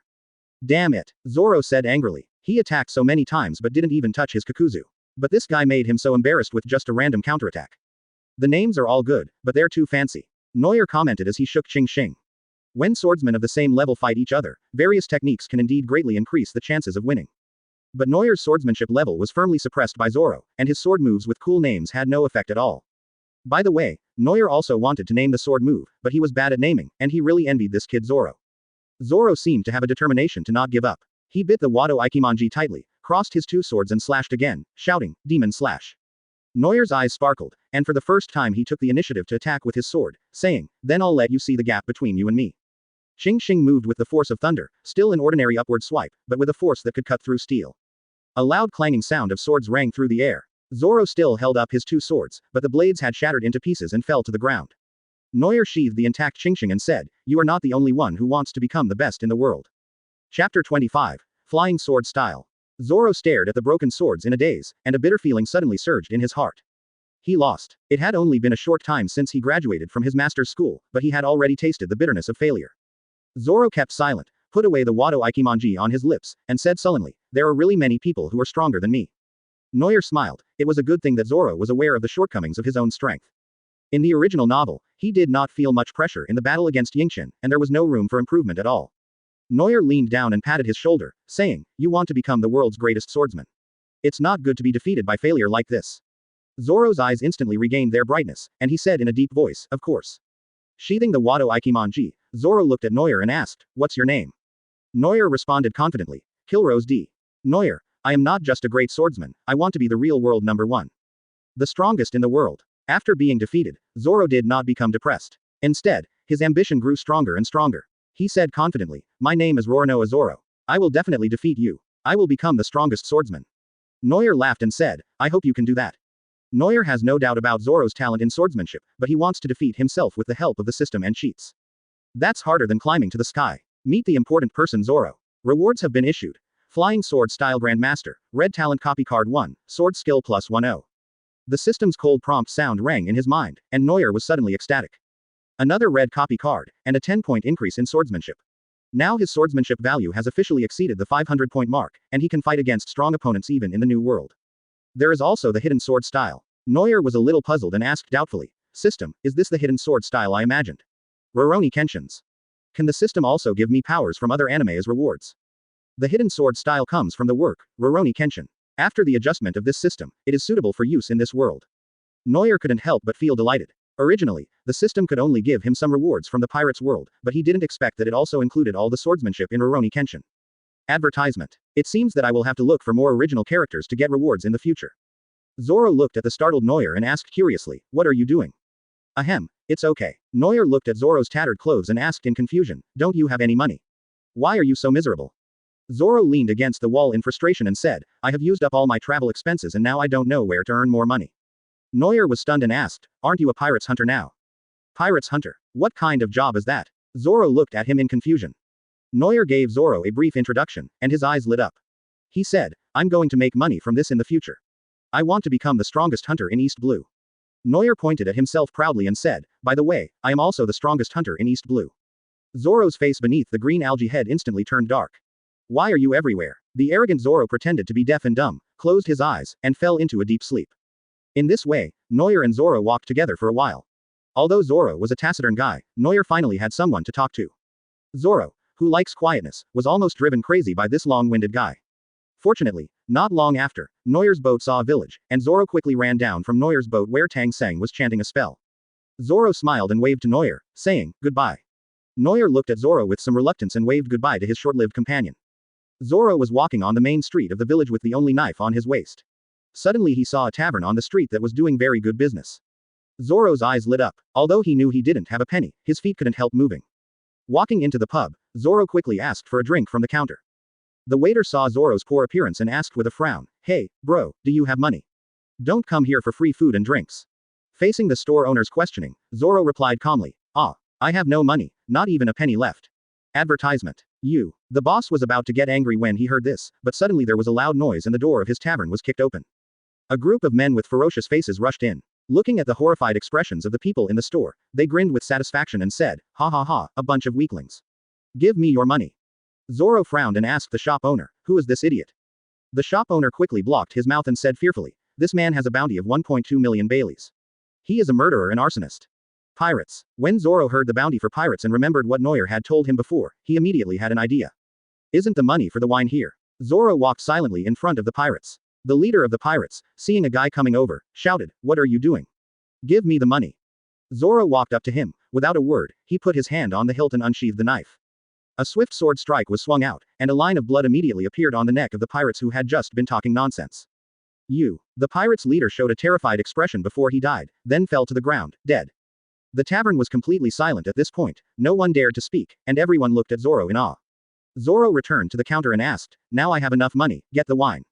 "Oh, okay. Zoro sat on the chair with his chin propped up, and said with emotion, "Pirate's hunter, it is indeed a convenient profession." Neuer, who was sailing again, had no idea that Zoro killed people for money for wine. He was holding a nautical chart and looking at the waves ahead with worry. Was it Zoro's curse? Why did we realize we were going in the wrong direction after sailing for a while? After sending Zoro back to the route, Neuer took a nap on the boat out of boredom, but when he woke up, his boat had gone astray. Where on earth is this? Something's wrong with the air. Neuer had super sensory perception of the weather. When he sailed into this sea area, the air around him seemed to become sticky. Soon, Neuer discovered the reason. Not far from the ship, a large area of strange white fog had enveloped them at some point. Chapter 26. Lost in the Mist. Neuer was startled and wanted to change direction, but the fog was like a conscious beast and swallowed up Neuer's ship in an instant. The surroundings immediately turned white. Neuer knocked his head in frustration, thinking he was too careless. "I thought I would be worry-free with Nami's god-level talent for sailing, but I didn't expect that this heavy fog would give me a slap in the face in an instant. This fog doesn't look like it's formed naturally. Nami has learned navigation since he was a child, and Neuer naturally also learned some common-sense theories. In this thick fog, the ocean currents seemed to be flowing according to some rules. The compass in Neuer's hand lost its function and the needle kept spinning wildly. What made Neuer even more uncomfortable was that the white fog was like mucus, which not only interfered with people's vision, but also made his climate extrasensory perception dull. His magical sailing skill was sealed, and Neuer was helpless. He could only try to use his observation Haki to sense the movements around him. There was indeed movement, but it was not on the sea, but under the sea. Boom. A force came from the sea, huge waves rushed up to the sky, and Neuer's ship was immediately washed into the air. Two ferocious sea beasts rode the huge waves, opened their bloody mouths and bit towards the boat from the left and right. Neuer grabbed the railing and rushed towards the sea monster on the side without fear. Neuer drew his sword and leapt above the sea monster. He raised the sword above his head and then slashed it downward with fierce force. A huge flower of blood bloomed on the sea beast's head, and the sea beast roared in pain. Neuer used the force of the force to glare at the sea beast above his head, then chopped towards another sea beast. "Let me lend you my flying sword style moves to try out." Neuer's black eyes lit up, and he leapt into the air, swinging his waist and feet at the same time, holding the Qingxing knife in reverse and slashing at the sea beast's head. Dragon hammer flash. A terrifying sword light flashed across, and the sharp slash was like a drill, almost piercing through the entire body of the sea beast. The two sea beasts were instantly hit hard and fell back into the sea. Neuer landed gracefully on the deck and sheathed his knife. Advertisement. The blood was spilled on the sea surface, and Neuer observed through his observation Haki that many sea beasts on the seabed seemed to be attracted again. It's so annoying. Neuer stared at the seabed with a headache. He was the only one on the ship. It would be great if he had a few men to fight these sea beasts. He is not as hardworking as others. A few sea beasts make him busy to death. A group of sea beasts swam up, smelling the blood, and rushed towards the ship. Just as Neuer was ready to fight again, a clear whistle suddenly sounded from the thick fog in the distance. The sea beasts seemed to have received a signal, decisively abandoned Neuer's ship, and swam towards the source of the whistle on the seabed. Neuer was stunned. Are all sea beasts so organized and disciplined? Neuer drove the boat, intending to follow the herd of sea beasts to find the source of the whistle. The owner of the whistle can obviously control the sea beasts, and maybe he can even help him get out of the fog. But he obviously overestimated the speed of his ship. The group of sea beasts swam as if they were risking their lives, and Neuer soon lost track of them. But this is not a big problem. They are so close that Neuer's observation Haki can vaguely sense several figures in the distance. There are quite a few of them, and one of them has a very powerful aura. Although he is not as good as Neuer, he should also be a master of East Blue. But what's interesting is that their ship seemed to be destroyed and all the people fell into the sea. At this moment, just around Neuer, a man was riding something and driving towards him rapidly. A guy dressed like a native was riding a dolphin-like sea beast in the sea, speeding over like he was on a speedboat.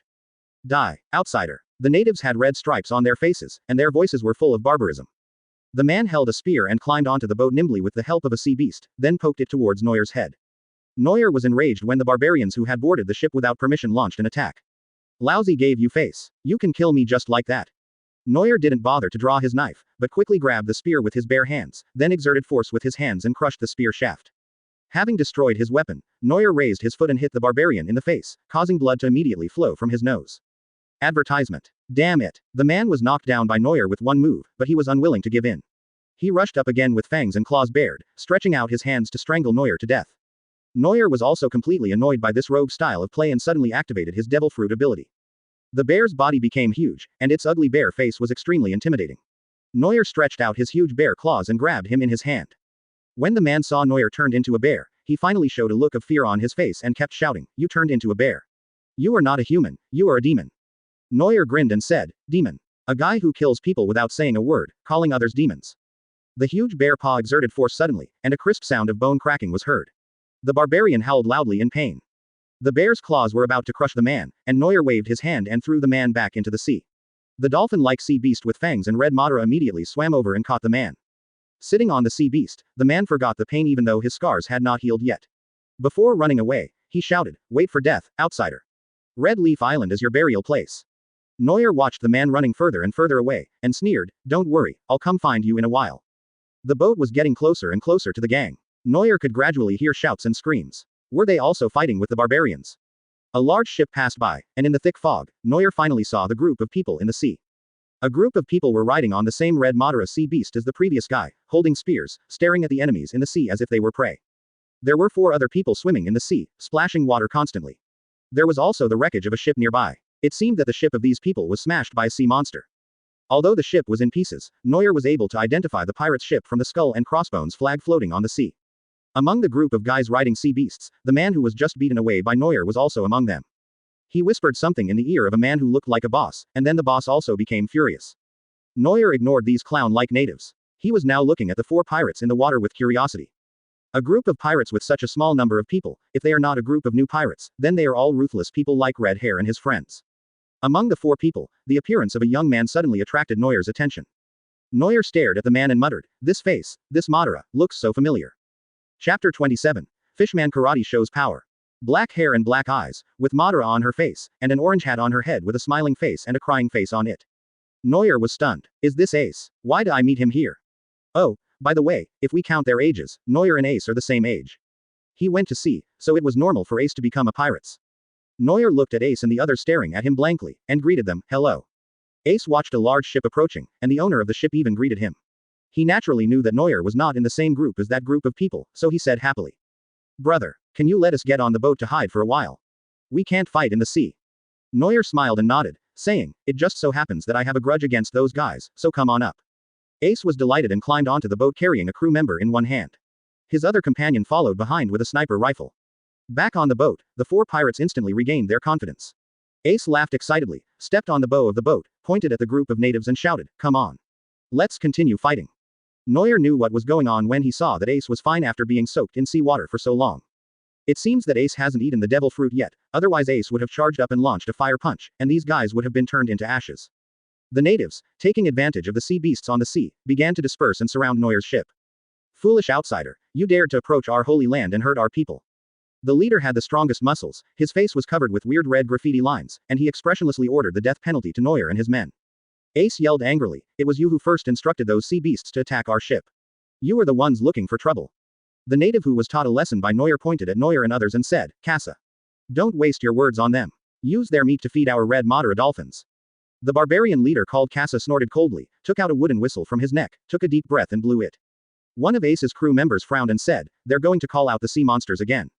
They had fallen into this trap before. As long as they blew the wooden whistle, many sea beasts from the seabed would rush up. Their boat was overturned on the spot. Advertisement. In Neuer's observation Haki, many huge figures emerged from the seabed and rushed towards Neuer's ship. Neuer frowned and said, help me watch the boat while I deal with those troublesome guys underwater. As soon as Neuer finished speaking, he took a deep breath and jumped into the water. Ace quickly said, wait, I'll go with you. The remaining 3 crew members looked at the deck with bitter faces. A group of barbarians jumped up and surrounded them. I have something to say. Do you dare to challenge me one-on-one? Neuer and Ace dived into the sea and looked at the swarm of fish rushing up crazily. Neuer's face suddenly turned dark. That's too much. Those natives are really vicious. Ace was rubbing his hands together, clenching his fists and rushing towards the group of sea beasts. Although Ace has not eaten the Mera fruit yet, his fighting ability is still very powerful. A human rushed into the group of sea beasts with bare hands, and with one punch, a sea beast flew backwards. His hands and feet quickly attacked the sea beasts, causing large bubbles to appear on the seafloor, and the waves of enemies were immediately contained. Neuer is not to be outdone. If we talk about the strongest fighting technique in underwater battles, it has to be his fishman karate. Ever since he got the secrets of fishman karate, Neuer's fighting ability has skyrocketed, but he has never fought underwater with karate.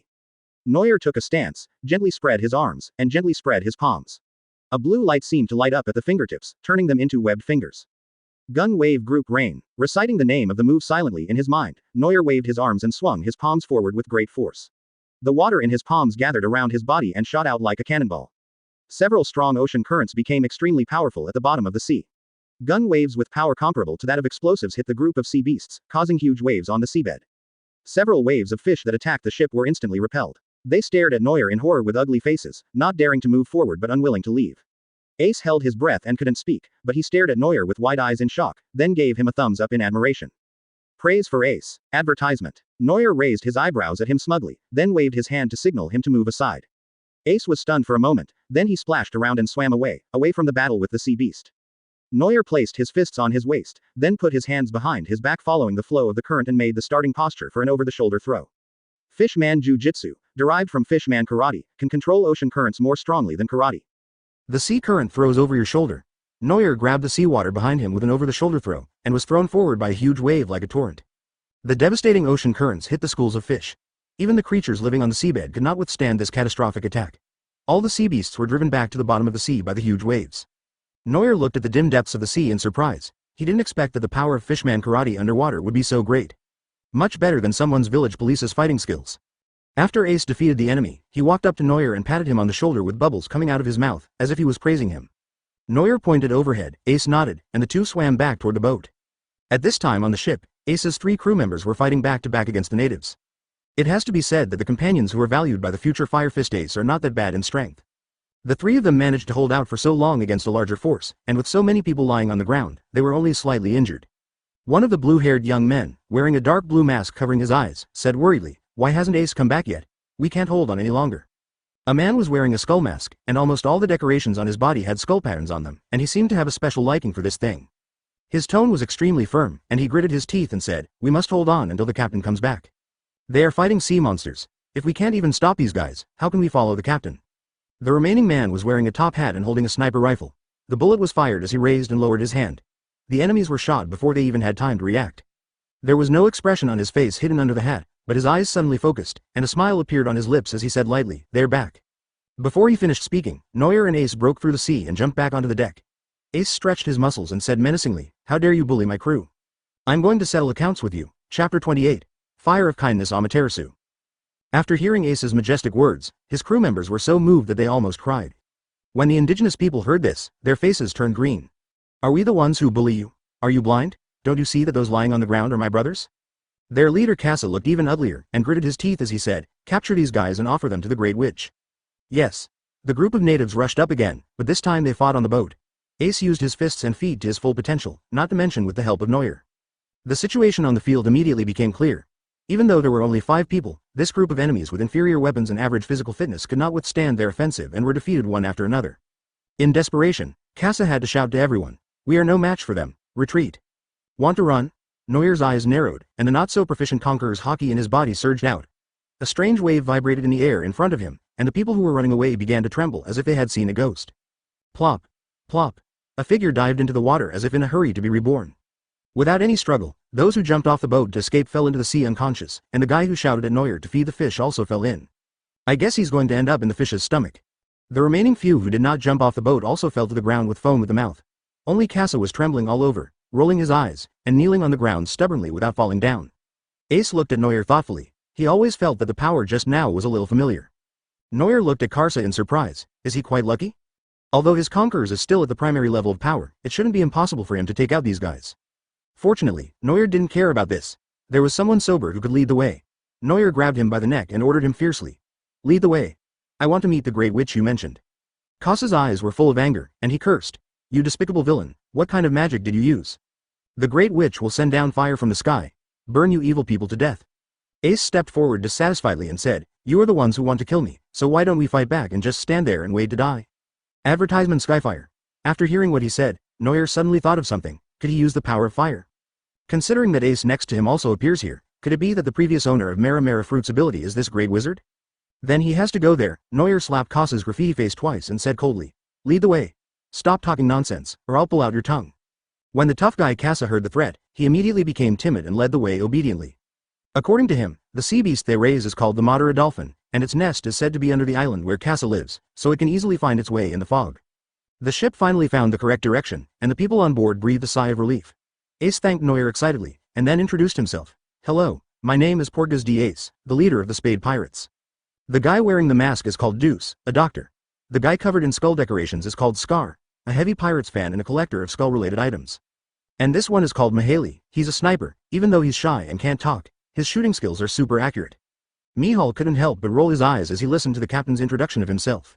That's just being cool, not shy. Neuer nodded in good faith and said, my name is Neuer, and I'm a pirate's bounty hunter. Bounty hunter? Ace and his friends immediately shouted. Deuce was shaking all over, and said in a trembling voice, you are not here to arrest us? Scar, who knew a lot about the pirate's circle, said in horror. I remember now, he is Neuer, the strongest pirate hunter that the East Blue pirates fear. Ace covered his head in shock and said, aren't we on a pirate ship? The taciturn Mihawk looked at the three people having fun and sighed helplessly. Neuer looked at the three people who were desperately retreating as if nothing had happened, and asked with a slightly mocking tone, do you have a bounty? Bounty? Ace scratched his hair and thought for a moment, then said, it seems, not yet. That's it. Neuer said, you are not worth a dime, why would I arrest you? Wouldn't it be better to raise you to the point where you have 200 million and then catch you? Advertisement. If that doesn't work, private messaging and selling it to Garp is also a good way. Neuer thought with evil humor in his heart. After hearing his words, Ace breathed a sigh of relief. The three of them didn't mind Neuer's attack at all and happily hugged him. But if Ace knew Neuer's evil thoughts, he would definitely punch him in the head. Host has met an important person. Rewards have been issued. 1 gold talent copy card, 10 white talent copy cards, Constitution plus 1/5, Fire of Amaterasu, revised version. Neuer's face lit up with joy. It was another golden copy card. There is also the Fire of Amaterasu. Isn't this the eye technique of Ashira and Itachi in Hokage? The fire of kindness that is said to be able to burn people without killing them? Neuer quickly looked at the introduction given by the system and was immediately dumbfounded. The basic properties have not changed. It will not go out until the burning object is completely burned, but the method of release has changed. No longer relying on focusing the pupil on an object to release it, the Amaterasu fire has become an ability of his own, and it will appear and burn as long as a certain amount of physical strength is consumed. But the most uncomfortable thing is that this Amaterasu fire cannot be released outside the body and can only be generated on Neuer's skin. If Neuer wanted to burn others, he could only do so by direct physical contact and then spreading the Amaterasu fire to them. To put it more brutally, he can turn into a fireman and crash into others or wait for others to crash into him, or he can burn others and burn them to ashes. The operation details can basically refer to Taro's Ultra Bomb. I just don't know what power in the pirates' world can stop Amaterasu. There are many ways to deal with this thing in Hokage, but here, the only thing that can defend against Amaterasu is probably armament Haki. Neuer also thought about it carefully. Although this kind of Amaterasu's long-range attack ability is almost zero, his defensibility has been improved. Moreover, both physical skills and swordsmanship can cover Amaterasu fire, which is also a good offensive means. Fortunately, the Amaterasu fire will only burn the objects selected by Neuer, so it will not burn clothes. Otherwise, when his whole body is on fire, even his clothes will be burned. Is he going to fight with others naked? Neuer happily felt the power of the Amaterasu fire in his body, and started to think about Ace again. After Ace eats the Bellemere fruit, Neuer will copy his ability. The flame of devil fruit and the fire of Amaterasu, then it is definitely the king of fire. Chapter 29. The terrible village. Neuer thought for a moment and cast a detection spell on Ace. Name. Ace the worst bloodline. Golden quality, possessing the genes of the pirates King Roger, and inheriting the talent for practicing Haki and other combat skills. There will be a life and death catastrophe in his life, and most of the people related to him will die tragically, but if he survives the catastrophe, his overall strength will double in a short period of time, and his luck will be excellent. Brotherly covenant. Red quality. 3 brothers share high good luck. Whenever a brother dies, the luck of the remaining 2 will increase equally, and their qualifications and strength will be greatly improved. Devil's descendant. Purple quality. The efficiency of Haki training becomes higher, the speed of training any ability is halved, and the training speed of devil fruit is superior. Neuer looked hesitantly at Ace's 3 talents, all of which were of pretty good quality, 1 gold, 1 red, and 1 purple. But Neuer only has 2 copy cards, 1 gold and 1 red, so Ace's talents are indeed a bit dangerous. If the worst bloodline is copied, maybe it is possible to obtain the gifted genes inherited from the pirates King Roger, but that once-in-a-lifetime catastrophe is too scary. In the original novel, Ace probably didn't escape the catastrophe and died tragically, and the Whitebeard pirates also met a tragic end. After watching Brothers Pact, Neuer finally understood why Luffy always survived disasters.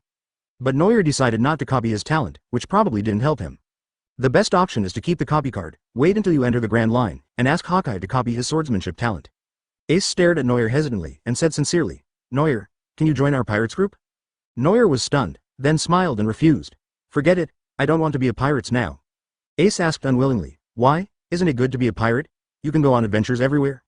Neuer shook his head, smiling and remaining silent. Ace lowered his head and said somewhat discouragedly, if you are willing, the Spade Pirates will always be waiting for you. I am very optimistic about you.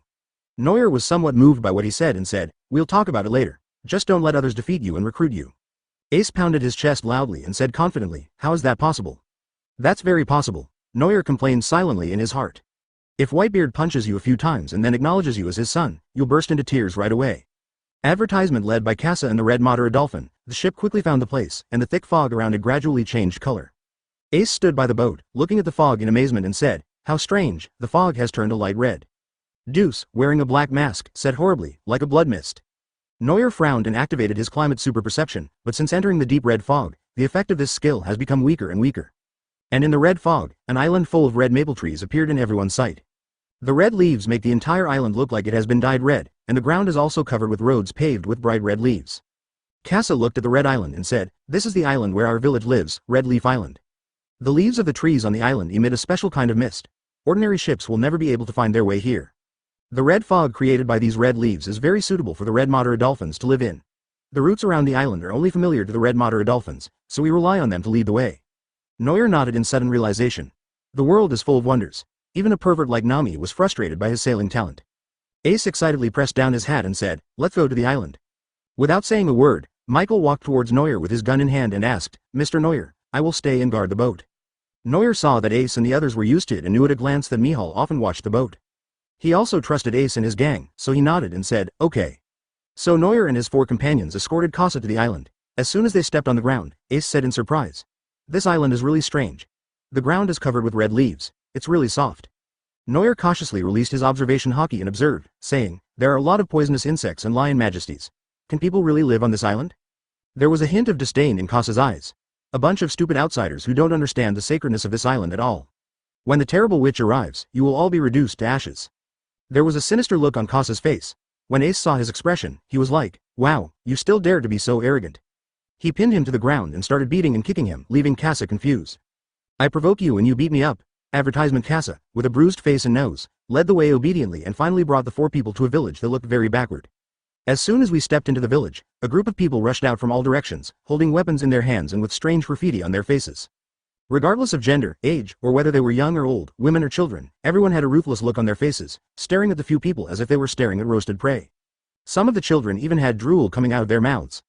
Ace looked around, and suddenly his face turned livid. He patted Neuer's shoulder and pointed to a corner of the village and said, look. Neuer looked over and his expression turned grim. There was a row of wooden racks, with scarlet blood splattered all over the floor. Raw bloody meat was hung on them, and scattered on the floor were fragments of human clothing and terrified faces of the dead with their eyes open. It was immediately clear what they had eaten.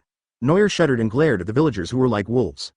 This island is simply an uncivilized and barbaric land, and the people on this island are inhumane beasts. When Casa saw his own territory, he straightened his back and laughed wantonly. If you dare to land on the island, don't leave. Stay here and be used as food. Just right. Let's offer the most perfect offering to the great witch who taught us to eat human food. The villagers were ready to move with their weapons in hand, looking at them as if they had seen dinner. The 4 were surrounded. Ace's expression became serious and he asked softly, what should we do now? We can't kill them all, right? Neuer showed a fierce look on his face and said, catch the leader first. It was that damn witch who taught them these things. Kill him first. Good. Casa seemed to have heard a joke, his features twisted, and he laughed like a madman. Just you guys? How can you possibly defeat the great wizard who can create fire? Outsider. You are only worthy of being our. Before Casa could finish his crazy roar, he suddenly felt a chill on his neck. When I looked up again, the sky seemed to have turned blood red, and the usually friendly villagers rushed towards me like evil spirits, and my consciousness gradually became blurred. Neuer gently raised his blood-stained ching-ching, stared at this group of veritable barbarians, and suddenly roared. You damn great wizard, get out here, lousy. Chapter 30 The Unlucky Great Witch. Following Neuer's roar, the surrounding villagers seemed to be angered as well. How dare you insult the Great Witch? Kill them. Skin them and offer them to the Great Witch. When the so-called Great Witch was mentioned, the villagers looked even more ferocious and rushed forward waving their weapons. Ace couldn't hold back any longer and rushed forward with his fist raised. Deuce and Scar also took out the flintlock rifles from their waists and opened fire. But a figure was faster than them all. Neuer leaned on the knife and swooped down towards the crowd. In the blink of an eye, he was right under the eyes of the villagers. Under the horrified eyes of the villagers, Neuer grasped the hilt of the knife and drew his sword to strike. The famous swift sword drawing technique in the hidden Eugian style. Dragon's Nest Flash. The cold words fell, and the knife in Neuer's hand was quickly unsheathed, and the blade seemed to disappear into the air. Rays of light and shadows appeared, and in just 1 second, Neuer launched dozens of random slashes. Many enemies had fatal wounds on their bodies before they could even see where the attacks landed. It was not until the pain spread that the injured people reacted and a large number of enemies fell down in front of them. Wow, so awesome. Deuce and Scar looked at Neuer, who was like the god of war, in shock and stammered. Ace's eyes sparkled, and he said excitedly, Neuer is really strong. The villagers were intimidated by Neuer's move and dared not move forward. At this time, an old voice suddenly sounded. Outsider. You're looking for death. Neuer looked in the direction of the voice and saw a gloomy-looking old man with white hair and beard walking out. The villagers were overjoyed when they saw him and made way for the old man, shouting, the Great Witch is coming. Great Wizard, please punish them. Be burned to ash by the heavenly fire, outsider. The Great Wizard couldn't help feeling a little flattered when he heard the flattery from the people behind him. A look of arrogance appeared on his withered old face, and he said to Neuer and the other two with disdain. Boy, if you know what's best for you, surrender and become my food. The irritable Ace couldn't help but curse when he heard this. Bullshit, go eat your milk. After cursing, Ace rushed forward again. He was not satisfied yet because Neuer had stolen the limelight just now. Advertisement. The old wizard's face turned red after being scolded, but he did not dodge when he saw Ace's fist coming towards his face. There was even a hint of disdain in his eyes. Sure enough, when Ace's fist hit the old man, it was as if he hit a ball of fire. The witch's head exploded like fireworks, and Ace's arm also passed through the flames. It's so hot. What's going on? Ace didn't feel any attack. His palms even felt a little hot. He withdrew his attack in surprise and said. Under the villagers' adoring gazes, the flames transformed from the witch's head pieced together again, revealing a smug old face. He laughed loudly. Ha ha ha kid, do you feel the power of God? A pervert ate a devil fruit and really thought he became a god? Neuer's calm voice was heard and the great wizard stopped laughing. He stared at Neuer angrily, as if his secrets had been exposed. Although he was worshipped as a god by the people on the island, he himself knew that this terrifying power was entirely derived from a fruit he ate more than 10 years ago.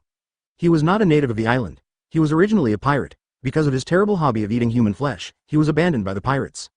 That's why he ran away to this secluded island that he discovered by accident, where he lived a domineering life for many years and lived a very happy life. Neuer's words undoubtedly broke through the fig leaf and self-hypnosis that the Great Witch had been hiding for years. Ace patted his head in sudden realization and said, I know devil fruit. Did this guy eat that kind of fruit like Luffy? The witch's beard trembled with anger, his hands turned into flames, and he shouted, Shut up, both of you.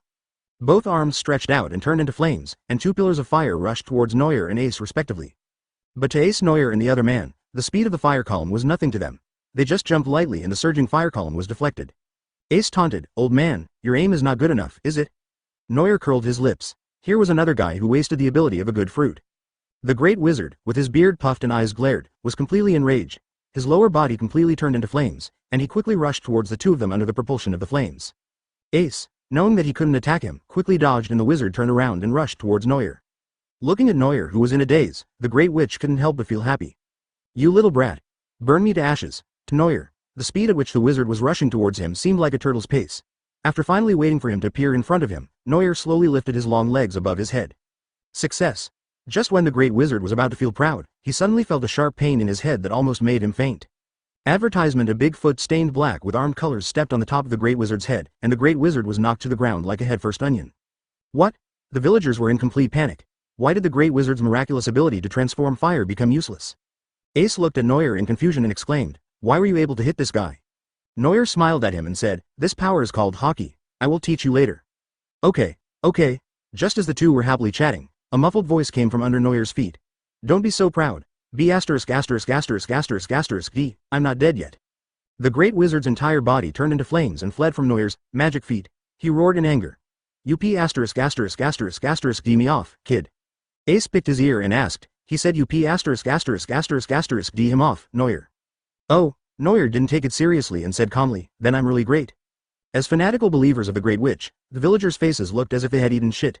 Deuce and Scarl covered their mouths and laughed secretly. The Great Wizard was almost going insane due to the two guys ignoring him, and he roared and released flames. He raised his hands above his head, flames flowed out from the Great Wizard's body, and then gathered in his palms desperately. The orange-red light became brighter and brighter, and a fireball like a small sun gathered in the palm of the Great Wizard, and high-temperature airflow sprayed towards everyone present. The villagers present watched the witch condense the fireball with great fanfare, and they bowed down excitedly. The foolish villagers shouted enthusiastically. The Great Wizard is invincible. The Great Wizard is invincible. The Great Wizard's ability seemed to have reached its limit. His old face turned purple, but he still did not forget to show off his strength and said, go to hell. D. This is the power of God. But under the firelight, Ace did not panic, and Neuer even picked his nose out of boredom. This skill involves a roar and a pose. It should be easy to dodge with such a long lead in, right? This is Ace's idea. Neuer's idea is even simpler. The old guy has been holding back on his ultimate move for so long, isn't it just a castrated, weakened, and noob version of the Great Flame Ring Yan Emperor? Chapter 31 Mara Fruit. The Great Wizard held up the Q version Great Flame Ring of the Flame Emperor, grinned, and threw down his charged ultimate move, shouting, go to hell. D. A blazing ball of fire loomed over the two of them, and Ace raised his brow slightly. The movement speed is indeed slow enough. The agile Ace ran much faster than the fireball and easily escaped from the battlefield with a few dodgers.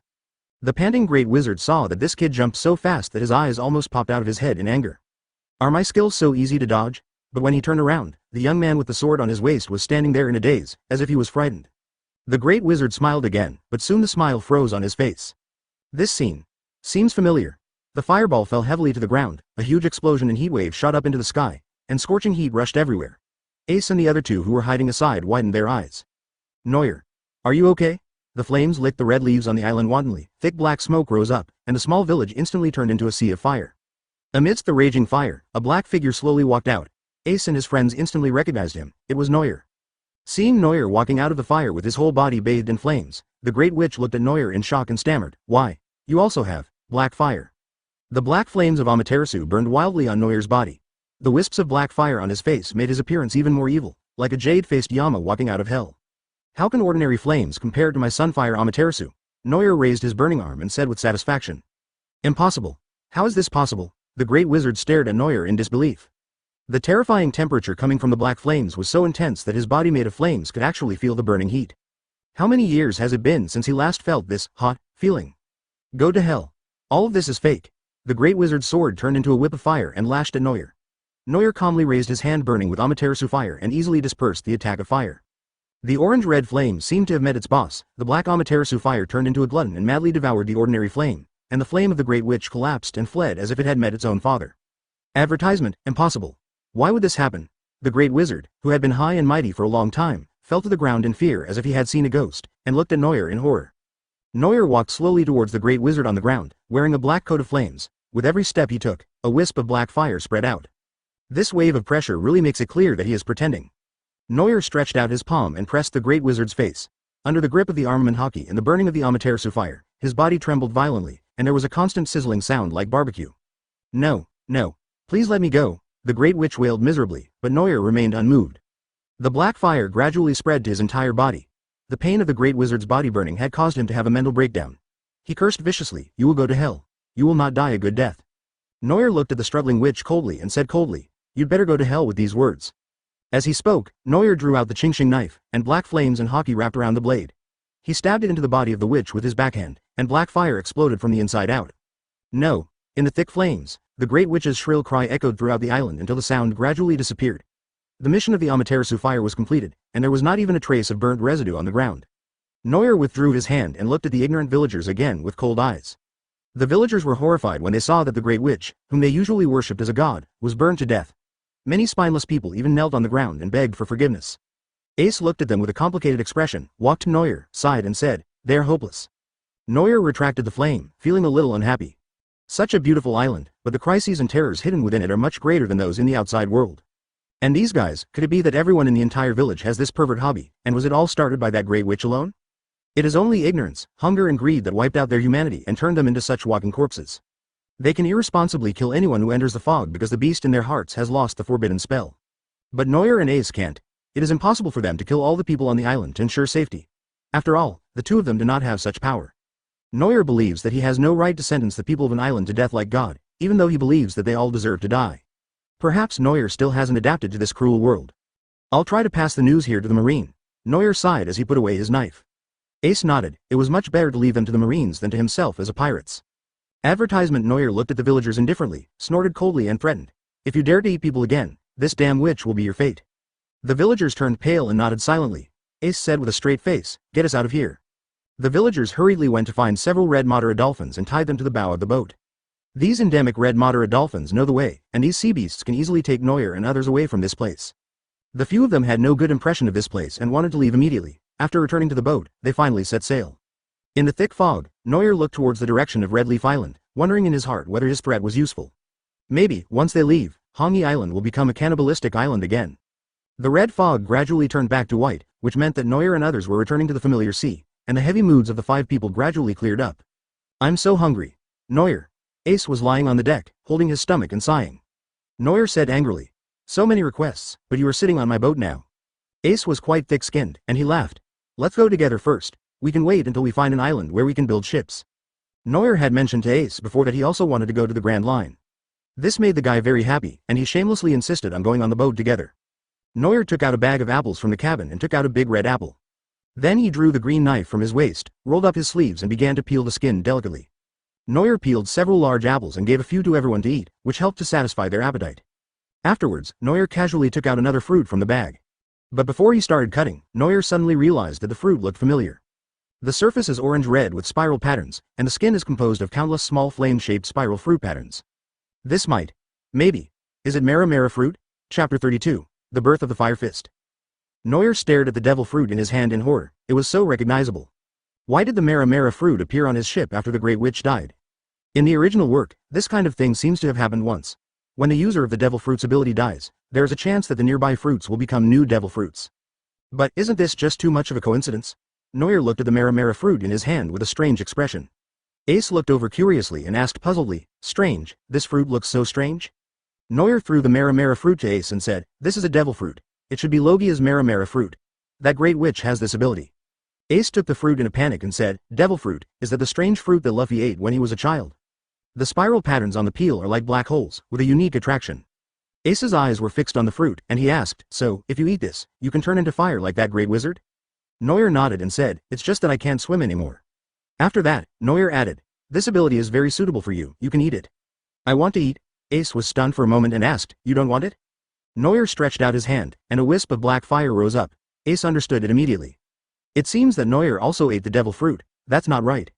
Then why was he able to swim with me before? Ace couldn't figure out the system matters no matter how hard he scratched his head.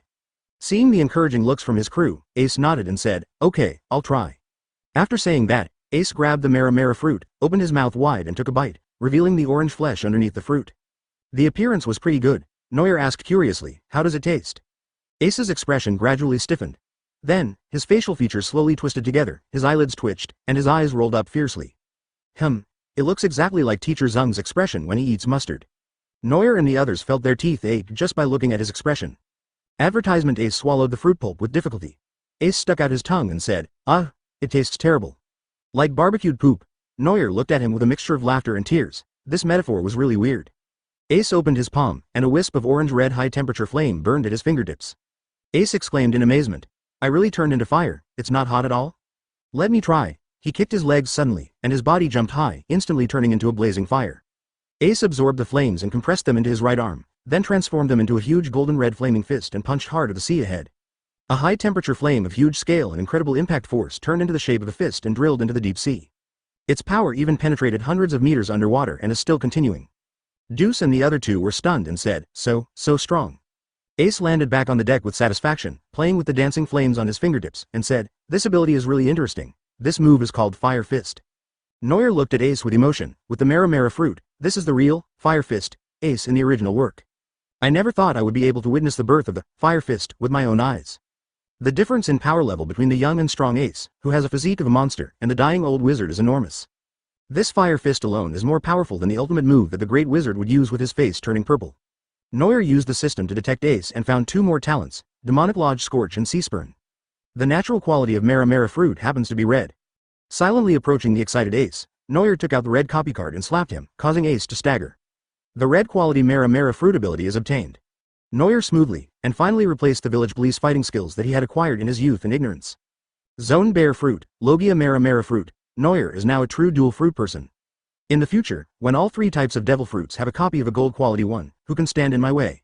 The system reminds the host that the demon host talent is restricted by the rules of the world. Only one of the same ability can exist, unless the host kills the original owner of the talent. Neuer came back to his senses from his ecstasy and asked nervously, "What do you mean?" The system's cold voice continued. Advertisement, although the ability of the demon host, copied by the system is exactly the same as that of the original owner, the training speed is halved and the upper limit of the ability is also reduced. After killing the original owner, the demon host talent can be fully obtained. Now he understood. Neuer's face was full of FK. Although he now has the ability of the Mera fruit, his training efficiency is far inferior to Ace's, and there are even bottlenecks. No wonder it was so smooth when I was practicing the bear fruit. It turned out that it was because I had already killed the original owner, Kembula, that sucker.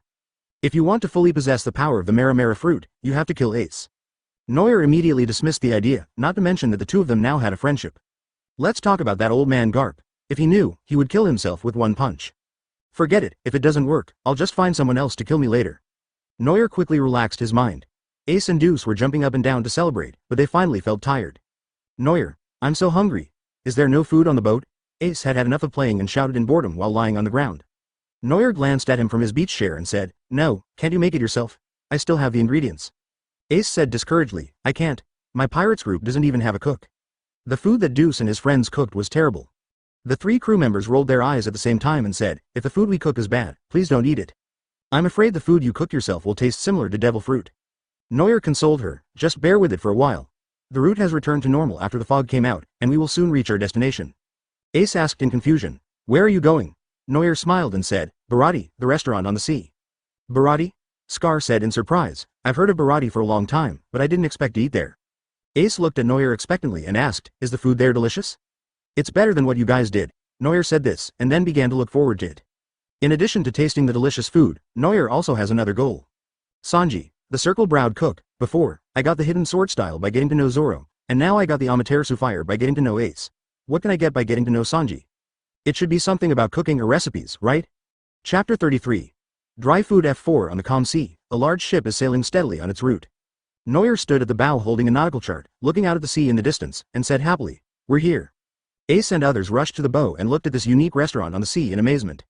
Although it is called a restaurant, it actually looks like a giant ship with fish-shaped figureheads at both ends. It has a large area and can accommodate a lot of guests. Ace cheered and shouted, "Let's go, let's get off the boat and eat." The boat docked at the Baratti anchorage, and Ace led everyone to rush off the boat with great enthusiasm. Neuer said to the arrogant sniper Mihawk, "Aren't you going to get off the boat to eat?" Mihail shook his head and said in a deep voice, "Just ask the captain and the others to bring some for me." Neuer shrugged, then caught up with Ace who was running ahead, and the 4 of them pushed the door open and walked into the restaurant. Baratti looks very ostentatious from the outside, but once you go inside, it looks like a high-end restaurant. Clean, this was Neuer's first thought when he came in. The basic requirement of a restaurant is hygiene, and Baratti restaurant has clearly passed that. Neuer, Ace, Deuce, and Scar found a 4-seater dining table and sat down. Soon, a neatly dressed waiter came up, holding a menu and smiling, and asked, "What would you like to eat, sir?" Ace picked up the menu and looked at it, but when he saw the prices, Ace and the other 2 simultaneously looked at Neuer. There was no way, their ship had sunk and of course the money on board was gone. Neuer, who had become a wealthy man, looked at the people's burning gazes and said proudly, "Go ahead, I have money." With the nod from his sponsor, Ace unleashed the seal, and with the same arrogant attitude, he threw the menu and said calmly, "One of each, serve."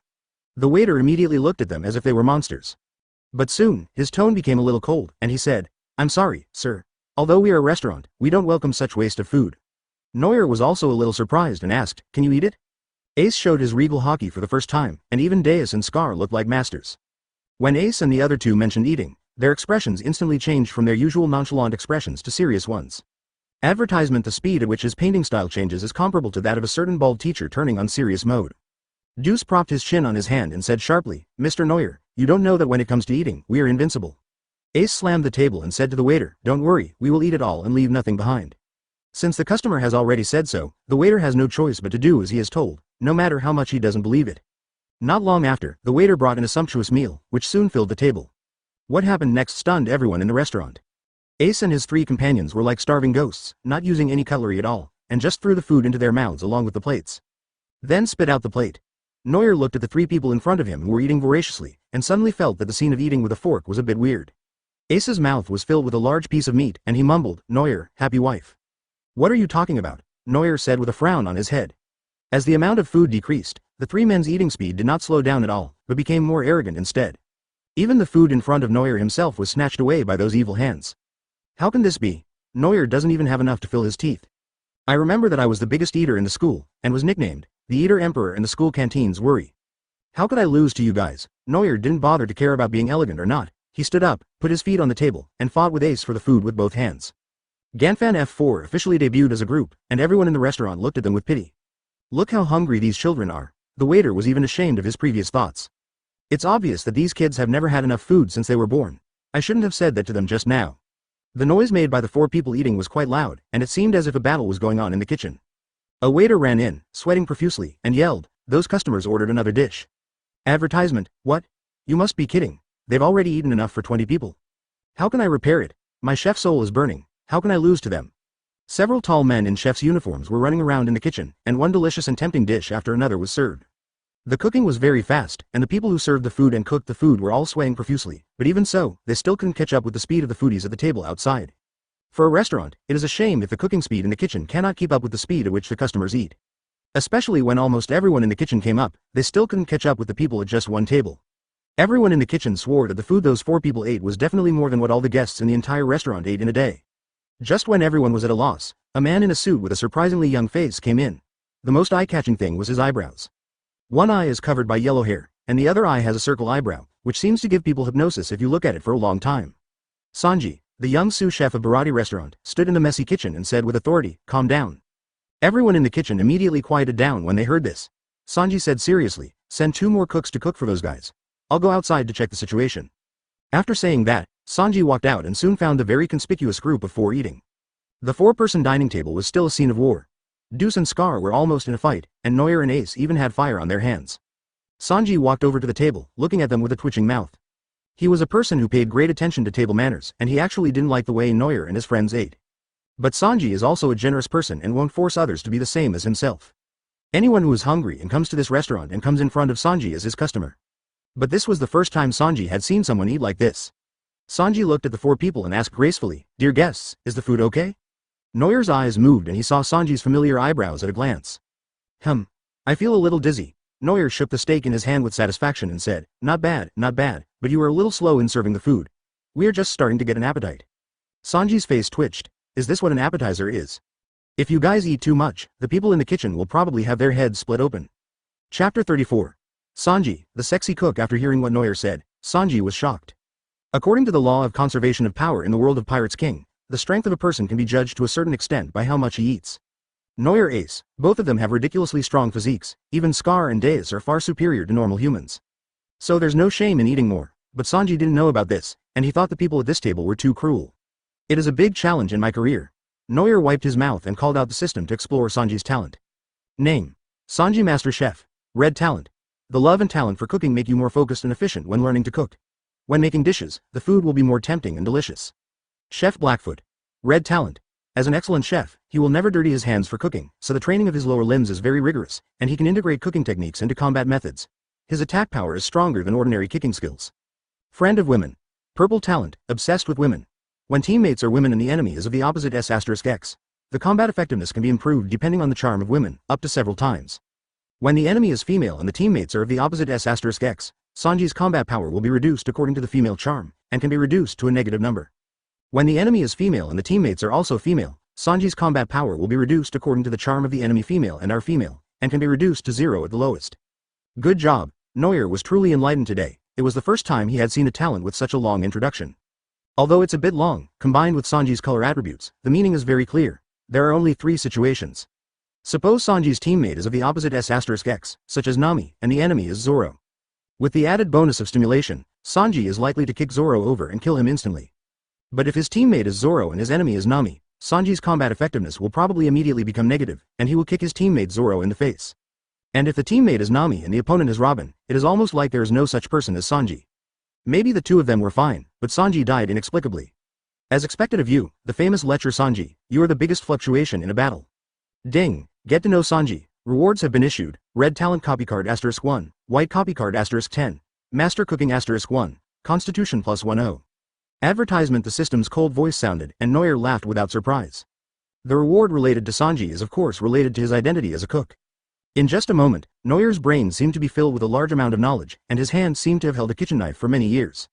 Even the food that I had just praised so highly suddenly seemed mediocre. It was as if a voice echoed in my mind, I can do it too. The taste quality declined seriously, the presentation of the dishes was obviously sloppy, and there were even a few dishes that made Neuer want to curse after tasting them. Neuer frowned and said, can I go into your kitchen? Sanji's eyebrow twitched and he said, I'm sorry sir, only cooks are allowed in our kitchen. Is there a problem with you entering our kitchen? Neuer nodded and pointed at the dishes on the table. The ingredients and cooking techniques of these dishes are getting better and better. I just want to see how you cook them. After hearing Neuer's very rude words, even Sanji felt a little angry. Although the kitchen staff are very pressed for time, as long as the food can be served on the customer's table, it means that the chef has cooked the dish to their satisfaction. Sanji has great faith in the chef's requirements and meticulousness in the dishes at his own restaurant. Otherwise, they, Baratti, would not have used such a big name in East Blue. What's more, you've been eating here for such a long time, and the fight over the food was like a gang fight. How do you have the nerve to say the food is not tasty now? Sanji was a little annoyed, and Neuer also felt that he seemed a little thick-skinned. But there was nothing he could do. He himself could not have imagined that he would suddenly become a master chef while eating. Neuer quickly explained.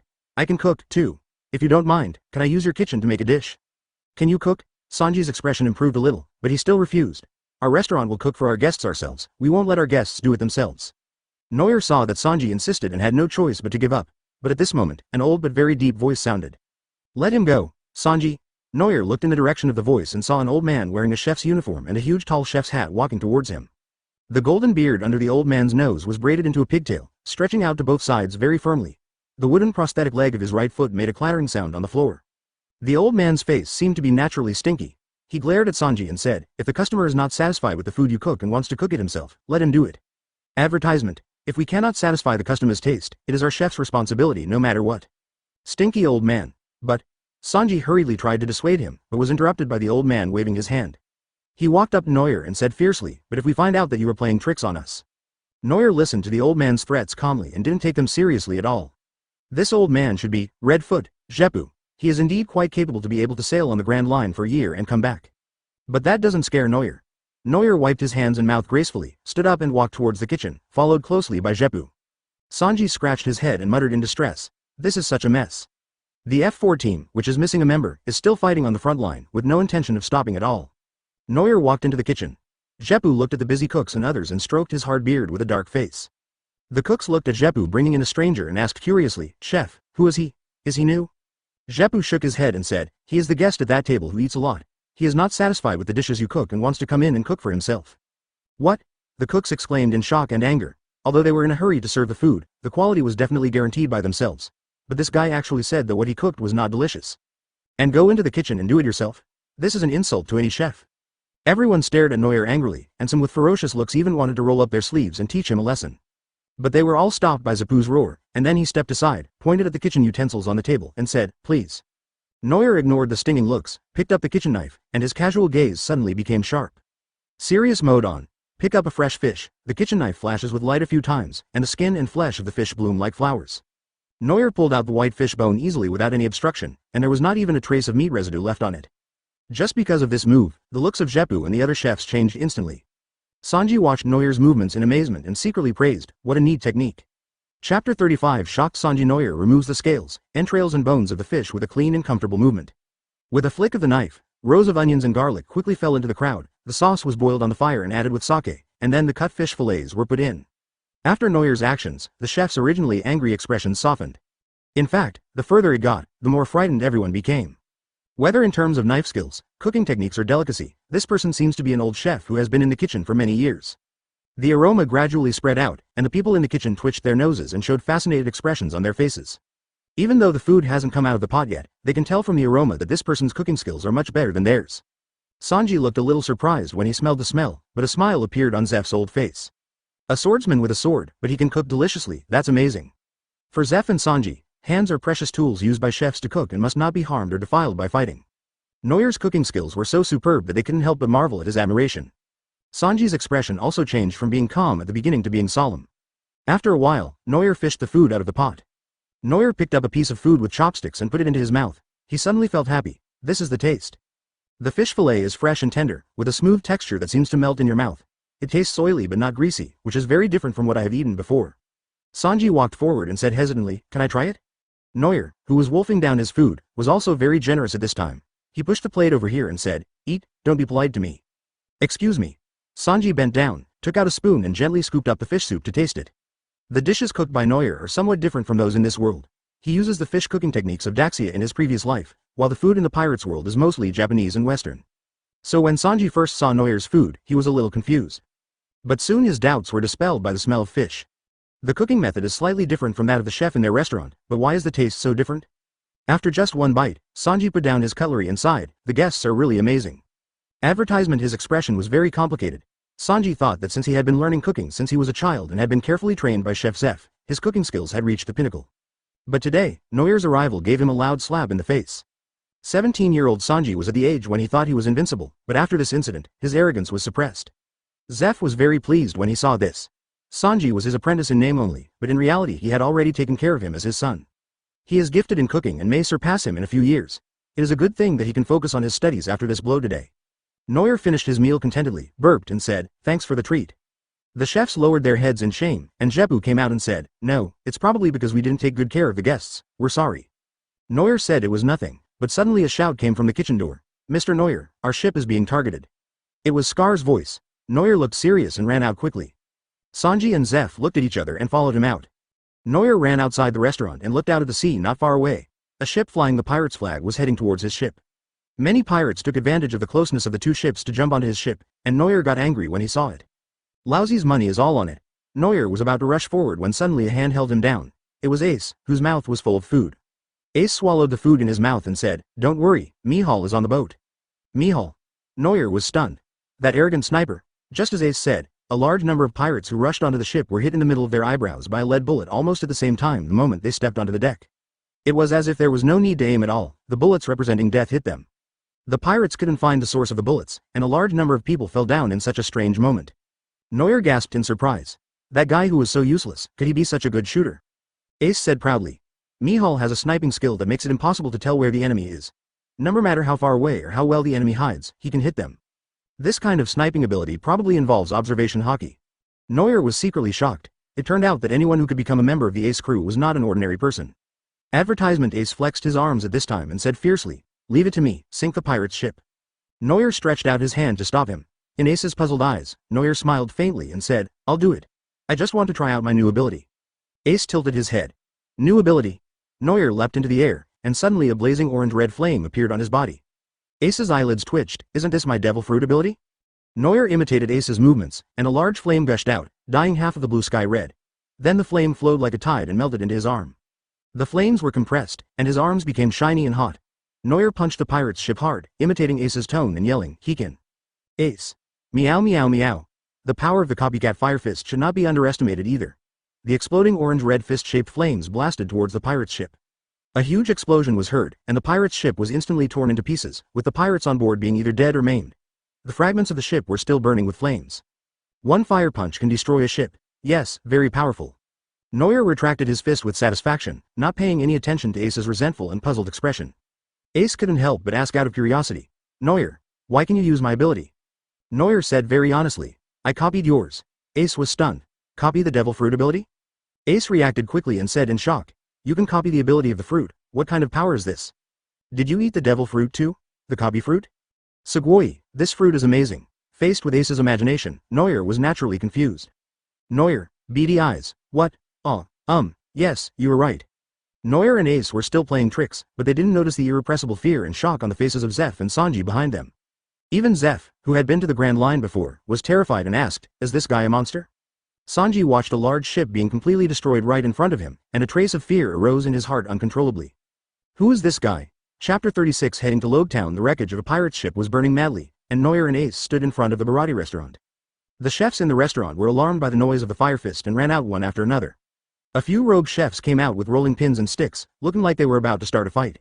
Baratti restaurant was built on the sea. Every month, there were countless pirates coveting their restaurant, and these chefs had many fights. But as soon as they came out, they were dumbfounded. Sanji and Zeph were standing in the corner shivering, while Ace and Neuer were excitedly saying something incomprehensible like, "Am I strong?" and, "You are super strong." More importantly, a thick cloud of dust rose into the sky in the distance, and a large amount of ship debris was floating on the water over there.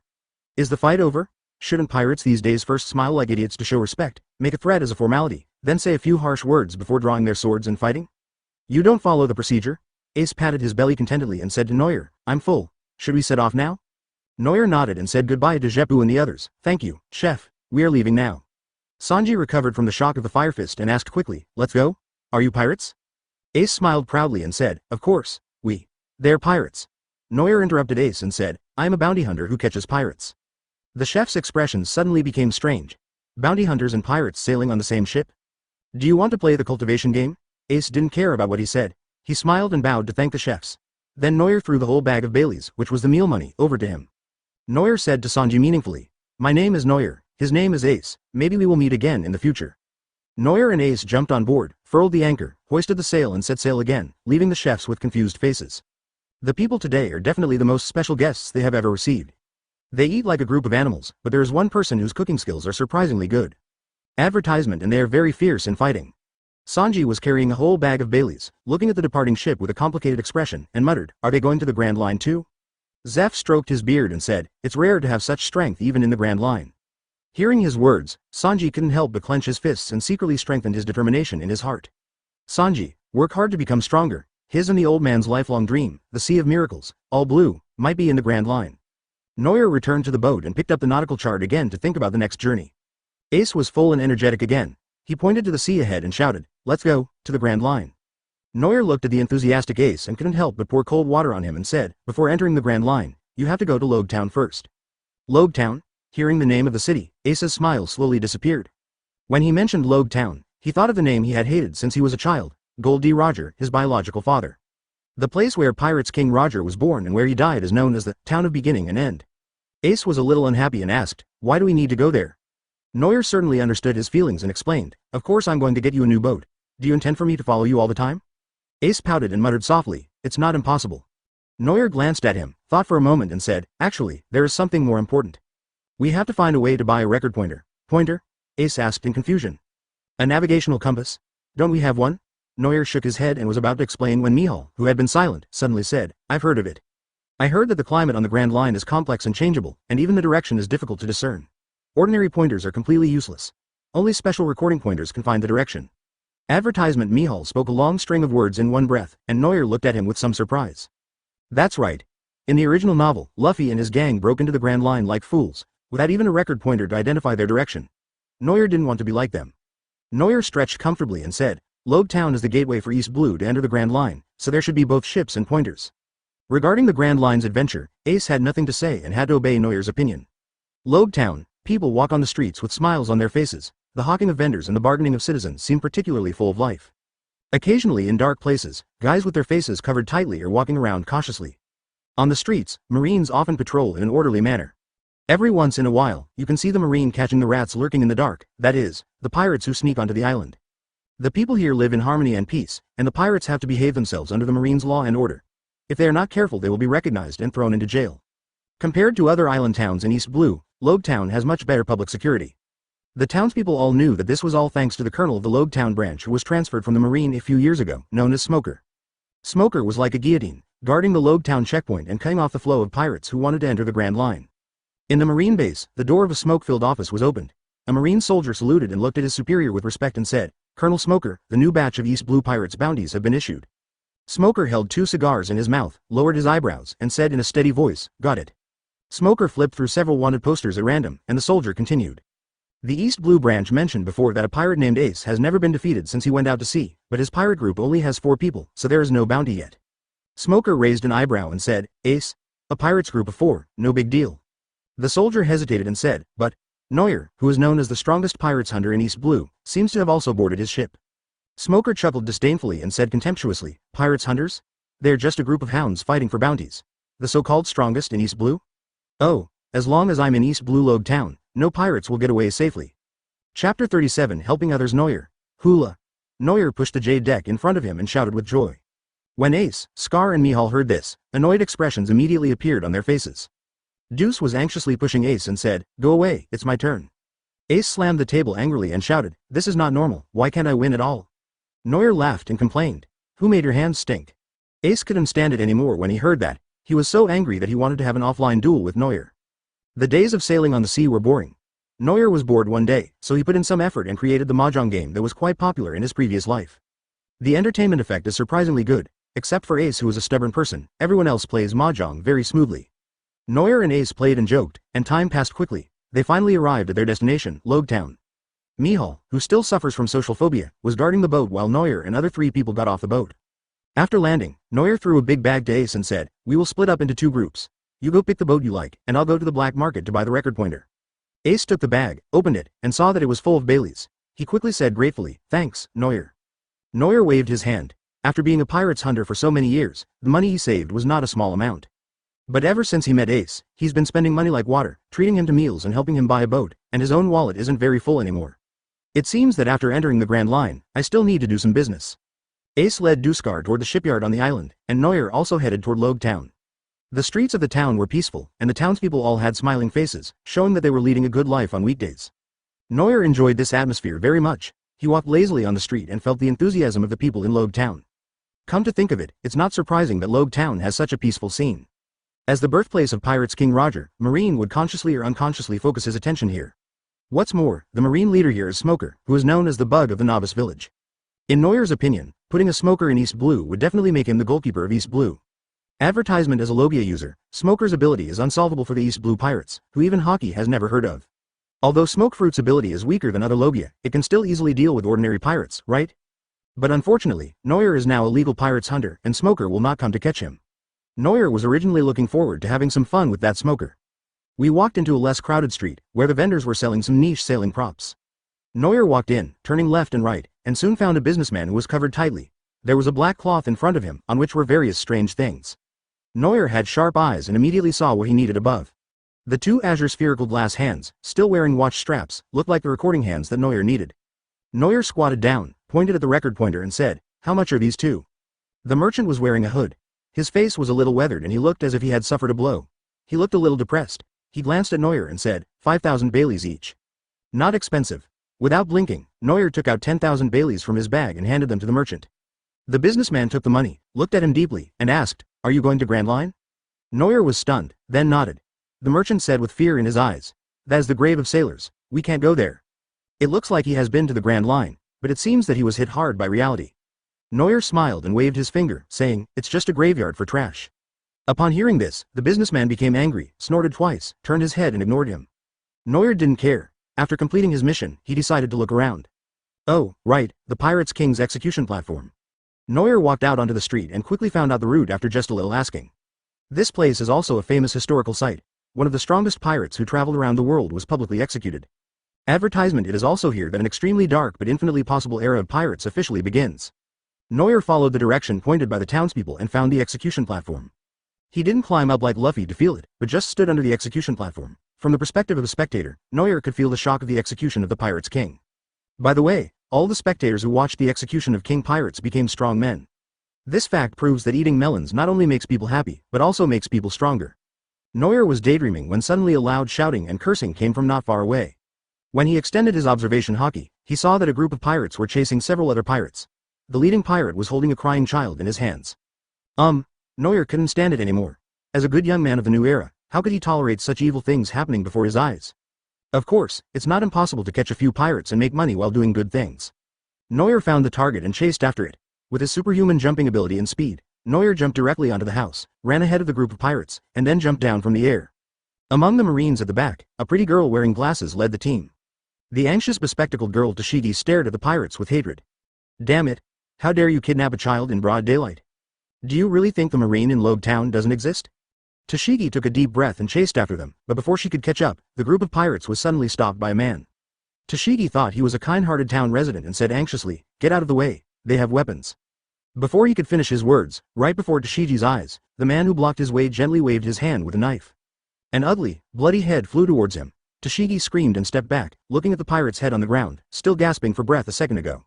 Neuer came over from the front, holding the child that the pirates had taken away in his arms. With a slight sound, the sharp knife was put back into its sheath. Neuer smiled at the shocked Tashigi and said, "Ms. Marine, you can give me the pirate's bounty." Cash or credit card? Chapter 38, Fire vs. Smoke. Tashigi recovered and looked at the man in front of him, holding the knife and said warily, "Who are you?" The marine soldiers behind him also stared at Neuer warily, but he had no sense of responsibility at all and laughed, "I am a cold-blooded killer." Tashigi drew his famous sword, Hanashu, and the soldiers raised their spears and pointed them at Neuer. Neuer twitched his lips and said, "Well, actually I'm just an ordinary pirates hunter. You won't default on my debt, right?" Hearing this, Tashigi relaxed a little and said seriously, "Of course, Marine won't owe you money. By the way, what's your name?" "My name is Neuer." Upon hearing this, Tashigi tightened his knife again, and the marine behind him loaded his gun and was about to shoot at him. Neuer quickly waved his hands and shouted, "Wait a minute, what do you mean?" Tashigi looked at him fiercely under his glasses, as if he was looking at a criminal, and said coldly, "Pirates hunter Neuer, didn't you join the Pirates Ace gang?"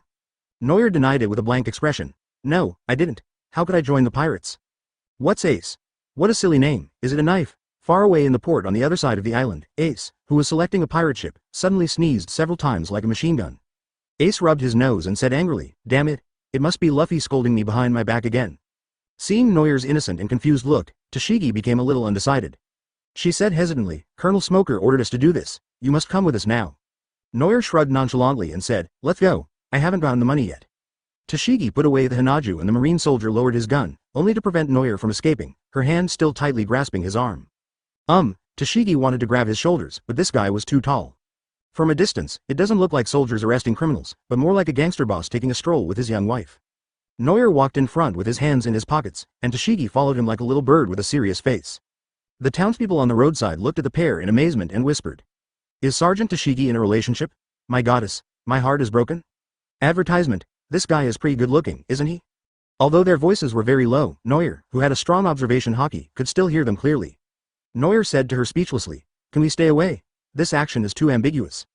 Tashigi glared at him fiercely and said, "I can't let you go until we're sure you're a criminal." "All right. Why is this girl so stupid? Host has met an important person. Rewards are being distributed. 1 pair of color-changing glare sunglasses, 10 white talent copy cards." Hearing the familiar prompt tone of the system, Neuer raised his eyebrows in surprise. Being caught by someone is also called getting acquainted? What are those color-changing glare sunglasses? The name sounds pretty cool. Neuer looked expectantly at the sunglasses in the system space, and at the same time expressed deep doubts about the white copy card given by the system. What the hell is this white talent copy card good for? With Neuer's current strength, he doesn't need the white talent at all. As if sensing Neuer's dissatisfaction, the system was silent for a long time, and then spoke again. "It is detected that the system function cannot help the host, and it will automatically upgrade. The system upgrade will take 72 hours, during which the system copy function will be suspended." Huh? Complain about the system breaking through? Neuer was delighted. The system was a great help in helping him become stronger. Upgrading it should be able to provide more services, right? It's just 3 days, no big deal. The news of the system upgrade made Neuer happy, and even the girl with glasses next to him felt that she was pretty. Just when Neuer was successfully arrested by Marine, Ace also encountered some twists and turns. Things were originally going well. Ace and his 2 friends picked out a ready-made boat and even paid for it. They only needed to make some minor modifications to the exterior before they could set off. But Ace insisted on having a meal before the boat came out, and the result was Ace's bounty was finally distributed by Marine at this time today. Advertisement a full 40 million belly, and the above information does not include the Ace who ate the Mera fruit. I don't know what Ace did before. When Ace first stepped into the town and entered the restaurant, his face was recognized and a large group of Marines chased him. With a large number of Marines chasing after him, Deuce cried out in tears. "Why did you come earlier or later? Why did you only issue the Ace bounty now?" Scar ducked his head to avoid the hail of bullets behind him, and shouted in grief and anger. "The firepower of these Marines is too strong." Bullet holes piercing his body appeared from time to time, and Ace said with a smile, "I think it's okay. Because they can't hit you at all." The 2 shouted angrily at the heartless Ace. Just as the 3 were running away in a hurry, they suddenly found that a man riding a cool and smoking motorcycle was blocking their way. The man picked up a strange-looking weapon and rushed straight towards Ace. Ace looked at the man rushing towards him, remaining indifferent. After all, his elementalization was not afraid of this kind of physical attack at all. But something unbelievable happened to Ace. The weapon held by the Marine man did not pass through his body as he expected. The cold head of Jutsu hit Ace's chest hard, and Ace suddenly felt that his internal organs were shaken. A mouthful of blood rushed to his mouth, but Ace managed to hold it back. Ace wiped his mouth, put a hand on his chest, retracted the smile on his face, and stared coldly at the man in front of him with a cigar in his mouth. Smoker puffed out white smoke from his mouth, his nonchalant eyes revealed contempt, and said, "Pirates Ace, I didn't expect you to eat Logia's devil fruit too. But it's no use. Pirates from East Blue, no one can get past me." Ace's whole body was emitting high-temperature flames, and he had a sunny smile on his face, but his eyes seemed to be staring at his prey. "Really? But I want to go there." The flames burned more and more vigorously, and Ace's body seemed to expand and explode, and the flames in the sky attacked like the fangs of a devil. Smoker snorted coldly, and his body was covered by white smoke as he rushed forward. For a moment, the smoke and flames entangled together, like two ferocious beasts that would not stop until they tore a piece of flesh from each other. The elemental storm of fire and smoke grew larger and larger, reaching a height that reached the sky, and everyone in the town could see it from the sky. Neuer, who was joking with Tashigi, also saw this spectacular scene and suddenly remembered that Ace and Smoker had also fought in the original book. But didn't that happen 3 years later? I traveled through time again? Chapter 39. Pirates Hunters back online. The battle of flames and smoke intensified. Tashigi slapped his head anxiously and said, "Damn it, Colonel Smoker is fighting a powerful enemy." As she spoke, the girl with glasses waved her arm at the soldiers and commanded, "Go over there, support the colonel." Yes. The Marine quickly broke into a run, and Tashigi followed. After running a few steps, she suddenly remembered something and turned back to grab Neuer again. Neuer was touched by Tashigi's dedication, but she didn't think she could control him that way, did she? Neuer easily dodged Tashigi's hand with a twist, ran onto the roof in a flash, and disappeared in the distance in the blink of an eye. Then a faint voice came. "I'll go over and take a look at the situation first, you hurry up and follow me." Tashigi stamped his feet in frustration and shouted through gritted teeth, "Hurry up." Neuer ran very fast and soon found the battlefield between Ace and Smoker. At this time, the two had just separated from the two entangled elements. Smoker was covered in smoke and Ace raised his burning fist. Smoker's eyes moved, and he immediately spotted Neuer, who had come over, and said, "East Blue Hunter Neuer, are you here to help Pirates Ace?" Ace shouted excitedly, "Neuer, we bought a boat, we can set off." Neuer covered his forehead speechlessly and said, "Brother, I am a hunter. Doesn't your shouting prove that I'm in the same group with you?" Sure enough, Smoker heard what Ace said, stared at Neuer with a serious expression, and said, "You really joined the pirates." Neuer spread his hands and tried to explain, "Actually, I'm not." Neuer wanted to explain, but Smoker didn't want to listen. His lower body turned into smoke and flew towards him. Smoke launcher. Smoker raised his 10 hands with sea stone hidden on top and chopped them down on Neuer's head with great force. "The world is so beautiful, but you are so irritable." Neuer had no choice but to raise his knife to block the attack. He used his arms to push away his 10 hands, twisted his body backwards, and swung his knife down. Tornado flash. The force of the body's rotation plus Neuer's arm strength, superimposed on the Qingxing sword, suddenly chopped towards Smoker's exposed chest. Like Ace, he thought that a small pirate's hunter couldn't hurt him. Smoker had no defense at all and continued to attack on his own. Advertisement, but what he didn't know was that Neuer's knife had already been wrapped with armament Haki. In the split second between life and death, Smoker seemed to smell the breath of death and subconsciously turned his body and retracted his attack. It was this action that saved his life. There was a shallow knife wound on the chest not far from the heart, and blood was oozing out. Smoker broke out in a cold sweat. "If I hadn't retracted my strength just now, I would have been pierced directly." Pirates Hunter Neuer can actually use Haki. Why does East Blue have such a strong person? As a soldier who graduated from the naval headquarters, especially Smoker, who was taught by Zephyr, he is well aware of the terrifying power system of Haki. His training was to develop the fruit, and he was not a grandmaster of Haki, and he couldn't even control the activation of armament Haki at will. But this young-looking boy can actually do it. Smoker looked at Neuer in shock, and Neuer looked at him with a half-smile and said, "Can you listen to me now, Colonel?" At this time, the Marines led by Tashigi also arrived here, and everyone took out their guns and pointed them at Ace and Neuer. Smoker said to Neuer with a dark face, "What do you want to say?" Neuer held up 3 fingers and said, "First, I didn't become a pirate. I'm still a hunter. Second, your Marine's intelligence said Ace and I were on the same boat, but in fact his boat was gone, so he just took my boat. I didn't catch him because there's no bounty on Ace and I'm too lazy to care about him. Third," Neuer glanced at Tashigi, who had come running over, and said, "I just helped your Marines solve the pirates who stole children. Shouldn't you pay me?" Smoker looked at Neuer thoughtfully and said, "So you didn't arrest him because he didn't have a reward?" Neuer nodded confidently. "That's right." Smoker smiled strangely, pulled out a wanted poster from his men, and said, "Pirates Ace, now there's a bounty, you can catch him." "Oh, you." Neuer stared at Ace's bounty in amazement. "Wow, 40 million Baileys. It's so expensive even before East Blue is released?" After reading the reward, Neuer rolled his eyes and said, "Forget it. I'm too lazy to catch him, and I don't need money now."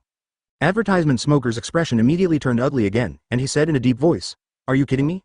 Neuer was not afraid at all, with a dangerous smile on his face, and said, "What can I do to you if I play tricks on you?" The sky gradually darkened and a drizzle began to fall. The atmosphere between Neuer and Smoker became increasingly tense. At this time, Ace finally saw the situation clearly. It seems that because of his own reasons, Neuer is going to offend Marine and can no longer be a pirate's hunter? How can that be? Although Ace also wanted Neuer to become his partner, he was unwilling to do so. Ace treated him as a friend and would not force him. We must help Neuer. Ace looked at Neuer and suddenly started to yell like crazy. Ah! Are you trying to arrest me? Smoker and Neuer were both stunned. Neuer looked at him in confusion. What did this out-of-line guy want to do? In the drizzle, Ace rushed forward with his arms turned into flames, raised his fist and punched Neuer, pretending to shout. I won't let you catch me. Neuer, who was also a Mera fruit user, easily took his punch and, as he approached, he whispered silently, what do you want to do? Ace chuckled and said, you're a pirate's hunter, come and catch me. After saying that, Ace took several steps back and said weakly, the strongest hunter in East Blue is worthy of his reputation. After finishing his words, Ace led Deuce and Scar and turned and ran away, leaving behind one sentence. Help! Neuer covered his face with his hands in shame, and ran after him, shouting weakly, don't run if you can. The confused Marines stood there in a daze. Tashigi reported to Smoker in a serious tone, it seems that Neuer and Pirates Ace are not in the same group. It's not your head. Smoker's forehead was throbbing with veins, and he cursed at this naive subordinate. Such poor acting skills, even a fool wouldn't believe it. Even if you ask Vice Admiral Garp to see it, he won't believe it. Smoker's face turned livid and he yelled, leave Neuer alone. Go and capture Pirates Portgas D. Ace, Chapter 40 Redline. Neuer is running after Ace. Ace said, come and chase me, come on, while laughing shyly like a barbell. Neuer's head was covered in cold sweat, and his toes were so dry that he wished he could dig out a forbidden city from the ground. Wouldn't he feel embarrassed acting like this? But there was no other way, at least I found a good reason to leave Marine. If they really believed it. Accompanied by the rain, noisy footsteps and shouting, people gradually gathered around. A large wave of Marines is coming. The cold raindrops dripped on Neuer's face, making him extremely sober. Although he had always wanted to sell Ace, Neuer would definitely not be happy if Ace ended up with the same ending as in the original novel. After all, the two of them have been together for so long, even if they raise a dog, they will develop feelings for it, right? The wind on the street was getting colder and colder, and with the rain getting heavier, the townspeople in the entire town were forced to return home out of the cold. However, the Marine's passion for catching criminals was not extinguished at all, but became even stronger. Marine was fighting and chasing Ace, and the number of people was increasing. Naturally, Smoker was the first to bear the brunt. Smoker flew up on the smoke under his feet, just like the Monkey King riding the clouds. Flying next to Neuer, Smoker looked at him questioningly and said, you can't even catch up with this? Neuer lied calmly, oh, well, I feel a little weak recently. Smoker looked at him speechlessly, not even knowing a good reason. As they fled and chased each other, the two groups were about to run out of the town. Relying on the range-killing power of the Mera fruit, Ace was able to escape easily. On the other hand, Smoker, in order to protect his Marine subordinates, blocked Ace's attacks again and again, but his speed could not be increased at all. Plus a Neuer paddling. At this time, on the shore, Ace's new ship, Spade Ace, had already stopped at the shore. There was another person sitting on the boat, it was Mihawk who had just come from Neuer's boat. From such a long distance, Ace and the others were barely more than a black dot in their sight. Mihawk raised his gun confidently, advertisement bang, bang, bang. Several gunshots rang out in succession, and Neuer, who was far away at the edge of the town, suddenly felt several bullets flying at him at high speed. Mihawk's sniper? So far away. Neuer became even more convinced that this guy definitely had some ability to see things. Several Marine soldiers suddenly fell down for no reason, and Smoker's face became even uglier. Why are there snipers? Why is this pirates group of only 4 people so troublesome? With Mihawk's long-range fire support, Ace finally ran back to the shore with Deuce and Scarl and returned to the Spade Ace. The Spade Pirates flag that had not been raised for a long time was raised, and Ace gave the order to weigh anchor and set sail again. Ace stood by the boat, put his hands to his mouth like a trumpet, and shouted, sorry, Mr. Marine Colonel. The Spade Pirates are about to set sail. Damn pirates. Smoker was furious at Ace's shouting. But to make matters worse, Marine came running over and said, reporting to the Colonel, Logue town is seriously underguarded, and many pirates have appeared to attack the townspeople. Smoker ran to the shore and watched Ace and his gang going away. If you want to take down Ace, it may be difficult to succeed by yourself, you need to have enough military force restrictions. The warships have not been dispatched yet. If they wait until they are deployed and then set out in large numbers to capture Ace, Smoker will definitely be robbed by the pirates in the rear. Smoker calmed down and thought for a while, and made up his mind not to chase her anymore. As the garrison commander of Logue town, he was aware of his duties. He can clearly distinguish between a group of pirates that can no longer be caught up and a group of pirates that are threatening the safety of the townspeople. But he was unwilling to give up. Smoker turned his attention to Neuer. Neuer appeared calm on the surface, but he felt a little uncomfortable inside. He just thought of running away in the boat. Why are you, a smoker, staring at Lousy? Smoker walked up to Neuer and said, you are a pirates hunter, right? Bring Pirates Ace to me anytime and I'll double your bounty. Neuer cursed secretly. You still owe me money. Host has made the acquaintance of an important person. The reward has been issued. 10 boxes of top quality cigars. The sudden system sound startled Neuer. He asked in his heart, system? Isn't it upgrading? Advertisement, no response. Well, it seems that system upgrades will not delay the distribution of rewards. Neuer smiled at the old smoker, got on his boat, and chased after Ace and the others.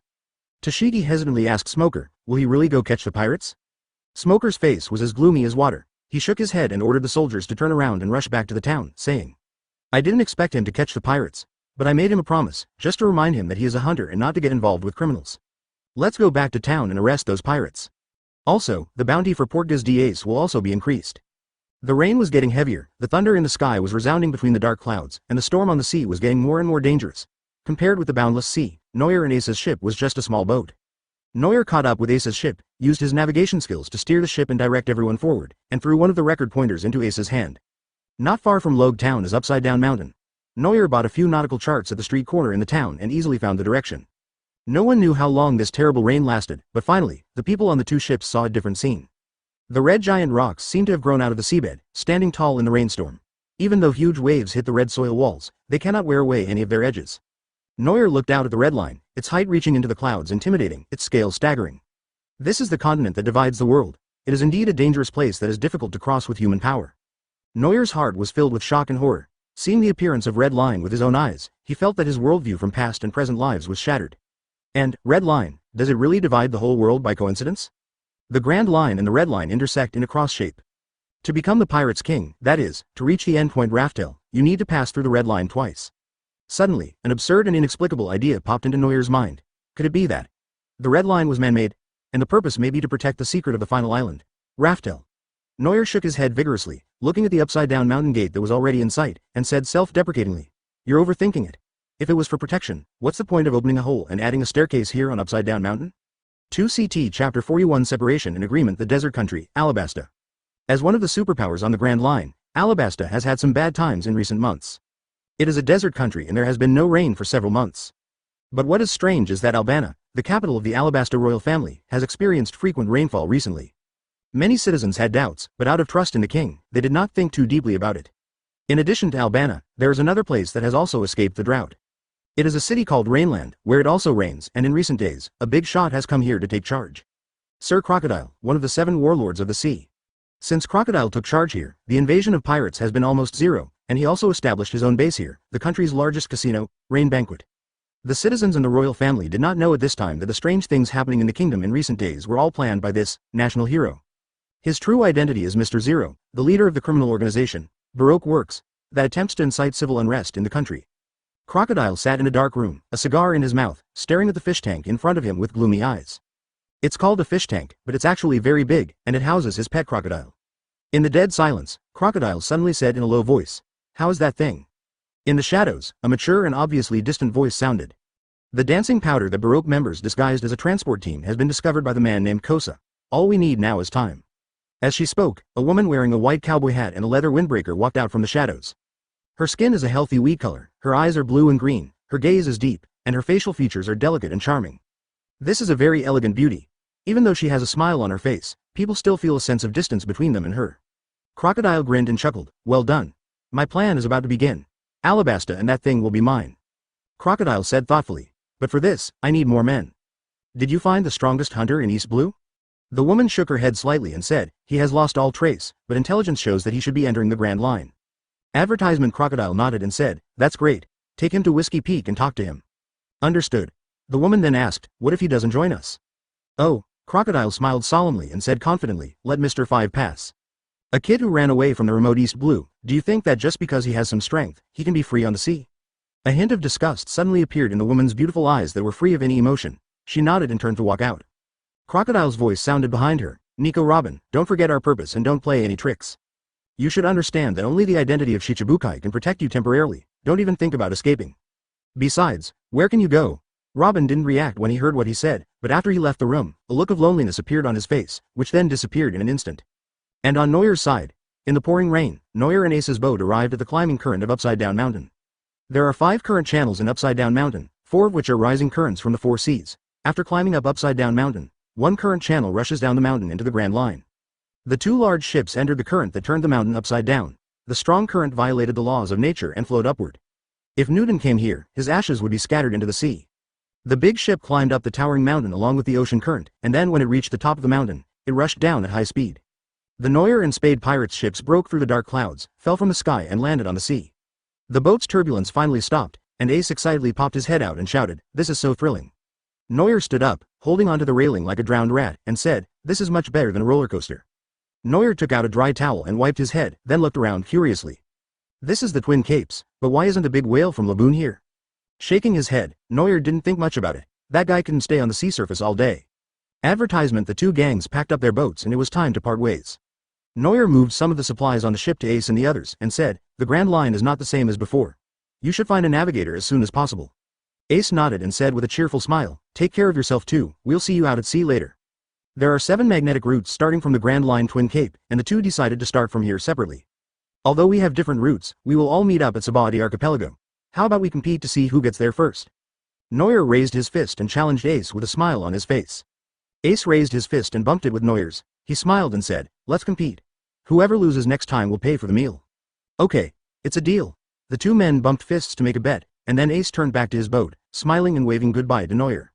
Neuer waved his hands desperately and shouted, "Goodbye." As the boat slowly moved away, everything on Neuer's boat became quiet again. But he was a little uncomfortable. Neuer sighed and said self-deprecatingly, "It feels so cheap. I was annoyed when they were here, but as soon as they left, I felt a little uncomfortable." He is not a person who likes the hustle and bustle, but Neuer likes the hustle and bustle to be right in front of him, which makes him feel warm. After sighing for a while, Neuer finally came out of his depression. "It seems like I need to find a companion to sail with, this is too boring." Neuer calmed himself down, hoisted the sail, and started sailing again according to the instructions of the recording pointer. His initial destination was Whiskey Peak, where Crocodile's spies were everywhere. Who knows, maybe you can find a permanent pointer to Alabasta there. But after starting the voyage, Neuer realized that he couldn't even find the location of Whiskey Peak. Just when Neuer was scratching his head, not knowing what to do, the assist from Crocodile finally came. On the sea, a ship was approaching slowly. The lookout on board saw Neuer's ship and shouted, "Found it, the guy the boss wants to recruit." Neuer, who was highly perceptive, heard the noise and looked at the people on the boat in confusion. A man on the boat stood by the side of the boat, rubbing his hands eagerly, and asked in a friendly manner, "Excuse me, is this Mr. Neuer?" Chapter 42 Whiskey Peak. Neuer raised an eyebrow and asked, "I am, who are you?" The man on the boat laughed even more happily and said, "We are bounty hunters from the Baroque Works, and we would like to invite you to visit Whiskey Peak." "Baroque Workshop?" Neuer asked in confusion. "Isn't it Crocodile's company? I haven't even gone to find him yet, but he came to me on his own?" "But I don't know you," Neuer asked. The man smiled and said, "You are the strongest bounty hunter in East Blue. We should entertain you. Let me introduce myself. I'm Mr. 9. All members of our company are referred to by code names." Neuer looked at him thoughtfully. Is this the guy Mr. 9 in the original book? How come he remembered Mr. 9? It seemed like he was a guy with a number on his face, and he was Princess Vivi's partner. Was he fired by Lao Sha afterwards? However, Neuer didn't have time to take care of their company's affairs. Since there was a ready-made leader, he didn't have to bother. Neuer said, "Thank you very much. Lead the way." "Oh, okay." Mr. 9 responded with a smile, then turned around and a sinister smile appeared on his wretched face. Just before that, the company boss suddenly informed him that he was asked to receive a new person. The key point is that the boss said that this new guy is much better than him, so let him take his own position, and then he will become Mr. 10. Why? Mr. 9's facial features were distorted with jealousy. He wants to get rid of the person who is blocking his path to promotion. Although Mr. 9's emotional fluctuations were very hidden, Neuer could still clearly sense them. Neuer chuckled and didn't take it seriously. After finding an eye mask and putting it on, Neuer lay comfortably on the deck. These weaklings always think they are Sun Wukong and can turn the world upside down. However, how cool is Monkey King? In the end, he was punished to the foot of the Five Fingers Mountain for violating the rules of urination and defecation. Led by the malicious Mr. 9, Neuer also found the direction and arrived at Whiskey Peak. Whiskey Peak, known as the town that welcomes pirates. Advertisement, but in fact, most of the people here are bounty hunters. They targeted the rookie pirates heading to the Grand Line and gathered here to collect the huge bounty. Many young and inexperienced pirates lost their lives and became their meals. In addition, this is also a branch of the secret criminal organization Baroque Works. That is the territory where Crocodile developed. Neuer was sent to the island by everyone. Looking at the mountain that looked like a cactus, he couldn't help but exclaimed. The world is full of wonders, and there are mountains that look like this. But the cactus needles above are all tombstones, which really ruins the scenery. Mr. 9 greeted enthusiastically, "Mr. Neuer, please come this way. We have prepared delicious food for you." "That's great, let's go," Neuer said happily. Mr. 9 welcomed Neuer to the town, where a table of wine and meat had already been set up in one of the rooms. Wow! Neuer's eyes lit up and he rushed over to eat. He picked up a large piece of bone and meat and stuffed it into his mouth. It tastes terrible. Neuer frowned, and Mr. 9 asked quickly, "What's wrong, Mr. Neuer?" Neuer waved his hand indifferently and said, "It tastes a bit bad, but I'll just eat it. Do you have any wine?" Mr. Nine's eyes lit up and he said quickly, yes, I'll bring it up to you right away. Mr. Nine ran out of the house and took the drinks that had been prepared from his men. The subordinate laughed and pointed at the bottle and said, add more ingredients, it's enough for him to sleep for a day. Mr. Nine nodded and said viciously, this will be his last meal. After delivering the water and seeing Neuer drink it with his own eyes, Mr. Nine walked out with relief. After a while, Mr. Nine could no longer hear any sound outside the door. He pushed the door open gently and walked in. At first glance, Neuer was sleeping soundly on the table, snoring repeatedly. Mr. Nine pushed Neuer a few times and called him softly, Mr. Neuer, Neuer? There was no movement and Mr. Nine finally showed a smile of success on his face. In this ocean, is there anyone who can't be knocked out by drugs? Mr. Nine said with a confident smile. Advertisement in his worldview, no matter how powerful a person is, he will eventually be defeated by shady tactics. Why would the boss want to promote you to my position? Is it because of your brute strength? Mr. Nine shouted at the sleeping Neuer in dissatisfaction. The boss is also a stupid guy. Does he really think that such a young boy can be better than me? As long as I kill you and throw you into the sea, you will be nothing more than a useless person who didn't reach the grand line in the eyes of the boss. Mr. Nine drew out the short sword from his waist, grinned strangely, and then pointed at Neuer on the table.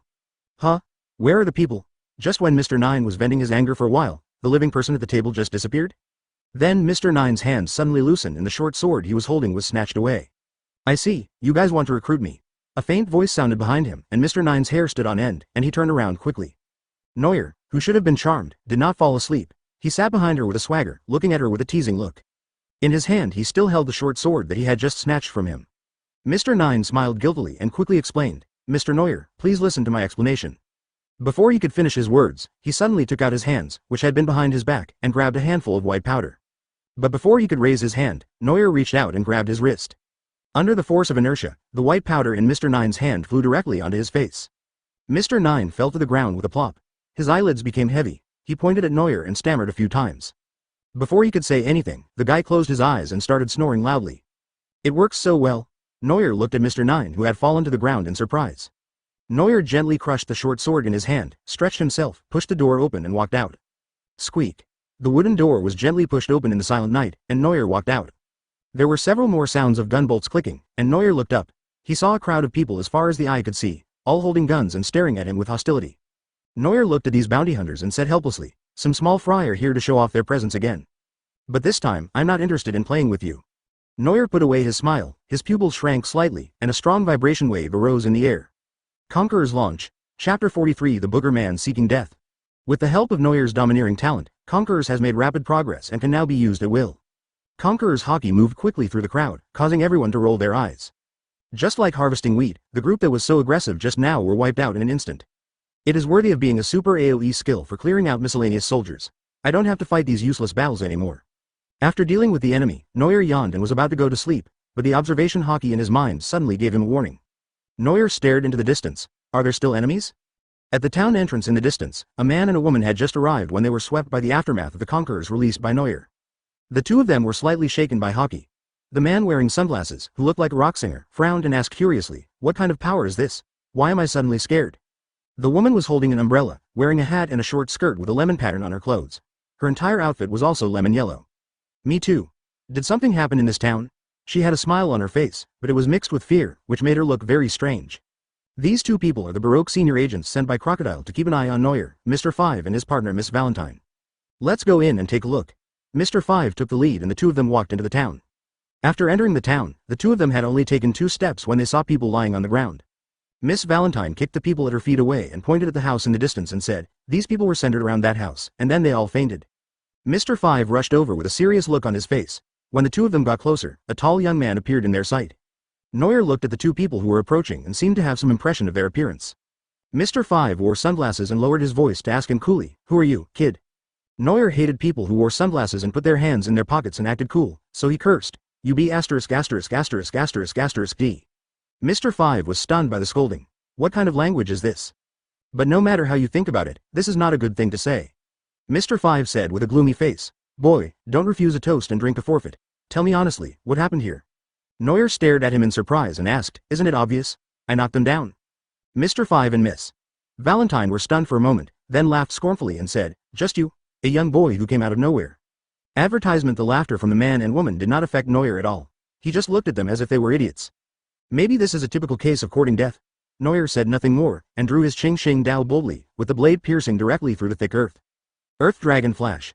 The hard ground cracked instantly, and a sword wave, carrying the gravel that rushed up, slashed towards Mr. Five and the other person. Mr. Five and Miss Valentine were startled and quickly jumped to the sides to avoid it. Mr. Five was fine, but Miss Valentine was hit hard in the stomach by the upturned stone, and she gasped in pain. Damn boy. Miss Valentine, who had a pretty face, felt so much pain that her facial features twisted. She spun the umbrella in her hand and jumped onto Neuer's head. Weight changes. Miss Valentine chuckled and floated above Neuer's head like a piece of paper. She proudly introduced herself to Neuer. I'm a user of the Light Lion fruit ability. I can change my weight. Boy, admit defeat quickly, or I'll crush you into a meat pie. Neuer listened to Miss Valentine's threats, pretending to be facing a formidable enemy, and quietly enjoyed the scenery. Almost. Just almost. Oh, Neuer heaved a sigh of relief, pointed confidently above his head, and shouted to Miss Valentine, who was wearing a skirt floating above his head, yellow stripes. Miss Valentine was stunned at first, then she reacted immediately, her face turned red with shame, and she shouted angrily, go to hell. 10,000 kilograms of pressure. Her weight suddenly increased in the air and hit Neuer's head like a meteorite. But Neuer was not in a hurry. When Miss Valentine was almost above his head, he directly used a bicycle kick to volley the heavy Miss Valentine into the air. This technique and this strength will make anyone speechless and cry. Miss Valentine screamed and was kicked flying backwards. Mr. Five stared in disbelief at his partner who was killed instantly. Why did she change to yellow stripes today? Oh, that's not right. She was actually dealt with instantly by such a little kid? Mr. Five immediately entered combat mode. Advertisement. This guy actually dug a booger out of his nose, flicked his finger at Neuer, and shouted, Nose Fantasy Cannon. Neuer quickly turned to avoid the disgusting booger, and a small explosion immediately occurred behind him. Boom. Neuer's face darkened as he remembered. Mr. Five is the user of the explosion fruit, and any part of his body can become an explosive, including his boogers. But this booger man dared to throw such a disgusting thing at himself, he must be tired of living. Mr. Five saw that Neuer had dodged his attack, so he made another booger move and wanted to continue. Before he could get ready, a foot flew towards him. Bang! Neuer's soul made direct and intimate contact with Mr. Five's big face. Mr. Five's body immediately flew backwards like his partner. But Neuer was not willing to give up. He raised his fist and chased him, hitting him with a combination of punches, cursing. I told you to pick your nose, I told you to throw lousy. I told you to stop pretending. After being hit by Neuer's full set of, return his pretty fist. Mr. Five, who had an extremely poor physical condition, fainted before he could even activate his ability. It was simply a disgrace to the devil fruit he ate. Neuer let go of Mr. Five with disdain, and then shouted to the terrified Miss Valentine not far away, take your partner and get out. By the way, go back and tell your boss that if you want to recruit me, give me a suitable position first. When Miss Valentine heard this, she finally remembered. It turned out that the purpose of their trip was the young man in front of them. The boss ordered that if the young man did not join them, Mr. Five and himself would deal with him personally. But now the situation. Regardless of whether he joins or not, we can't defeat him either. Miss Valentine thought bitterly. She didn't know how their boss would punish them when they returned. But she didn't dare to stay here any longer, so she ran over to help Mr. Five up, then turned around and ran away in shame. Chapter 44 System Upgrade. The two men who were beaten by Neuer were so scared that they ran away crawling. After sending away the two senior agents of Baroque Works, Neuer walked past the pile of people who had fainted on the ground and returned to the house. Lying comfortably on a large bed, Neuer couldn't help but groan. Great, there's a big house to live in right after entering the Grand Line, it's not a big deal. Under normal circumstances, Neuer only needs to stay here for a few days to fill the record pointer with magnetic force. Then just follow the direction indicated by the record pointer and head to the next island. But what bothered Neuer was that, according to the original book, the next destination of Whiskey Peak should be Lil Garden. There are two giants fighting all year round on Lil Garden. In addition, it is influenced by its unique geographical environment. It takes at least a year for the record pointer to accumulate enough magnetic force in Lil Garden before it can point to the next island. Neuer doesn't have that long to wait. The best way now is to find a permanent pointer to change the course, just like the Straw Hat Crew in the original film. The permanent pointer is different from the record pointer. It can always point to the direction of an island. Some senior agents of Baroque Works should have this thing. Neuer now really hopes that Crocodile will be more persistent. Send more people to Whiskey Peak to kill me or recruit me. It would be best if he could come in person and then follow him directly to Alabasta. Mr. Five and Miss Valentine before were like poor guys, they didn't even have an eternal pointer to Alabasta. This is understandable. Crocodile opened the Baroque studio using only the identity of Mr. Zero. His subordinates would never have thought that the boss of a criminal company would be the pirates Shichibukai in Alabasta. Before that, Neuer decided to stay at Whiskey Peak, waiting for Crocodile to continue delivering food and for the system to be upgraded. The copy cards rewarded by the previous system could not keep up with Neuer's progress. I hope they will be more powerful after the system upgrade. Here, Neuer was lying comfortably on the big bed and taking a nap. The unlucky Mr. Five also reported the mission failure and Neuer's information to his superiors through Den Den Mushi. Advertisement in the rain banquet of the luxurious casino in Alabasta. A Den Mushi wearing sunglasses had a sad face and talked incessantly. After a long while, a slender hand gently hung up the Den Mushi. Nico Robin rested his chin on the back of his hand, thinking about something. Mr. Five's mission failed, which was somewhat beyond her expectations. Although Mr. Five's explanation was exaggerated and contained a lot of cover-up, Robin still heard the hidden meaning. The new guy who just joined the Grand Line seemed to have solved Mr. Five effortlessly. Although there are many people under Crocodile who are stronger than Mr. Five, there are probably no more than 2 people who can do this. Interesting. A smile appeared on Robin's face, and he took a long step towards the magnificent casino hall outside. At the front of the hall, Crocodile was holding a glass of red wine, chatting and laughing with the guests in front of him in a polite manner. Robin walked up to him and whispered, "Boss, the mission has changed." Crocodile's eyes narrowed slightly, he smiled and said a few words to the guest in front of him, then turned around and went back to his office. "What's going on?" Crocodile lit a cigar and asked lightly. Robin said slowly, "Mr. Nine acted on his own and wanted to kill the newcomer, but it seems he was killed in return." Crocodile's eyes flashed with anger, and he cursed. "You are more likely to cause trouble than to help. How dare you disobey my orders?" In response to his anger, Robin continued, "When Mr. Five got there, he didn't find out the identity of the new guy, so he took action against him." Crocodile frowned and asked, "Did you take action against him?" "Forget it, let's just kill him. He's just a newcomer to East Blue. I can find another target to recruit." Robin shook his head and said, "No, Mr. Five was also solved." Crocodile took a big puff of his cigar and said in surprise, "He can beat Mr. Five?" "Yes." Robin nodded and said, after he learned that it was Baroque Studio that recruited him, he was very dissatisfied with the position given by the boss. Interesting. Crocodile thought about it with interest. Since he was able to defeat Mr. Five, the position I gave to Mr. Nine before was indeed too low. Advertisement. How about changing Mr. Five's position?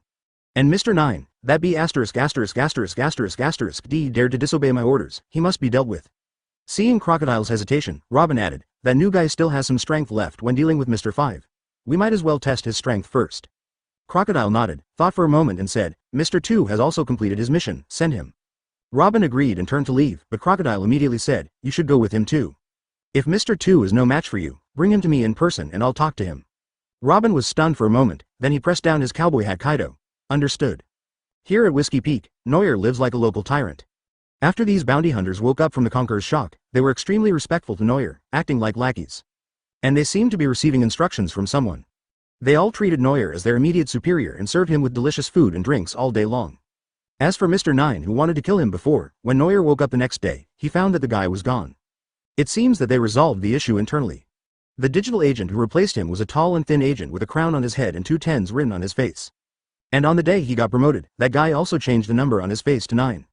Neuer also doesn't understand the point of doing this. Then I thought about it carefully, wasn't this guy the partner that Princess Vivi later became when she infiltrated the Baroque works? In this way, under the leadership and service of the new Mr. Nine, Neuer spent a few days of idle life with great relish. Finally, on the 3rd day, the long-dormant system finally woke up. Neuer, who had been waiting for a long time, couldn't wait to ask, "System, tell me about the upgraded functions." The system's cold voice sounded after a long absence. "The system has fixed the unreasonableness of the talent copy card and opened up new permissions. First, the host's talent slots are upgraded from 7 to 10. Second, the system will open up the Atlas collection function. Third, the talent opens the fusion function. Chapter 45, Sister Robin." Neuer asked in confusion, "Can you explain it more clearly?" Apart from the upgrade of his own talent slots from 7 to 10, he didn't understand anything else. The system explained. The system includes an Atlas. Whenever the host replaces an old talent with a new one, the old talent will be included in the Atlas. The host can redeem old talents that have been included in the Atlas at any time, but the cooldown period for each redemption is 3 months. Neuer's eyes widened in surprise. That would be great. Talents that you copy but don't use can be saved in the Atlas and replaced when needed in the future. And more importantly, taking it back from the illustrated guide is unconditional. As for the cooling off period, it doesn't matter. It only takes 3 months, it's not like he can't wait. Neuer had a happy look on his face, and then asked, "What is the purpose of talent fusion?" Each talent can be fused with other talents of the same quality. After fusion, the quality will be improved and the ability will have a chance to be upgraded. Each talent can only be fused once, and after fusion, this talent cannot be replaced and becomes a permanent talent. Neuer thought thoughtfully that this new feature was not bad.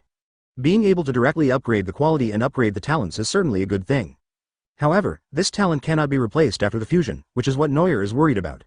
With the system illustrations, Neuer's future combat paths will become more and more diversified. If he has enough slots, Neuer can even possess the abilities of 9 devil fruits at the same time. But in contrast, there are no corresponding talent bonuses for physical skills, swordsmanship, Haki, etc. Fusion talent means that one talent slot is fixed, which requires careful consideration. Neuer thought carefully about his talent slot arrangement. The innate talent of being from another world cannot be replaced. Moreover, it is a guarantee of one's own appearance, and the effect may be even better after fusion and upgrading. The remaining 3 spaces can be reserved for Conqueror's Haki. For example, Armament Color can copy and fuse the talents of Garp and Zephyr. You can look for Fujitora and Enel for Observation Haki. Adding Swordsmanship and Physique, Neuer's talent column has 6 that can basically be integrated and fixed. Advertisement: the remaining 4 can be used to copy the Devil Fruit ability. Think about it, when Neuer meets Ace in the future. The two were fighting with fire fists 1 second ago, and the next second Neuer directly sent him a lava volcano. This adds countless possibilities to the battle. The system has been modified because of the reward mechanism for the talent copy card. From now on, the system rewards will be changed to the Universal Talent Copy Card. The Universal Talent Copy Card can copy talents of any quality. Neuer was stunned when he heard this, and then hurriedly asked, "What about the Golden Talent Copy Card I saved before?" The system paused for a moment, then said, "All old talent copy cards have been taken back by the system. You are his daughter." Neuer was about to curse when the system spoke again to explain. To compensate the host, it has been converted into 3 Universal Talent Copy Cards. After hearing the compensation, Neuer withdrew his power and nodded with satisfaction. A gold card and a bunch of white cards in exchange for 3 universal cards. This business is profitable. After solving the problem of the copy card, Neuer immersed his mind in the system and looked at the illustration. As expected, the illustrated book recorded the talents that Neuer had replaced before, such as energy enhancement and village police fighting skills. Neuer finally felt relieved. The system has been upgraded and everything is ready now, just waiting for the guys from Baroque Works to arrive. Crocodile's efficiency did not disappoint Neuer. Just as the sun was about to set, a large pink ship docked on the shore. After the boat docked, Nico Robin and a guy who looked neither male nor female walked down from the boat, surrounded by a group of younger brothers. The Mr. 2 raised his legs high from behind, stood on tiptoe with one foot and started to spin in circles. She said in a sissy tone, "Oh, miss. All Sunday, what does Xiao Zero think? Why send me to deal with a new guy who just debuted? Why? Robin looked at Mr. 2 who was talking too much and smiled helplessly. This is the boss's order. You just need to test his strength. Mr. 2 has a strong body, but he wears heavy makeup, false eyelashes and bangs. Wearing a swan ballet costume and a pink coat. The words, Bon Noir, are written on the back of the coat, along with a pair of swan heads and wings. The androgynous face was full of displeasure. Advertisement. But this was an order from his boss, so Mr. 2 had no choice but to carry out the task. The two walked into the town. Most of the bounty hunters in the town were Baroque's low-level agents, the so-called millionaires and billionaires. When they saw Mr. 2's iconic appearance, they all showed fearful and enthusiastic expressions. After all, the other party's status is so high that they can hardly reach it in their lifetime. What's more, this guy is terrifyingly strong. Is the master they have been serving these days really a match for this senior agent? Under the guidance of the lower-level agents, Robin and Mr. 2 directly found where Neuer was resting. Neuer was lying comfortably in a rocking chair, with a pretty girl next to him feeding him grapes, looking like a wealthy landlord enjoying the life of a wealthy man. Hearing the noise, Neuer looked up and saw 2 familiar faces. But whether in the past life or now, this androgynous guy is obviously a S********* at first glance. It should be the loyal S******* Bentham, right? As for the sexy beauty with long straight black hair next to her, Neuer can recognize her just by looking at her legs. Isn't this Robin? Neuer was quite surprised that Crocodile sent her out. But with just these 2 people, he still underestimated himself. Before they could speak, Neuer asked, "What position does your boss plan to give me?" Seeing this newcomer's arrogant look, Mr. 2's false eyelashes fluttered with anger. Just as he was about to step forward to teach him a lesson, Robin stopped him. Robin stared at Neuer, who was lying on the chair with a swagger, and said with a smile, "Our boss wants to give you a test first." With every frown and smile, the charm of a mature woman inadvertently exuded, and even Neuer couldn't help but be dazzled. Robin is worthy of being the representative of Royal Sister. She looks kind and gentle like the big sister next door, and sexy and attractive like an adult woman. That's great, it hits the mark of my aesthetic, Neuer commented secretly, then showed a disdainful expression and said, "Testing me? Aren't you just looking for someone to teach me a lesson? Just because of this androgynous guy? Isn't this a chicken talk?" Mr. 2 exploded when he heard this, and yelled in a shrill voice. "Bullshit, I am not androgynous. I'm AS********************. There was silence for a moment, even Robin was frowning in thought. What is the difference between the two? Chapter 46 The Last Historian. Neuer looked at the Mr. 2 and her information came to his mind. In fact, what attracts Neuer most about this guy is his fruit ability. The user of the clone fruit ability can imitate anyone they touch at will, even making their bodies exactly the same. Oh, this ability. Neuer suddenly came up with many improper uses for the word. This ability can be copied, which will be of great help in hiding your identity in the future. As for Nico Robin, Neuer still has a lot of sympathy and good feelings towards her. The last survivor of Ohara, who had a tragic childhood, wanders alone in the darkness in order to survive. Because of her identity, Robin's only rule of survival is betrayal. It wasn't until he met the Straw Hat crew that Robin's life began to brighten again. Seeing that Neuer was staring at him, Robin instinctively lowered his cowboy hat, hiding half of his face in the shadow. Mr. 2 saw that Neuer ignored him, so he raised his legs and started spinning again, angrily saying, "Don't ignore me, you little brat. Watch out. The S******** E charges." She danced a ballet dance in a sexy way and rushed over with the help of her great jumping ability. Mr. 2 raised his leg and kicked Neuer in the throat. Neuer did not dodge, but stood where he was, looking at him with a teasing look. As he expected, Mr. 2's vicious kick went straight through Neuer's neck, leaving a large flaming hole. "Oh, my legs hurt so much." Mr. 2 retracted his move, and his legs that had been burned by the fire had lost some of their hair, and he started screaming. Neuer's body was quickly repaired by the flames. He looked at him and said, "That's all? I thought you were so strong." "Damn little devil." Mr. 2 roared in helplessness and fury, and Robin's beautiful eyes revealed a hint of surprise. A Logia user, just like Crocodile. Seeing Neuer, whose body was made of flames, Robin made a quick judgment in his mind. No wonder he has the ability to defeat Mr. 5. With this ability, even Mr. 2 would probably not be his opponent. Mr. 2 was still attacking Neuer relentlessly, and Robin quickly stopped his self-harming behavior. Advertisement. She looked up at the tall Neuer and said in a sexy voice, "Hello, Mr. Neuer. I'm the vice president of Baroque Works. You can call me Miss Quan Sunday, and this is Mr. 2. Can we invite you to come with us? Our boss wants to see you." Neuer raised an eyebrow and asked, "What, aren't you going to test it?" Robin still had a polite smile on his face and explained, "Logia demon fruit power, in our company, except for the boss, I'm afraid no one is better than you. As we all know, devil fruit's Logia is a species with a very high lower limit. As long as the Logia fruit is eaten, even the weakest Logia can instantly possess the strength to travel freely in the first half of the Grand Line. The passive ability of the entity being able to transform into elements alone is enough to knock out countless people who don't know Haki. Of course, Luffy, the child of the plane and the wall hanger, is an exception." After listening to Robin's explanation, Neuer nodded in satisfaction and asked, "Where are you taking me?" Robin smiled and said, "Alabasta." "Very good." Neuer was secretly happy in his heart, because the guide was here. Neuer didn't show his emotion and said calmly, "Then let's go." Mr. 2, who had no way to use his abilities, felt very unhappy and led the way reluctantly. Neuer was taken by the two men to his swan powder boat. His own boat was tied behind and was driven over by several of his younger brothers. Finally left Whiskey Peak, where I had stayed for a few days. Mr. 2 whined and ignored Neuer on the boat, like a grumpy child. But soon, Mr. 2's emotions came and went quickly. After eating the meal made by Neuer, this guy's expression suddenly became happy. There is no social problem that cannot be solved with a bowl of delicious food. If so, then 10 bowls. Mr. 2 Xiao Fengfeng just put the food into his mouth and was instantly conquered by the authentic taste of Neuer, and couldn't help himself. Amidst endless praise and enthusiastic cheers, Neuer finally walked out of the crowd in the ship's cafeteria. Advertisement. When he arrived on the deck, Neuer immediately saw Robin sitting in a chair reading a book. She was holding a book.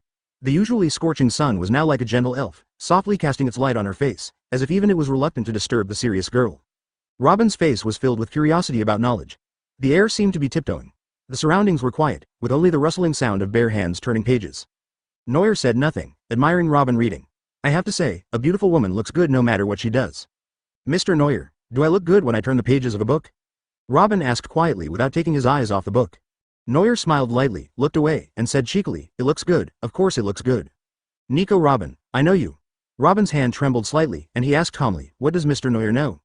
Neuer sat across from Robin, leaning over the table and looking up at her, smiling, the last historian, the survivor of Ohara. Robin finally looked up at Neuer, a meaningful glint in his eyes.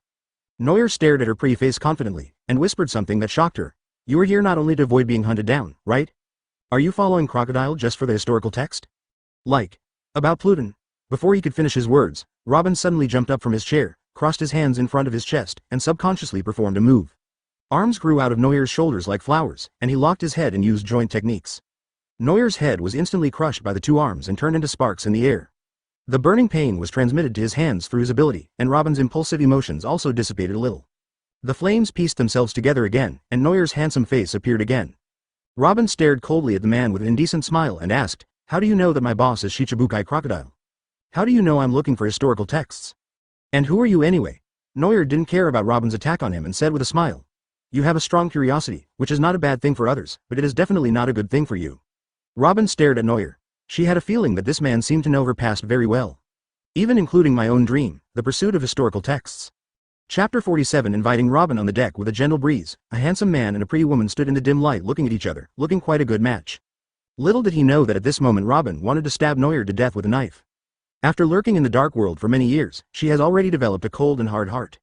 But she had never felt so murderous as she did today. Robin couldn't understand why a man he had just met could accurately tell all the information about him. For her, the best way to protect herself is to make the person who knows her information disappear. Seeing the growing vigilance in Robin's eyes, Neuer smiled helplessly and said, "Stop staring. You can't kill me."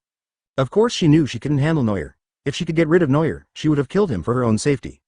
Robin smiled again, but compared to before, his smile was obviously more strange and hostile. She said softly, "You know so many things, you must have other intentions. What are you looking for Crocodile for? Or, are you looking for me?" Facing Robin's probing, Neuer exposed her thoughts and said, "Don't beat around the bush. I'm here for you. But don't worry, I know you can decipher ancient texts, but I'm not interested in it at all. This is the truth." Neuer has no curiosity at all about historical texts and things that disappeared from the world for 100 years. Apart from the world government, only conspirators and ambitious people care about Robin's identity. But Robin didn't believe it. Robin, who had experienced countless betrayals and counter-betrayals, would never believe what Neuer said. But she didn't express any doubt, so Robin pretended to be puzzled and asked, "If it's not for this, then what are you doing it for?" Neuer stood up, looked directly into Robin's beautiful eyes, and said, "I want you to be my companion." Robin looked at those eyes that looked like they were drawn in ink, and she unexpectedly saw sincerity in them. And tenderness. For some reason, Robin believed it a little and asked hesitantly, "What do you want? What's in it for me?" "You know, I'm safe under the protection of Crocodile."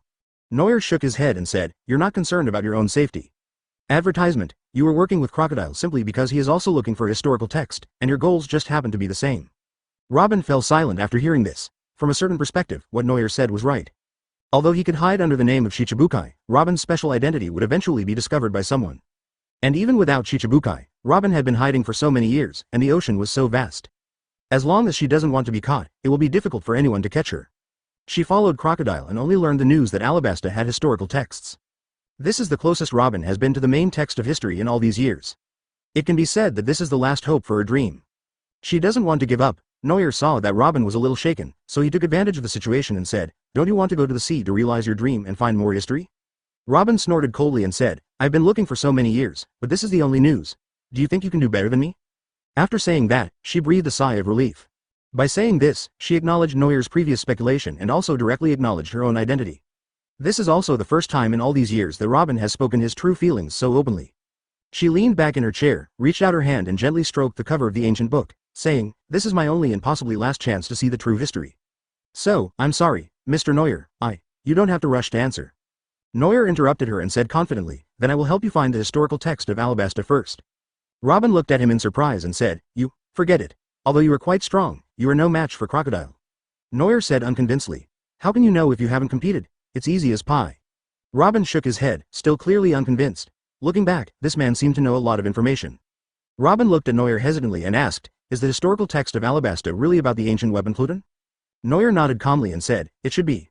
Robin's eyes dimmed a lot, and she wanted to interpret the historical text that had disappeared for 100 years. After talking openly, the atmosphere between the two became much more harmonious again, and the voice of the system finally sounded. Advertisement, host has made friends with important people.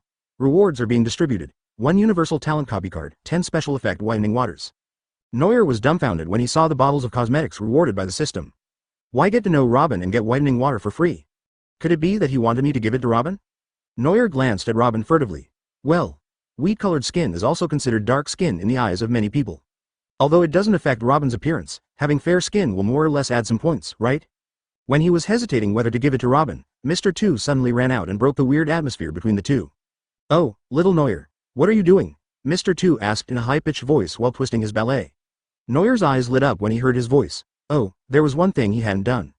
Neuer ran up to Mr. 2, took the opportunity to put his arm around his shoulder and said, "Nothing, just a quick chat." While putting his arm around his shoulder, Neuer quietly took out the copy card from the system and quietly stuck it on him. Blue talent, demonic boarding and imitation obtained. Neuer withdrew his hand with satisfaction. Although some devil fruits have poor offensive capabilities, they are extremely useful in terms of functionality. For example, clone fruit, although not aggressive, can assassinate, lurk, frame, and peek into women's baths. Ahem. The last one doesn't count. Using it to do these things is like having divine help. The more Neuer thought about it, the more excited he became, and finally he just looked up and burst out laughing. Mr. 2, who was being hugged by his shoulders, asked in confusion, "Little Neuer, what are you laughing at?" Neuer suppressed his laughter and said, "Nonsense. I am glad that I met you, my friend." Upon hearing this, Mr. 2 also became happy. He shook his hands coyly and laughed. No, no, my friend, ha ha ha. Just like that, for some unknown reason, the two men stood on the deck in broad daylight, laughing wildly, like two lunatics. Robin looked at them quietly, then said expressionlessly, like two grinning monkeys. Ha ha ha ha hiccups. The laughter stopped abruptly, and Neuer and Xiao Fengfeng were petrified on the spot. Chapter 48 Spider Cafe. Neuer and Mr. 2 calmed down after being criticized by Robin. Robin sighed, finally able to calm down and read. Just as she lowered her head, she accidentally caught a glimpse of an object on Neuer's body. The pendant that accompanied Neuer as he grew up, with his name engraved on it. Robin's brain suddenly shook. She seemed to have seen a necklace pendant like that somewhere before. When was that? By the way, he seemed to have seen something like that in a book before Ohara was destroyed. Robin asked hurriedly. Excuse me, Mr. Neuer, what is your full name? Neuer was confused by her question and subconsciously said, Kilrose D. Neuer. Robin gradually sank into her childhood memories. The two key words, Kilrose and D, coincided with the book she read when she was a child. Neuer glanced at Robin in confusion, but she seemed to be thinking about something and didn't say a word. There was no choice but for Neuer to follow Mr. 2 back to the boat to eat. After a long time, Robin gradually collected his thoughts and a slight smile appeared at the corner of his mouth. If it was as she thought, Neuer might really be the same kind of person as herself. Robin was preoccupied, and Neuer didn't talk to her much during the next few days. And soon, Mr. 2 sent Neuer to the border of Alabasta. In the desert covered with yellow sand, Neuer changed into the outfit of a desert tourist. In all his past and present lives, this is Neuer's first time in the desert. Neuer moved closer to Robin and asked curiously, My lovely Robin-chan, is Crocodile going to reveal his identity and meet me in person? Robin frowned and said, Of course not. He will use Den Den Mushi to communicate with you directly. Also, can you change your name? Neuer thought for a moment and said tentatively. A beautiful lady? I know, change it, little baby? Change. Nico. Robin glared at Neuer fiercely, then said helplessly. Calling me by my codename here, it won't do you any good to know my identity. Neuer shrugged nonchalantly and said, It's okay, I'm not afraid of Shichibukai. Advertisement. Robin nodded weakly. She didn't want to explain how powerful Shichibukai was. Maybe he was really that powerful. As he hurried on his way, Robin recalled what Neuer had told him on the boat. The original text of Pluton's history is hidden in the underground temple of the royal palace. Robin didn't know how Neuer knew the news. Even she and Crocodile, who had been infiltrating for so many years, still didn't know this top secret information. However, she didn't think Neuer was lying to her, and it wouldn't do him any good. Now that he knew where the historical text was hidden, Robin decided to find an opportunity to sneak in and take a look to verify Neuer's words. But in the process, if someone can attract Crocodile's attention. Robin looked at Neuer calmly. Neuer noticed Robin was looking at him, so he turned around and stared at the big white fang, grinning foolishly. Well, is this guy really a match for Crocodile? Nothing happened along the long yellow sand road. Mr. 2 left reluctantly after completing his task. Robin and Neuer walked in the desert for a few more days, braving the wind and sand, wrapping their skin tightly. Finally, Neuer and his team arrived at a building in the desert. Spider Cafe. Neuer stared at the sign in front of the store, wondering who came up with such a good idea to open a coffee shop in the desert. Robin pushed the door open and walked in, explaining, This is just a contact point for Baroque's senior agents. It has to be located in the middle of nowhere. The two walked into the store, and just as Neuer expected, there was no customer in the store. However, the store manager sitting at the counter looked very impressive. The woman was wearing a cool short-sleeved belly exposing top and a headscarf on her head, with long wavy blue hair underneath. The blue-framed glasses were very attractive, and when the store manager saw a customer coming in, he smiled and said, Welcome back, miss, all Sunday. Robin nodded and said, Zala, give us something to drink. No problem. After saying that, Zala turned around, walked like a cat, and twisted her hips exaggeratedly. Wow, one step, one wave. Neuer's eyes trembled. Advertisement. Cough. Robin coughed lightly, and Neuer quickly sat up straight and looked away. After a while, 2 cups of coffee were brought to the table. Zala glanced at Neuer seductively, lowered her broad chest, chuckled and winked, giving him an electric shock. Then he smiled at Robin, turned around and walked away twisting his waist. Then Neuer's eyes followed. Robin couldn't help but roll his eyes. When he could no longer see it, Neuer turned around, took a sip of coffee seriously, and exclaimed, This coffee is really big.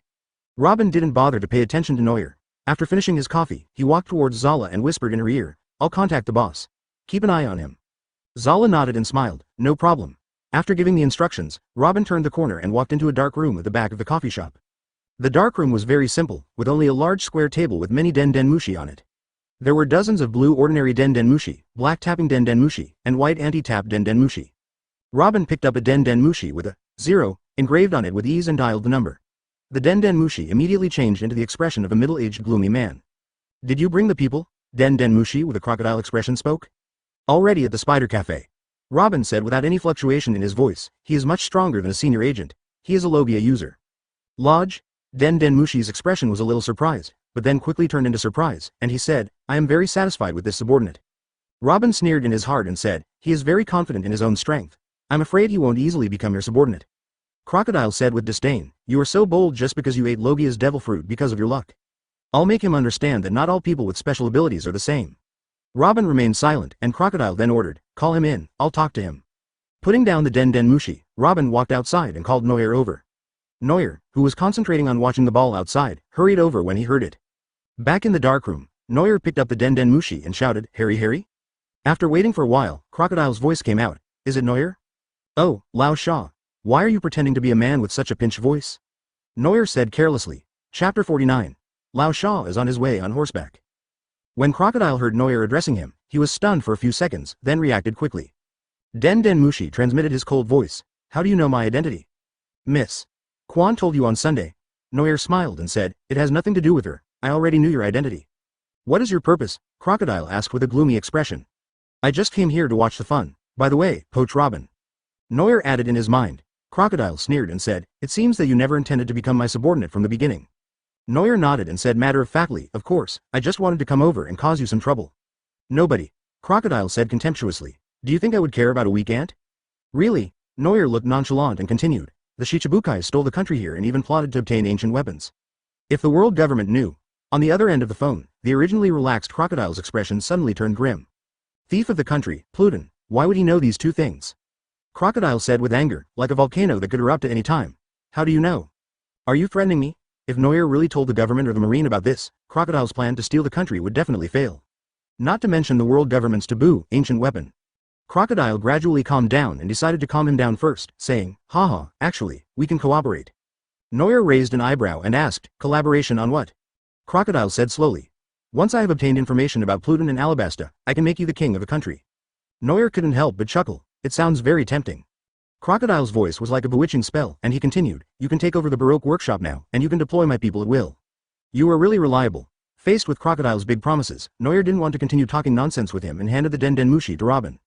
Crocodile saw that it was Robin's voice and ordered, Miss. Go to the capital on Sunday to check on the progress of the Dancing Powder Project. Advertisement, let Neuer take over here. His subordinates will take over from him soon. He couldn't leave Neuer and Grandmaster Ancient Text Robin together, it was too dangerous. So he simply transferred Robin away from Neuer in the name of a mission. But what he didn't know was that doing so was exactly what Neuer and Robin wanted. Robin raised his lips slightly and said, yes, boss. After completing the task, Crocodile quickly hung up the phone, then stood up and walked out quickly. Plunging into the yellow sand of the desert, Crocodile's body turned into dust, rolling up countless gravel and flying in one direction. This cooperation with Neuer is just bullshit to slow him down. Just go to the Spider Cafe and kill that guy, then nothing will happen. Just as Crocodile was rushing here quickly, in the coffee shop. Robin put down the phone slowly, looked at Neuer and said, he's coming to kill you. Neuer nodded and said speechlessly, is Crocodile out of his mind? He doesn't really think I should believe what he says. Robin sat on the table and chuckled, he doesn't care whether you believe it or not, as long as he can keep you here for the time being. Neuer gave a sly smile and said, I don't want to sit here and wait for him to come. Robin asked confusedly, so what are you going to do? Neuer clenched his fist and said with a malicious smile, I will take down his lair while he is out. Robin took a breath and said, aren't you afraid of his revenge? Revenge? Neuer snorted, I already said I wasn't afraid of him. Then he remembered something, looked at Robin and said, after you sneak into the capital and see the history in the underground temple, will you come with me? Robin didn't reply and walked out of the back door of the coffee shop. At the door, Robin looked thoughtful, then smiled elegantly. Well, let's talk about this later. After saying that, Robin pushed the door open and walked into the yellow sand. Neuer looked at his bag and shrugged helplessly. Advertisement will Robin go with him? Actually, if you think rationally, the probability is that he won't. After all, given Robin's cautious nature, he would never trust anyone unless he could achieve his goal. However, even with a tragic childhood and dark background, her heart is still bright. That's why she put all her energy into finding the original historical text. This might be why he was willing to help Robin. Robin goes to the capital to look for the historical text, and Neuer is about to start his own plan. He walked out of the secret room and returned to the front hall of the coffee shop. Store manager Zala was still sitting there, looking at Neuer with interest. I heard from Miss Quan Jolie that this handsome boy who looks naughty is a new member of their company and his ability should not be underestimated. Zala adjusted her glasses frame, sat there with her chin propped up in a charming manner, and teased with a sexy smoky voice. Handsome boy, miss. Is gone all Sunday, do you want to have a drink alone with your sister? Neuer glanced at Zala and an idea suddenly came to his mind. A smile immediately appeared on Neuer's face, and he walked over to Zala and sat down. Miss, you are also a senior agent of Baroque Works, right?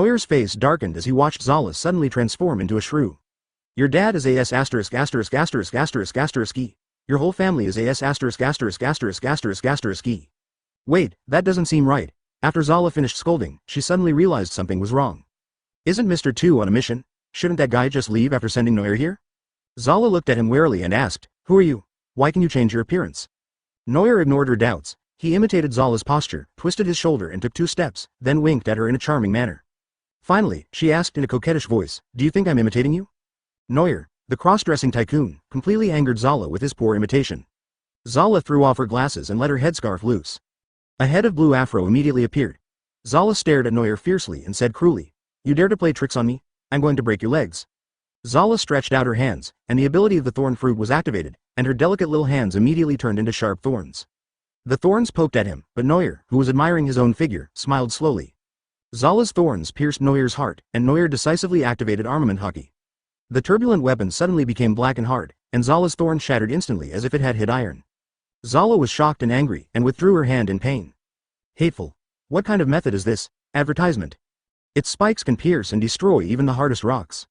But why is this person so tough? Neuer was hit by Zala's full force, but under the protection of the armament Haki, he only felt a little pain. He even reached out and scratched it. Zala saw this scene and was so angry that his lungs almost exploded. This person imitated my face and body, and he dared to touch me? Zala, who was disgusted, could not suppress her anger and yelled at Neuer hysterically. I will fight you. With Zala's anger, her body was covered with spikes, and she rushed towards Neuer regardless of anything. Neuer frowned slightly. This imitation body is really hard to use because it is so similar that Neuer's physique has been weakened. Even the use of Haki is restricted, and the most uncomfortable thing is that the front is so heavy. Neuer touched his face with his left hand and immediately returned to his original appearance. Afterwards, Haki and physical condition also returned to normal. Neuer covered his whole body with Haki and rushed towards Zala. The result is naturally obvious. How can a mere thorn be able to withstand Neuer's armament Haki? At the moment of contact, the thorns on Zala's body were like paper and instantly collapsed. Neuer punched Zala in the stomach, knocking her unconscious. Then Neuer looked at the unconscious Zala, squinted his eyes and whispered. Amitabha, I have no intention of offending you, but your clothes have a connection with me, so I am sorry. After saying that, Neuer took off her clothes neatly. Then he threw Zala, who was only in her underwear, into a dark room, put on her clothes, and used his mimicry ability to become her appearance. Neuer, who perfectly transformed into Zala, looked at himself in the mirror with satisfaction. Perfect. In this way, we just wait for Crocodile to take the bait. After waiting for a long time, Neuer was about to doze off, when the crocodile he had been longing for finally arrived.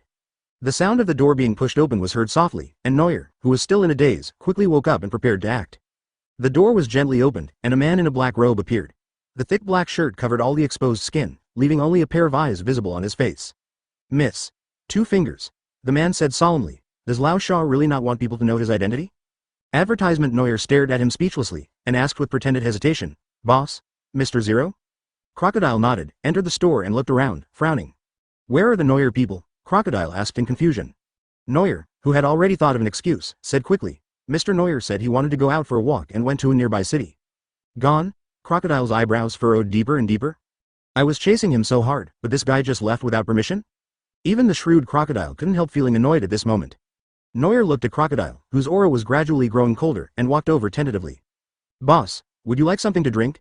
Neuer asked in Zala's tone while taking out a copy card from the system. Crocodile shook his head and said, "No, I have something else to do."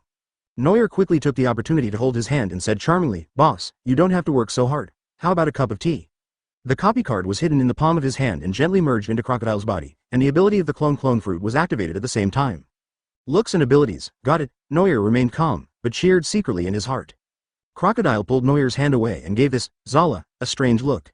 "What's going on with this guy?" 456. "Unfortunately, Brother Shaw, I'm not that kind of person." Crocodile snorted and asked, "Stop talking nonsense. Where did Neuer go?" Zala walked out the door and pointed in a direction pitifully. The straight man Crocodile took a look and activated his ability to fly towards that direction again. Only after Crocodile walked a long way away did Neuer let out a sigh of relief and untied the imitation. Neuer rubbed his hands vigorously in disgust and cursed, "It's disgusting to touch a man's hand." Fortunately, his self-sacrifice was worth it. The ability of the red quality sand fruit. There is also the Mera fruit from Logia, plus the bear fruit from Zone, and the clone fruit from Paramecia. Neuer is now the only user of 4 fruit abilities in the world. Although other than the bear fruit, other abilities have little chance of growth due to the system's limitations. However, when combined, they still have special magical effects. With his right hand he gently touched his face, and Neuer's body and appearance quickly adjusted, and in a few moments he became Crocodile. Crocodile laughed and said, "Lao Sha, let me take over your casino." Chapter 51. Luxurious Casino Rain Banquet in the Endless Desert. Neuer, imitating Crocodile, ran towards his destination. Nuo had a map of Alabasta in the store and found the direction to the city of Rainland. The luxurious Casino Rain Banquet, which Crocodile built with huge investment as Shichibukai, is also located there. Neuer, who turned into sand in the desert, undoubtedly benefited from the environmental buff. It took almost no effort for Neuer to find the Rainland by blending his body into the earth. The city of Rainland is known as the City of Dreams and is the richest place in Alabasta besides the royal capital. Looking from a distance, the green plants and water sources in the Rainland stand out from the surrounding environment and are out of place in this yellow desert. Neuer straightened his clothes and walked into the rain with his chest held high. Before he had even taken 2 steps in the city, the people were looking at him with admiration as a hero. Crocodile adults. Shichibukai-sama is such a tough man. Ah, I love you Crocodile-sama. It seems that Crocodile has played his role as a national hero very well. Neuer thought in surprise. This guy's popularity in the city far exceeded Neuer's previous imagination. Almost all the people love and admire this foreign pirates from the bottom of their hearts. There were even a few little girls who looked at Neuer with a reluctant look. Unfortunately, Lao Sha is just a rough guy who doesn't understand romance. In order to maintain his image, Crocodile kept a cold face and ignored the people who regarded him as a hero. And the people are used to it. Lord Shichibukai is like this, he always drives away his enemies silently and never covets the people's favor. A true hero. In the rain, wherever Neuer went, there were cheers and passionate gazes. With this enthusiasm, Neuer also found his own industry here, Casino Rain Banquet. If the rainy land is out of place compared to the desert. Advertisement. The scale of this rain banquet is also a world apart from that of the Rainland. The extremely large casino even has a lobby and a backyard. The ground is paved with expensive jade brick materials everywhere, and expensive water resources are not worth mentioning here. There were even a few fish happily playing in the water in the front yard. The design of the casino is very interesting. Neuer walked across the stone bridge over the water before he saw the main casino gate. Neuer pushed the door open and the guards standing at the door were stunned for a moment, then they respectfully opened the door for him. After Neuer went in, the guard asked in confusion, "Didn't Master Crocodile just go out? Why are you back so soon?"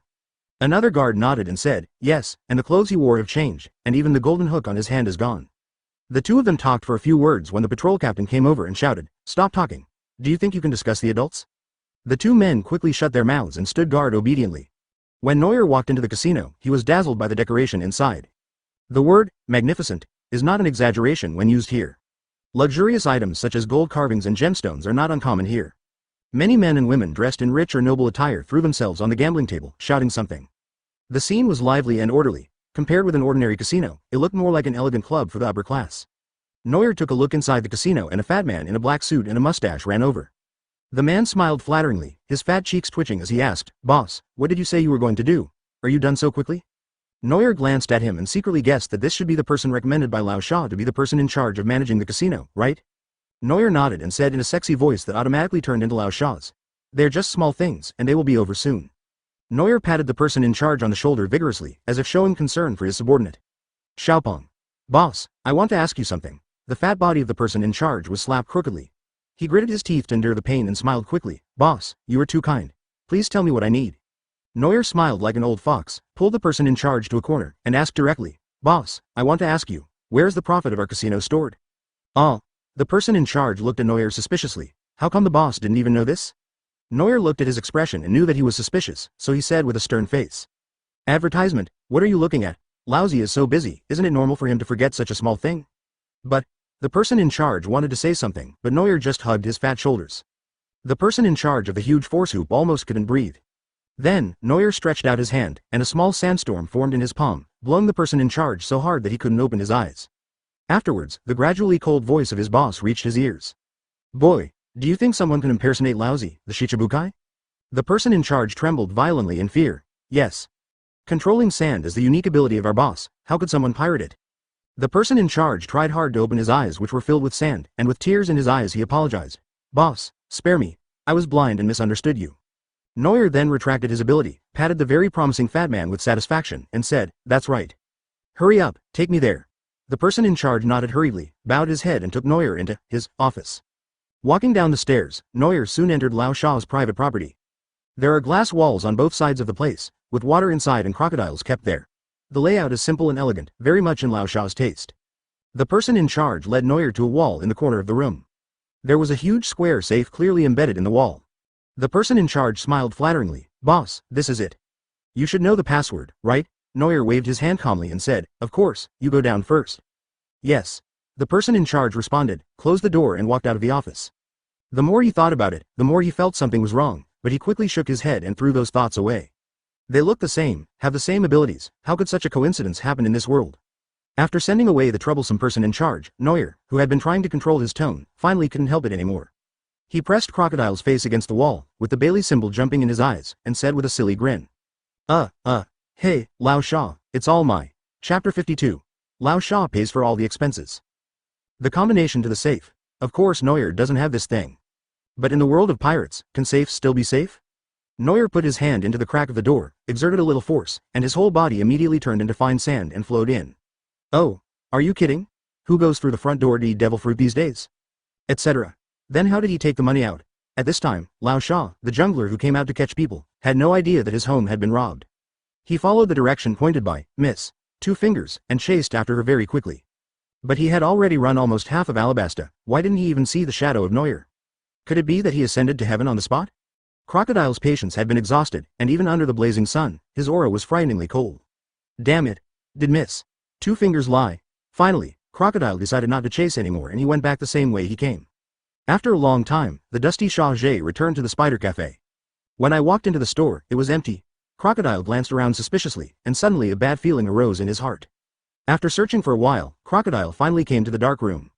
The first thing that caught my eye was Miss Zala, who was lying on the ground naked, as if she had been ******ed by someone. Two Fingers. Crocodile had a growing bad feeling in his heart. Shah, who was kind and gentle to women, slapped Zala gently on the face. The sleeping Zala immediately woke up with pain. She opened her big eyes and looked at Crocodile in confusion. Who are you? Zala looked at the masked man in front of her in confusion, then suddenly covered her chest in fear and screamed. Where are my clothes? Crocodile's eardrums were hurt by her soprano voice. He raised his hand and grabbed Zala's neck angrily, shouting, I'm Mr. Zero. What the hell is going on here? Zala's throat was grabbed, her face turned purple, and she said quickly, Boss, that new guy just now knocked me out. Neuer, turned into me. What? Crocodile stared at her in shock. Turn into someone else? Isn't this Mr. Two's devil fruit ability? Wait, could it be? Advertisement. Crocodile's face turned livid, his own casino. Damn Neuer. Crocodile didn't have time to think about why someone would use Mr. Two's ability. He only had one belief in his mind. Take that kid who dared to play tricks on me, drain all the water out of him and throw him into the desert. Looking at Crocodile rushing out of the door, the trembling Zala looked helpless and pitiful. First, I was stripped naked, and then I was slapped for no apparent reason. Is this Lao Sha's distortion or Neuer's downfall? At the casino, Neuer sneaks into Crocodile's small safe. Looking at the treasures in an entire room, Neuer was completely fascinated. Neuer had a look of enjoyment on his face, lying in gold and silver jewelry, with a handful of banknotes in his hands. This safe should contain all the profits of this casino. In addition, Lao Sha should also have Baroque under his command to collect money for him. When Neuer thought about this, he felt a little jealous. I don't know how much money Lao Sha, the Shichibukai, can make in a day. But with so much treasure, I can't carry it away by myself. And judging by the time, Crocodile should be back soon. Neuer looked at the room full of gold and silver Baileys in distress. He tried his best to pack a big bag, but he still took away less than 1/10 of the total. Neuer's eyes gradually brightened and a sly smile appeared at the corner of his mouth. Once again turning into the domineering CEO Mr. Shaw, Neuer stretched out his hand and pressed the door of the safe room. Desertification. The ability of the sand fruit was activated, and the door that Neuer touched was instantly eroded by sand, and a big hole appeared immediately. Neuer sneered disdainfully. Are you kidding? Who goes door to door these days? After destroying the door, Neuer called the person in charge, Xiaopong, over again. When the person in charge came over, his whole fat face was stunned. Where is the door? Where's the vault door? Neuer paid no attention to his expression, waved at him, and whispered in his ear. The person in charge looked more and more shocked as he listened, and he screamed, Boss! What are you doing? Stop talking nonsense. Neuer grabbed his collar in a ferocious manner and said, Hurry and do it. Yes, the boss in charge was reluctant and ordered his men to come in. Advertisement. Neuer walked outside and into the spacious casino lobby. Neuer took a glass of red wine from the waiter, cleared his throat and said, Dear guests, please be quiet. Here, Shichibukai Crocodile's face is obviously still very effective.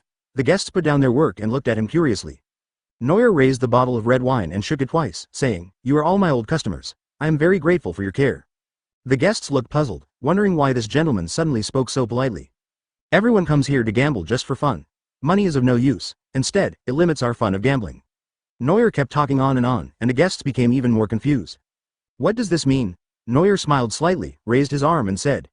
So as the boss, today I decide, I'll give you money to play with. I, Crocodile, will pay for all the expenses today. As soon as these words were spoken, the whole audience instantly became excited. The boss is generous, as expected of a Shichibukai. What a nice guy. Your Excellency is right, enjoy yourself quickly. The upper-class people who were pretending to be gentlemen immediately turned into bootlickers, shouting and flattering Neuer. Neuer doesn't feel sorry at all for saying generous words and spending other people's money. With a slight wave of his hand, his men immediately carried out the valuables from the vault in packages and distributed them. The guests who had gained huge wealth turned into hooligans and started to rob money with red eyes. You already have the money, why do you pretend to be so serious? Isn't that just brain damage? Neuer looked at the scene of people scrambling for Bailey with satisfaction. This was really lively. At this moment, the door was knocked open by a huge force. After traveling thousands of miles, the real Crocodile finally arrived back.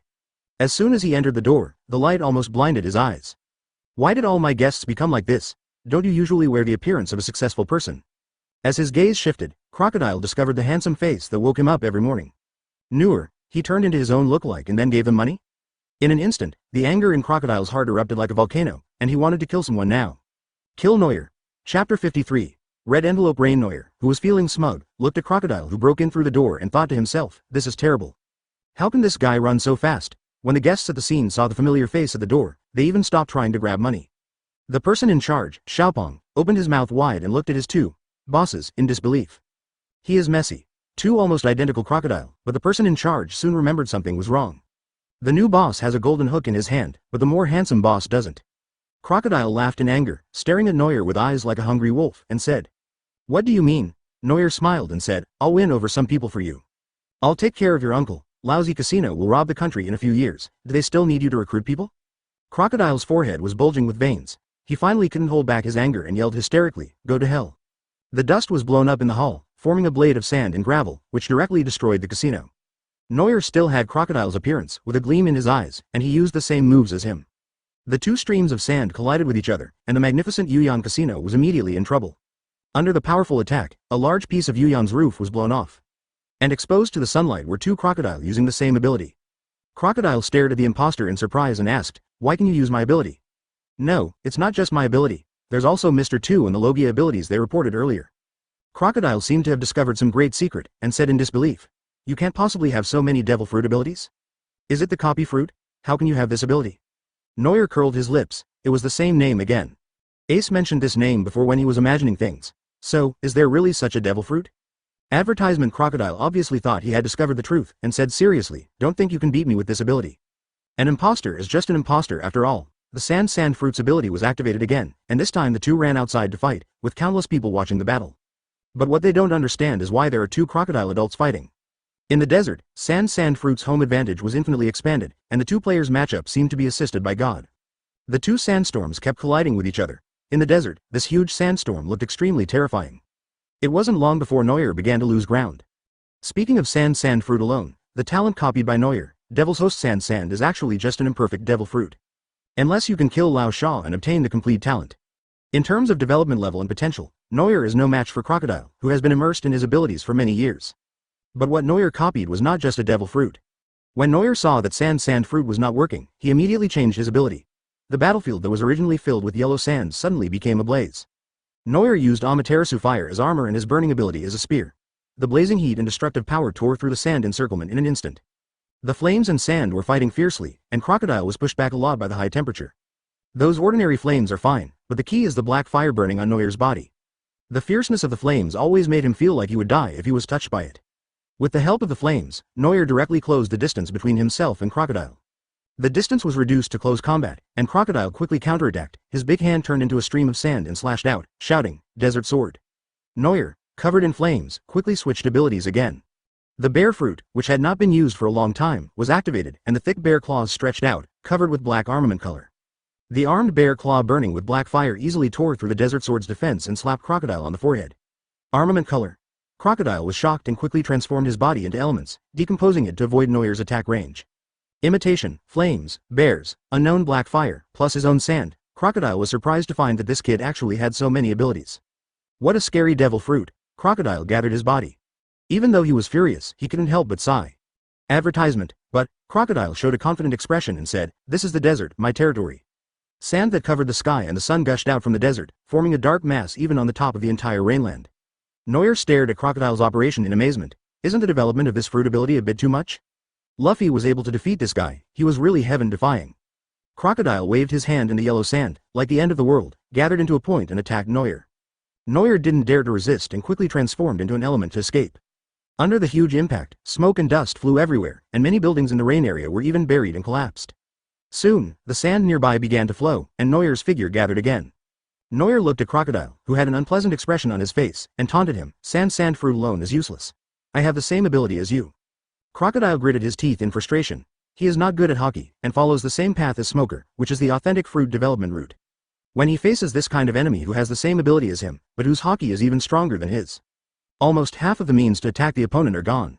Crocodile adjusted his state and tried to rush over again, but Neuer was too lazy to fight him. Because several of Neuer's goals have been achieved. I gave Lao Sha a good treatment and it was completed successfully. In Alabasta, he also obtained the 2 devil fruit abilities he wanted most. I'll take a few bags of his money later, and this trip will basically be a success. The final small goal should be to get Robin on board. Neuer took advantage of Crocodile's inattention and rushed back to the casino. Crocodile was fooled for a moment, and just when he was wondering, Neuer turned into wind and sand and flew out again. When Crocodile saw what Neuer had rolled up in the sand, his eyes went wild and he yelled, "No." Neuer rushed high into the sky, and his body turned into dust that suddenly exploded in the air. Countless golden and white treasures and large denomination Baileys fell from the sky. Neuer was bathed in the rain of money, and his excited loud voice instantly spread throughout the rainy land. Crocodile, give everyone red envelopes. Chapter 54 Historical Text. After a huge gust of sandstorm, the people in the rainy land opened their eyes uncomfortably. What appeared before his eyes was Bailey falling from the sky like raindrops. Coupled with Neuer's shout when he distributed the money, the people of the entire rainland went completely crazy. Crocodile gave everyone money. Don't grab, don't push me. Money. Give the money to Lousy. A hole. Put down the Bailey in your hand. Crocodile's heart seemed to be bleeding. Yuyan Casino can be said to be a very powerful money-making machine in his hands. The money earned from this casino alone is comparable to the revenue of the entire Baroque works. Neuer stood behind the chaotic crowd, carrying 2 bags of Baileys, and said with a smile, "Then I will leave first, Master Shichibukai." Neuer, who had succeeded in his career, rolled up the money and his body turned into sand and merged into the ground. Now, even Crocodile couldn't tell where Neuer was hiding. Crocodile was like an enraged lion, erupting with great rage, and roared, "Neuer." Even though Crocodile has become a national hero, this so-called honor is not enough to make the people return the money they have earned. What's more, when Neuer was spending money lavishly, he was using Crocodile's own name. When the farce died down, Crocodile returned to his office exhausted. Looking at the devastated casino and the empty vault, Crocodile's heart was filled with only anger and hatred. He forced himself to calm down and think carefully about Neuer's purpose. It is true that Neuer targeted him on his own, but Neuer knows himself much better than Crocodile imagines. Stealing the country and Pluton, Neuer seemed to know his plot from the beginning. But since you know this important information, why would you run to your own rainy land and waste time? Is it to divert my attention? But this means that he already has more advanced intelligence than Crocodile. For example, the burial place of the historical body of Pluton. But what's the use? Unless he has an accomplice who can divert his attention while checking the main text of history. Crocodile suddenly had an idea and the image of the woman appeared in his mind. Advertisement Nico Robin. The one he sent away? If Neuer could hear Crocodile's inner speculation, he would definitely crack some melon seeds and exclaim, "It's wonderful." The reason why Neuer came to Yuyan and made a scene was quite simple, that is, to steal some money. However, Crocodile unexpectedly figured out the real reason through conjecture. This was something Neuer had not expected. Crocodile paced the room. The more he thought about it, the more likely it seemed. He picked up his personal Den Den Mushi and threw it at Robin. Cloth, cloth, cloth. No one answered, and Crocodile thought that he might have guessed right. Nico, Robin and that Neuer must have colluded with each other long ago. Crocodile regained his spirits and rushed towards the royal capital. He would definitely not make any mistakes this time. Just as Crocodile flew away with the wind and sand, in an alley in the rain, Neuer slowly revealed his face and said in confusion. Damn it. Why did he go to the capital? I wonder if Robin has figured it out. Neuer carried Bailey on his back and turned to walk out of the alley. After taking only 2 steps, Neuer hesitated for a moment. Forget it, let's follow and see. Albana, the capital of Alabasta. An uninvited guest broke into the royal palace, which is usually strictly guarded. At the gate of the royal cemetery west of the palace, more than a dozen highly skilled soldiers fell. Several arms suddenly grew out of the guards' shoulders and backs, and they quickly locked the throats of several people. Click. There were a few crisp bone sounds, and the guards fell unconscious on the ground without a sound. Robin retracted his ability, quietly pushed the door open and slipped into the cemetery. The underground Tibetan temple. Robin thought secretly in her heart. After searching for a long time, she finally found the switch underground. The mechanism was opened gently, and with a muffled sound, the heavy door that was tightly closed on the ground was slowly lifted up. There is indeed an underground palace. Robin was extremely happy when he found the entrance, and at the same time, his confidence in finding the historical text increased a little. Advertisement: the facts did not disappoint her. After passing through the long and narrow passage, the view in front of her eyes became wider again. In the underground hall, the blue stone that Robin had been thinking about day and night was right there. Historical text. Robin ran his hand gently over the cool stone. The words engraved on it were transmitted to her brain through touch, making her feel indescribably secure and excited. Her beautiful eyes swept across the stone tablet word by word. The obscure ancient characters looked like ordinary words to Robin. Only after she finished watching all the records did Robin breathe a sigh of relief. Just as she and Crocodile had guessed, there really wasn't much historical record on this stone tablet. It records the location of Pluton, one of the 3 ancient weapons and the most evil battleship in history. But this did not arouse any greed in Robin. Instead, after reading it, she felt a real sense of loss. Robin's dream is actually very simple. She does not seek to gain anything from the historical text. What about Pluton, an ancient weapon? Robin doesn't want them at all. She just wanted to know the full history, that's all. But Robin's dream has too many enemies in this world. Robin has a photographic memory. After writing down the history of Pluton on the stone tablet, he walked out of the tomb. Although he didn't get the clue of the 100 years he wanted the most, Robin was already satisfied to be able to see a different kind of history. Using the flower fruit spying function, Robin was able to get out of the heavily guarded palace with just a little effort. It was already dark, and Robin was stepping on the soft sand, feeling both relaxed and sad. Fortunately, she finally knew the hidden history of Alabasta. The sad thing is that the last piece of historical text she knew has been confirmed by her, but what happens after that? This thing is not cabbage, you can't get it just by wanting it. Just when Robin was worried, Neuer's image appeared in his mind again. Do you want to accept his invitation and join him in the search? That's not a bad thing actually, at worst, just like before, if it's bad for me, I'll just betray and run away. Anyway, I am still the son of the devil. Robin thought of this and smiled self-deprecatingly, but behind the smile was endless bitterness. Nico, Robin, where are you going? A low voice sounded. Robin's beautiful eyes trembled, and the fear in her heart was immediately aroused. Crocodile. Chapter 55. Heroic appearance to save the beauty. Robin turned around and saw a tall figure standing in front of him. The golden hook in his hand emitted a purple poisonous aura and shone coldly under the moonlight. Crocodile looked down at Robin condescendingly, with obvious murderous intent in his eyes. What are you doing here? Crocodile asked in a deep voice with his eyes bulging. Robin suppressed his fear and smiled calmly. Didn't the boss send me here to carry out the mission? Really? Crocodile asked sarcastically. Does the workshop's mission require us to sneak into the palace? After saying that, Crocodile suddenly jumped up, stretched out his right hand, grabbed Robin's neck, and lifted her into the air. Crocodile's eyes were filled with bloodshot, and he shouted, "Tell me. What did you find in the palace? Is it the original text of history?" Robin's throat was strangled, his face was bruised from suffocation, and he spoke with difficulty. Yes. Crocodile shouted impatiently. What is written on it? Is it Pluton?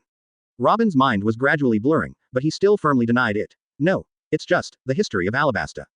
You farted. Crocodile threw Robin to his feet fiercely, causing a trace of blood to flow from the corner of her mouth. How dare you play tricks on me? Crocodile swung his golden hook and transferred his anger towards Neuer to Robin. The golden hook fell, and Robin, who had recovered her breath, quickly rolled to the side, but the sharp tip of the poisonous hook still left a hideous wound on her white waist. A large amount of blood flowed out from the wound. Robin covered his waist with his hands, enduring the severe pain without making a sound. Crocodile was clearly losing his mind at this point. In just one short day today, he experienced a series of changes. First, an absurdly strong newcomer discovered his secret, and when he went out to catch people, his home was robbed by Neuer. Just after Crocodile returned to the base, this guy destroyed his financial resources in front of him. At this point, before he could make up for the loss at home, he was suddenly surprised to find that another home had been robbed by Robin. What he had been pursuing for a long time was actually obtained by someone else. Crocodile is now furious and wants to dig out Robin's brain. Then, take a look at what is written on it. A*hole. Go to hell. Advertisement. Finally, Crocodile couldn't contain his killing intent anymore. Countless gravel gathered into blades in his hands and chopped down towards Robin's crown. Robin was seriously injured and had no strength to dodge, so he could only watch the sand blade fall. When the despair of death loomed over his head, Robin unexpectedly felt relieved from it. After hiding for a lifetime, I still couldn't find the partner that Saul mentioned. Robin closed his eyes gently, waiting calmly for death to come. But just when she finally resigned herself to fate, a loud crash pulled Robin back to reality. The sharp sand blade was shattered into dust, and Crocodile was hit in the face by a punch and flew backwards. And standing in front of him was a handsome guy wearing cool glowing-colored sunglasses and smoking a cigar. The coat behind him rustled in the wind, and his serious face was full of solemnity. Even the quiet sounds around were automatically changed to the god of gamblers, Chow Yun-Fat's special appearance BGM for some reason. Robin opened his eyes and looked at him in surprise. Crocodile also fell to the ground, staring at the face that made him grit his teeth in hatred. It's just strange, why is there music around? Robin looked at Neuer speechlessly and said, what are you mumbling about? Neuer, who was holding a large cigar and producing background music verbally, scratched his head and said, a hero saving a beautiful girl must create some atmosphere. The two people present were speechless. Neuer saw Robin's bleeding wound and immediately became serious, leaning down and asking, are you okay? Robin felt a warm feeling in his heart and shook his head. Neuer nodded, stood up, and said with a dangerous smile, Nick, stand back. I want to play with this guy. Robin knew that the emotion he just felt was definitely an illusion. Crocodile wiped the blood from his nose and asked defiantly, why? Do you want to avenge her? Do you know what kind of person this woman is? If she can betray me for her own ends, then she can betray you too. Tisk. Neuer didn't bother to pay attention to Crocodile's provocation. He stretched out his fist, took a stance and looked at him ready for battle. Crocodile saw that Neuer was not interested and decided not to waste any more words with him. Advertisement. It's time to settle the accounts. Crocodile couldn't stand being played like a monkey by these two guys today anymore. Bury me in the ground. Crocodile mobilized the power of the desert, and a rolling sea of sand came over, covering the sky and the sun. The scorching hot sand rushed over, trying to suck the moisture out of Neuer's body. Neuer rushed towards the center of the sand sea without fear, releasing sand in his left hand and fire in his right hand at the same time. With his fists clenched, Neuer tried to fuse the two different elements and threw them out. Soon, a flaming sandstorm that was more intimidating than the sea of sand rose into the sky. A sandstorm mixed with flames swept across the sea of sand, but Crocodile took advantage of the blurred vision and rushed over at high speed, grabbing Neuer with his dangerous golden hook. Neuer leaned forward to avoid the golden hook, then drew his sword and stabbed it upwards. A black sword energy flashed, and a blood mark appeared on Crocodile's face. Damn armed color. Crocodile avoided the power of Qing Xingdao and quickly reached out to Neuer, trying to suck him into a shriveled mummy. But suddenly black fire ignited on Neuer's body. Crocodile reacted quickly and quickly withdrew his hand, but Neuer seized the opportunity and chopped his body into pieces with a knife. Crocodile used his ability skillfully to dodge the attack. Neuer looked at him with a headache. I couldn't notice it when I compared it with Ace before. But compared with Crocodile, who became famous at a young age and practiced sand fruit early on, Neuer's fruit application is as bad as chicken. Even though he has so many devil fruit abilities, he has 3,000 beauties in his harem. As a result, Neuer is as busy as Poseidon, with all his abilities being used equally and none of them being strong enough. Neuer was a little annoyed, while Crocodile was a little irritated. This kid has too many abilities, just like a hedgehog. Plus Haki, I can't even touch him. Just when the two were fighting fiercely, Crocodile suddenly caught a glimpse of Robin hiding in the distance. Crocodile immediately came up with a plan, dodged Neuer's attack, pressed his hands to the ground and shouted, Desert Sunflower. The sand dunes began to move, and hundreds of meters of sand on the ground instantly turned into soft quicksand, like a strange coffin, trying to pull people into the kingdom of death. Neuer, who also has sand abilities, was not afraid, but when he turned his head to look, Robin, who was seriously injured and unable to move, was in panic as his body was being swallowed by the quicksand bit by bit. Chapter 56. Beating Lao Sha. Robin was sinking deeper and deeper into the quicksand, and Neuer was so anxious that he had to leave Crocodile behind and rush towards her. Just when most of her body was buried, Neuer reached out and grabbed Robin in time. Hold on tight, I'll carry you up. Neuer grabbed Robin and shouted anxiously. Crocodile sneered at the two men and shouted, don't even think about it. A huge sand dune slash came, and Neuer had to free his hands to release fire. The high-temperature flaming fist once again broke through the sand flow, and Neuer took advantage of this opportunity to hug Robin out. After sending Robin far away, Neuer drew out his Qingxing sword and rushed forward again. But this time, he changed his tactics. Using the ability of the fruit as a supplement and the swordsmanship Haki as the main method, he swung the sword in his hand and pressed forward. As expected, Neuer used his own strengths to attack Crocodile's weaknesses and soon saw results. Crocodile had insufficient Haki and a weak physique, and his fruit ability was restrained by multiple abilities. After several rounds of fighting, he had dozens of knife wounds on his body. The embarrassed Crocodile fought and retreated, gritting his teeth and waving his arms unwillingly. Neuer transformed into a tall bear man, wielding the sharp sword Ching Xing blessed by the Amaterasu fire, with flames and sandstorms surrounding him. Using multiple abilities simultaneously, Neuer is as unstoppable as a mysterious god of war. Robin, who was standing by, could not help but stare in amazement. Doesn't this conform to the theory? Why can one person possess so many devil fruit abilities at the same time? Crocodile spat out a mouthful of blood and stared at Neuer with fear. This ability to copy fruits is really troublesome.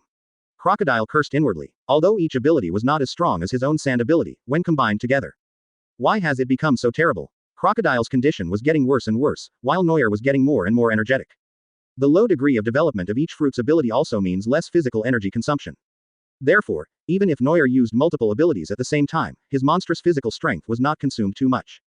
Crocodile didn't gain any advantage after several rounds of fighting and was instead kicked to the ground by Neuer. The originally bright and colorful clothes became tattered, and a few strands of hair fell down from the fashionable slicked back hair. Advertisement. Crocodile's appearance instantly changed from that of a successful corporate CEO to a decadent middle-aged man whose company went bankrupt. Neuer, who was in high spirits, raised his knife and shouted, "Keep going. Why don't you fight anymore?" Crocodile's face was livid, and he was already thinking of a way to escape. When did these newcomers become so scary? Not only the devil fruit pervert, but also the Haki training is so strong. Don't we Shichibukai have any dignity? Just when Crocodile was about to put aside his pride and slip away, he heard shouting from behind. Someone has sneaked into the palace. Come quickly. There's someone here. Is Shichibukai-sama here too? Who is that? How did you beat Lord Crocodile into such a state? Crocodile couldn't help but cough up another mouthful of blood. If you can't speak, just shut up. Neuer frowned as he looked at the group of people running over and quickly determined that that was the direction of the royal palace. Neuer suddenly felt his shoulders sink, and when he turned around, he saw Robin leaning against his side with a pale face. Those are the royal palace's troops. They must have discovered my infiltration. Don't get entangled with them. Robin spoke incoherently, then fell into Neuer's arms and passed out. Neuer was startled and looked down at Robin's wound, where the blood had dyed the area red. Glaring at Crocodile and looking at the royal soldiers who were getting closer and closer, Neuer quickly picked up Robin and fled away quickly. After Neuer had run away, Alabasta's royal army finally arrived. At this time, Crocodile had not yet revealed his purpose, so the people of Alabasta were still relatively friendly to Shichibukai. Even if they didn't like the pirates, most people kept silent and showed no ill will. The palace team was led by the lieutenant of the guard himself, who was none other than Jackal, Gaka, one of the two strongest warriors of Alabasta. From a sensory point of view, Jaka doesn't really like the pirates Crocodile. But the other party is indeed a hero of the kingdom, so it is difficult for me to say anything. Gaka walked up to Crocodile and asked in confusion, "Mr. Crocodile, who are the enemies?" Advertisement. Crocodile half knelt on the ground, his breathing a little disordered, and said with sharp eyes, "They are just thieves who invaded the kingdom. I chased them away, but they ran too fast and I couldn't catch up with them." Lao Sha was very confident when he boasted, and looking at his embarrassed look, Jaka didn't know what to say. "Your injuries." Jaka looked at him hesitantly. Crocodile smoothed his hair back with his hands and said, "It's okay, don't worry." He looked up at the direction where Neuer left, with an evil smile on his face. Under the bright moonlight, the tip of the golden hook in his hand glowed purple, revealing a dangerous aura. "Neuer, you have to run faster with her, or she will die on the road." After greeting Crocodile, Gaka led his soldiers to chase Neuer for a while, but found nothing. There was no choice but for Jaka to lead his troops back to the palace. Just when the team was settled and Jaka was about to leave the palace, a petite figure ran out. "Gaka, what happened?" The little girl had a smooth blue ponytail and her big, lively eyes stared at Jaka curiously and asked. Jaka quickly half knelt on the ground and said respectfully, "Princess Vivi, a group of thieves sneaked into the palace and have escaped." "Yeah." Vivi frowned her pretty little eyebrows, and then asked, "Have you found out what I asked you to look up privately before?" Jaka nodded and said, "The Baroque Works is indeed a criminal organization, but there is no evidence to prove whether it is related to the strange incidents in our country." Vivi said thoughtfully, "If that's the case, I have an idea." Gaka asked curiously, "What can the princess do?" Princess Vivi smiled slyly and said, "I want to lurk. I've been keeping an eye on them for a long time. As long as I can get into that organization, I believe I'll definitely gain something." Gaka was shocked and tried to dissuade him. "No. That organization is too mysterious. Your Highness Princess, you are of noble status." Princess Vivi shook her head and refused to listen to him. He jumped up and down and ran to ask his father for instructions. Jaka looked bitter and hurriedly chased after him. Under the cover of the moonlit night, many important events happened quietly in the desert in just one short night. Chapter 57 Robin's Talent. The sky gradually brightened, and the disturbances of the night returned to calm. Princess Vivi begged her father to agree to her request, and Lao Sha, who had been beaten, began to make new plans. At the same time, he is always searching for Neuer's traces and thinking of ways to take revenge. But at this time, Neuer had already leisurely sailed away from the Alabasta border. Inside the cabin, a man and a woman were working with sweat all over their faces. Neuer sat on the bed, sweat dripping from his head, breathing heavily, and asked in a deep voice, "How do you feel?" Robin lay on the bed, biting her lower lip with her pearly teeth, and said softly with a rosy face, "It's okay. Turn over. This is so uncomfortable, it will be out soon." After a while, Robin groaned and Neuer also let out a sigh of relief. Neuer wiped his sweat and said with a pair of tweezers in his hand, "That B*********** D golden hook is really weak. It can actually leave fragments in the wound." After wrapping up the bleeding wound again, Robin's complexion slowly returned to normal and he said, "Crocodile's method, the golden hook must contain poison." Neuer, who had been busy all night taking care of Robin's injury, fell exhausted on the bed and said weakly, "This guy is so disgusting." Robin patted his head comfortingly and said with a smile, "I was on guard against him before. Although there is no antidote, I have tried to make an inhibitor." Neuer closed his eyes and thought for a while, then said, "It's no use dragging this poison on. Let's find a doctor. By the way, it seems that Chopper's hometown is in the sea nearby." Neuer got up and looked at Robin, and said, "Do you know where Drum Island is?" Robin thought for a moment and said, "It's a famous medical power. I saw it in a ship's log, but I only know a rough idea."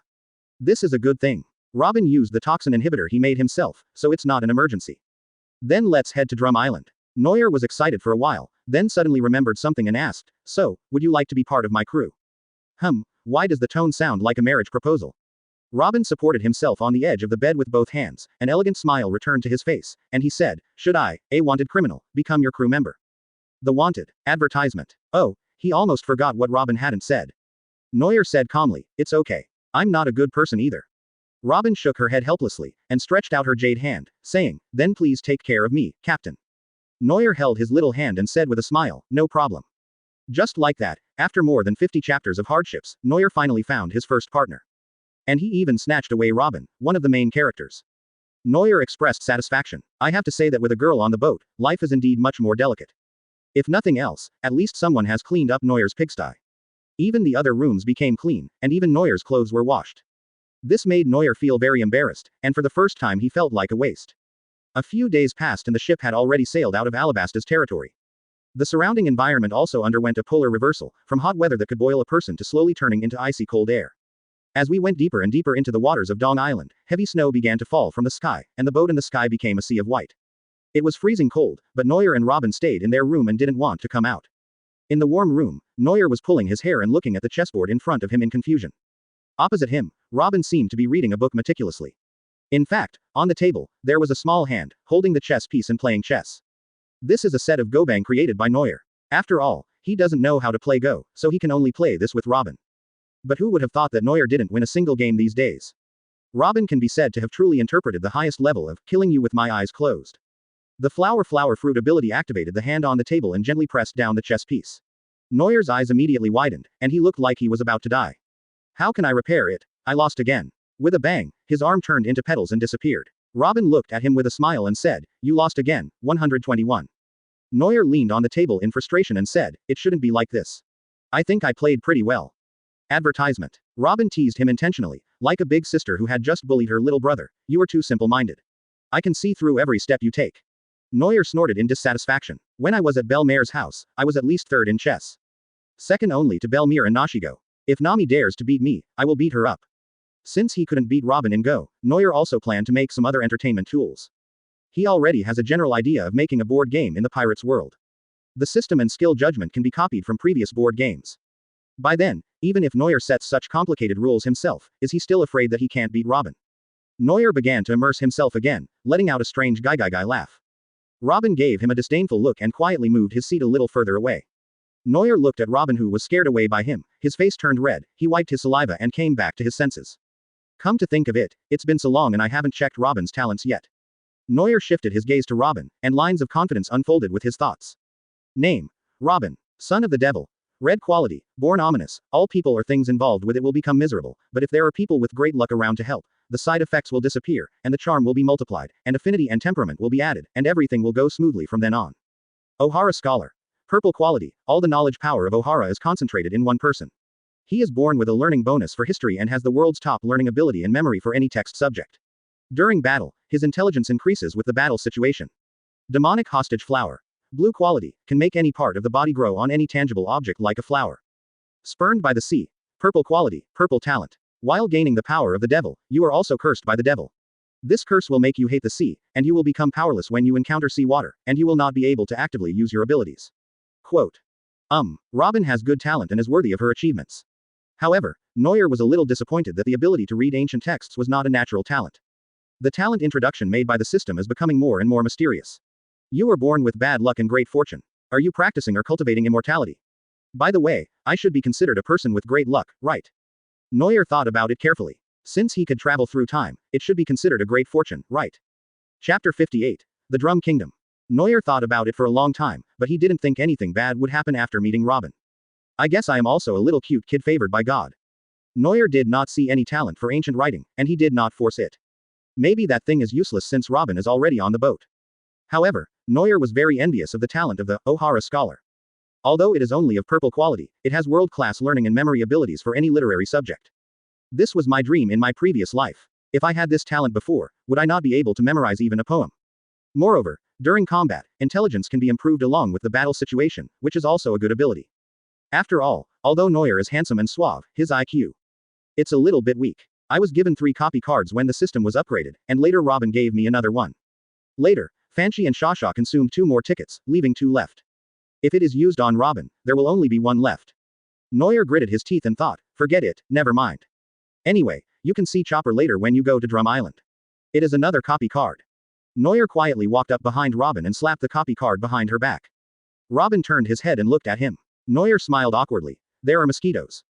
Glancing out the window at the snow-covered scene, Robin wondered, are there still mosquitoes in such a cold day? Neuer, who successfully copied the Ohara scholar, is now extremely clear-headed. Countless words that I had read in my previous life appeared clearly in my mind like a movie. He has a photographic memory and can recall previous knowledge. His brain power is really amazing. Neuer nodded with satisfaction. At this point, the system's newly upgraded 10 talent slots were filled up again. The golden talent has the natural appearance of a conqueror. Red talents include climate super perception, Mera fruit, and sand fruit. Purple talents include alien, sword mastery, and Ohara scholar. The blue talents include bear fruit and clone fruit. There is also a very disappointing and unsightly blank talent, which is the only focus. Advertisement. In addition, there are Neuer's own practice of fishman karate, hidden sword style and amaterasu. Although, innate qualities cannot represent a person's combat effectiveness. However, it can reflect which aspects this talent has bonuses and special effects on. For example, the purple quality of the Sword of Hegemony comes from 4 Emperors Shanks. But who dares to think that Shanks' swordsmanship is weak? But Kensuke's only talent is his focus. He must be changed. If the system had not been upgraded at that time and there was no universal copy card, who would have cared about Jonju? Just copy Shanks's talents. Neuer sorted out everything he had, including his talent and some miscellaneous items. In addition to the cigars used exclusively by big guys, color-changing glare sunglasses are also a good thing to show off. Just as Neuer was counting all the details, Robin suddenly said, we can see the island now. Neuer leaned over the window and looked out, and a large island immediately appeared in his sight. The whole island is covered with snow, and many towering peaks stand on the island like chimneys, which looks particularly spectacular. Let's land on the island. Neuer put on his thick cotton coat and ran out first. But Robin was a little embarrassed. When Robin was running away, he was carrying a bag containing archaeological tools. The clothes he was wearing were torn a lot during the battle. As a result, after he got on board, he always wore Neuer's clothes. Neuer men's clothing sizes, everyone knows. Robin wore loose and ill-fitting clothes, revealing her shoulders and alluring collarbones. Her perky little breasts were neither sticking their heads out nor hiding them. Neuer was so anxious that he wanted to reach out and help it several times. But before he could do anything, Robin's eyes dissuaded him from doing so. Well, he was afraid that this woman would crush him. Robin tied his clothes tightly and put on a thick coat before following Neuer out. After the boat docked, Neuer helped Robin walk towards the island. Although the toxin was not fatal due to the inhibitor, it did make Robin very weak. Advertisement. Neuer had only taken 2 steps with Robin when he encountered a large group of people. These people were holding guns and immediately surrounded people when they saw them entering the border. The king has made a decree. To enter the Drum Kingdom, you must pay an entry fee of 500,000 baileys. The leading soldier pointed his gun at the 2 men and shouted loudly. However, neither of them paid any attention to him, and their pace did not slow down at all. You guys are looking for. The angry soldier leader wanted to scold, but before he could finish his words, a gust of air hit him. Conqueror's intimidation accurately enveloped the soldiers, and the mob immediately fell to the ground. So much nonsense, Neuer complained. Robin looked at the fallen soldier in confusion and asked, as a major medical country, why does the Drum Kingdom have such an outrageous entry fee? Neuer knew it well, and said with a curled lip, there is a king who is mentally retarded. Robin nodded without asking any more questions, and the 2 walked to a village without any hindrance. On the way, a shifty guy saw the two of them and ran secretly to report to the king. Neuer went into the village and began to inquire about the doctor. As he expected, the brain-dead king had implemented a decree to arrest doctors, and there was no civilian doctor left in the entire country. According to this timeline, the quack Dr. Shirulik should also be dead. A great medical power was completely ruined by a foolish ruler. The villager who led Neuer to the road had a worried look on his face and sighed. In fact, we have a doctor here. His name is Kuleha. We call her a witch because of her strange personality. However, she opposed the king's policies and was not arrested. She sometimes sneaked out to treat people. If you're looking for a doctor, she should be the last one, but we don't know when she will show up. Neuer nodded. Dr. Kuleha was like Chopper's mother. If he wanted to see Chopper, he had to find her first. But Neuer won't just wait here. King Wobble kept the 20 best doctors under his command and only used them to treat himself. Wouldn't it be better to just snatch those people away? King, it's those two guys. Just as Neuer was thinking about them, a loud noise came from the door. Neuer walked out of the villager's house and looked at the newcomers expressionlessly. The man in the lead had a big head, an iron chin, and facial features that looked like a mentally retarded person. He was obviously the King Wobble of Magnetic Drum. Wobble listened to his men's reports, stared at Neuer with disdain, and asked, "Who gave you the courage to break the law and not pay the money?" Chapter 59. Killing Wobble. Neuer stared at Wobble, his eyes revealing murderous intent. If you ask who Neuer hates the most in the pirates' world, Wobble in front of him would undoubtedly be at the top of the list. In fact, in the world of pirates, most villains are not that hateful, and they all have their own unique charm and shining points. For example, Lao Sha, Ming Jie, and even the Murloc Arlong also have their own persistence and ambition. But the Wobble in front of him was a complete pest. Governing the country and enacting laws was like playing, and it also brought disaster to his subordinates and Shirulik who were dedicated to saving the country. As a major medical country, Daxia foolishly thinks that all the achievements are its own and asks the people why they should have help from doctors. So they selfishly killed all the doctors and kept the last one by themselves, regardless of whether the people lived or died. Wobble grinned and said, "You little b***************, D, why don't you say anything? Do you know that it is against the law not to reply to the king's words?" The soldiers under his command took advantage of their power and pointed their guns at Neuer, cursing and asking him to apologize. The villagers in the village were angry but dared not speak out. Some wanted to come out to help Neuer, but were scared away by the weapons in their hands. Wobble stepped down from his hippopotamus mount, opened his iron jaws and bit the wall of a house. Click. Swish. A large piece of house wood was bitten off. Wobble chewed it with satisfaction and said incoherently, "Boy, are you here to seek medical treatment? That's great. If you ask me for help, I'll lend you doctors 20. Neuer sneered, drew his sword, leapt forward, and without saying a word, rushed in front of Wobble. The sword flashed, and a chill rose from Weipol's heart, and large amounts of blood spurted from his chest. Wobble was chopped to the ground, and the men who were protecting him suddenly panicked. At this time, Dr. 20 immediately appeared beside him and surrounded Wobble and started talking. A miracle happened. Wobble was actually rescued. Neuer was stunned for a few seconds after seeing it. Is this the world of the two-spined newts? With such a serious injury, he underwent surgery and is now full of life? Wobble was nearly killed by a knife, and he yelled in frustration. "Damn it, you dared to sneak attack me, and I haven't even said start yet." Neuer hefted the knife over his shoulder, raised an eyebrow and asked, "So is this going to start now?" Upon hearing this, Wobble immediately used the power of the munch fruit to materialize what he had eaten today on his body. Advertisement: a cannon protruded from its belly. Wobble nodded in satisfaction and said, "It starts now, you little brat, I am." Before he could finish his words, a beautiful green sword light flashed across Weipol's body, bringing out a large amount of blood again. Wobble fell to the ground with blood spurting out again. Neuer impatiently took back his green suit and said, "Let's fight, why are you talking so much nonsense?" Wobble fainted again, and was surrounded by a group of doctors again. After repeating this several times, Wobble stood up again. Neuer looked at him teasingly. "Hey, I won't finish you off, and I'll just let you jump back and forth at the gate of Hades' palace." Wobble looked at Neuer, who easily threatened his life. His slow brain finally reacted and he shouted in fear, "Retreat, retreat quickly." As soon as this stupid guy opened his mouth, all his men immediately panicked, pushing and shoving each other, and sent Wobble out. But Neuer hasn't had enough fun yet, how can he let them go? He stretched out his long legs and followed them not too far away. Seeing Neuer driving a group of soldiers far away by himself, the villagers came out of their houses in amazement. Robin lay by the window, staring speechlessly at Neuer, who was chasing them. Has this guy forgotten himself? At this moment, the door of the house was suddenly kicked open. Robin, who was extremely vigilant, quickly put his hands on his chest, ready to use his ability at any time. But when Robin looked at the door, there was only an old lady in fashionable clothes standing there. There was also a reindeer following him. The kind villager said to the old lady, "Ms. Kuleha, this is the patient I told you about. She and her companions came to the island to seek medical treatment." Dr. Kuleha put her sunglasses on her forehead, stroked her chin and looked at Robin, saying, "It looks like he's been poisoned badly, Chopper." The reindeer nearby heard the call and immediately took out a package from behind and handed it to Kuleha. Robin looked at Kuleha and Chopper in surprise and asked hesitantly, "Are you a doctor?" Kuleha, wearing a cool jacket, snorted and said, "Nonsense, let me make it clear first, my price is very expensive. By the way, where are your companions?" Advertisement. Just as Robin was about to speak, the villager excitedly said, "This beautiful lady's companion is so powerful that he defeated Wapple, who had an army and a doctor. Now he's off on his own to chase after those bastards from Wapple." Chopper's furry body trembled slightly. Kuleha looked at her in surprise and said, "One person? Defeated Wapple, who was protected by the army?"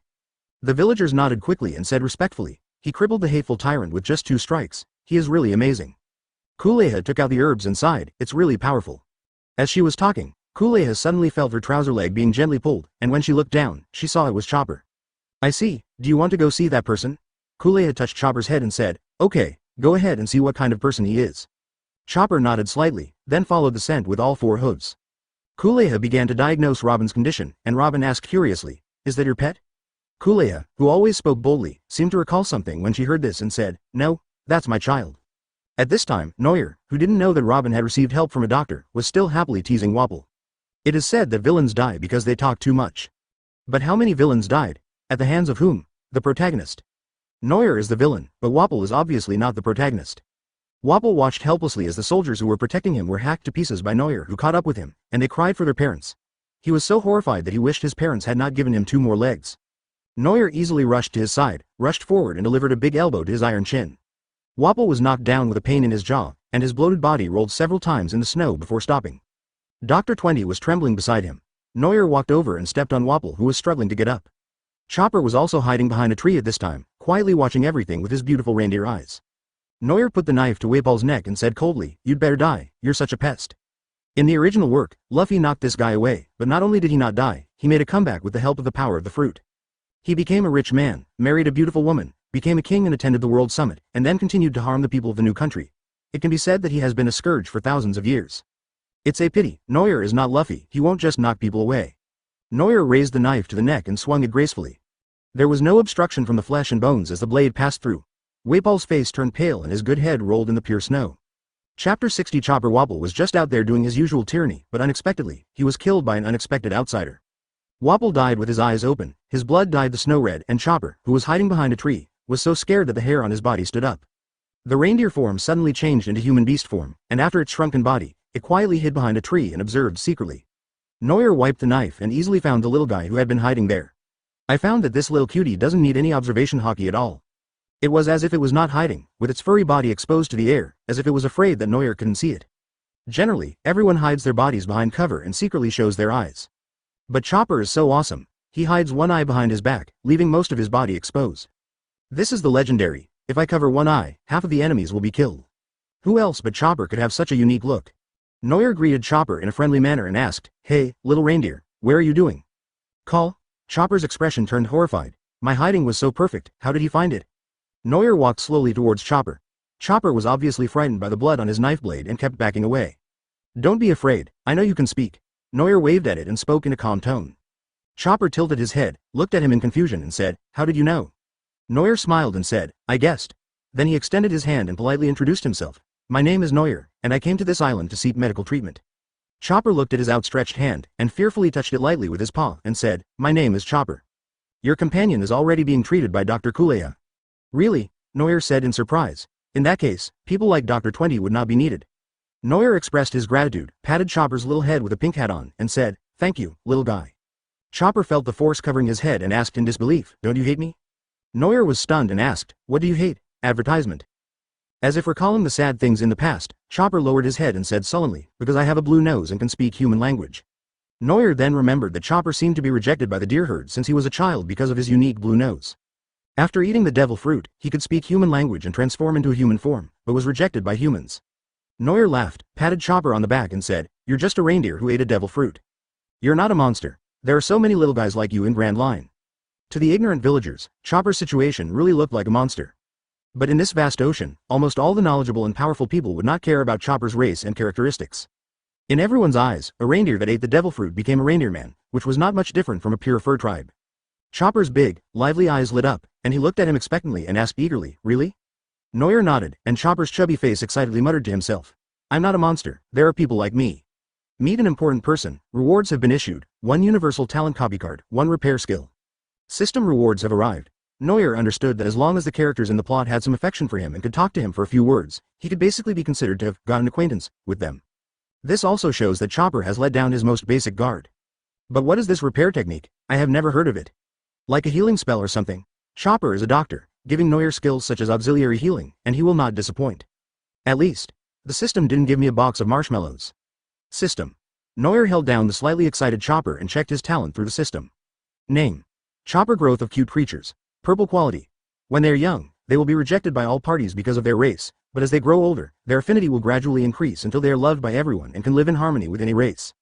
Dream of panacea. Purple quality. Work hard to become a doctor and make panacea. The efficiency of learning medical skills will be improved, the success rate of surgery will be greatly improved, and the effect of manufactured drugs will be improved. Devil's host human. Blue quality. After eating the zone devil fruit, you can turn into a human. Spurned by the sea. Purple talent. While gaining the power of the devil, one is also cursed by the devil. The curse will make the sea hate them, and when encountering seawater, one will become powerless and unable to actively use their abilities. Advertisement. A very standard talent, with most of the combat points going into cuteness and medical skills. However, with the help of the blue wave ball he developed himself, Chopper can also change the wavelength of the fruit's ability and develop a stronger form.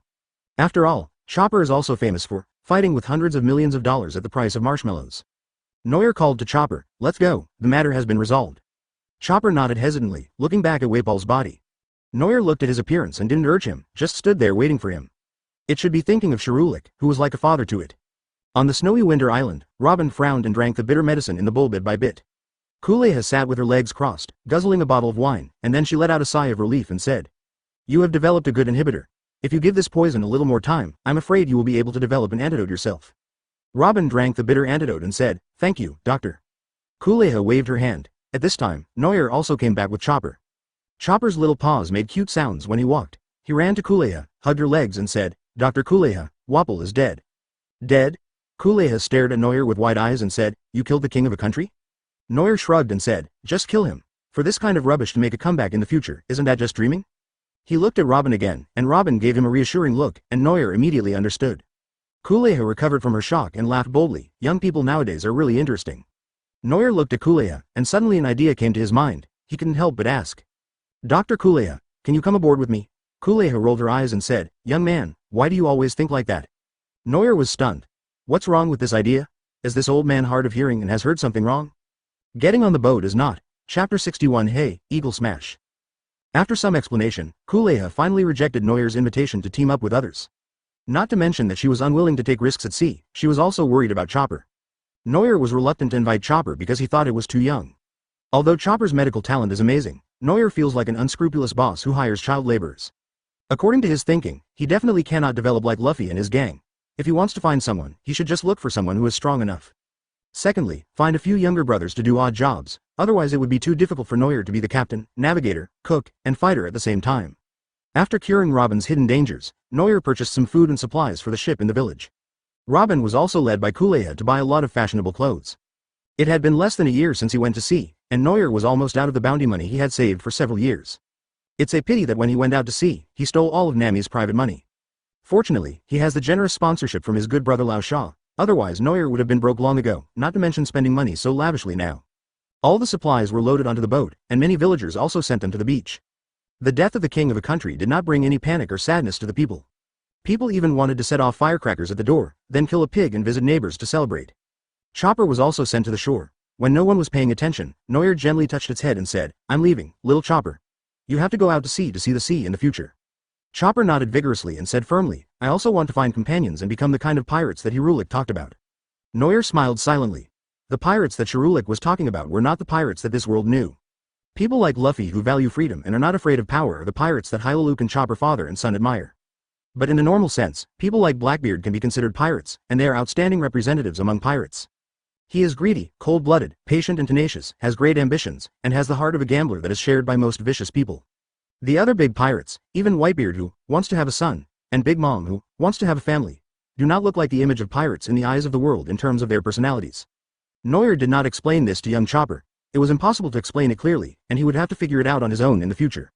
After bidding farewell to Drum Island, Neuer and Robin set out again to continue their sweet duo journey. Although we are a single man and a single woman, daily life is a little awkward.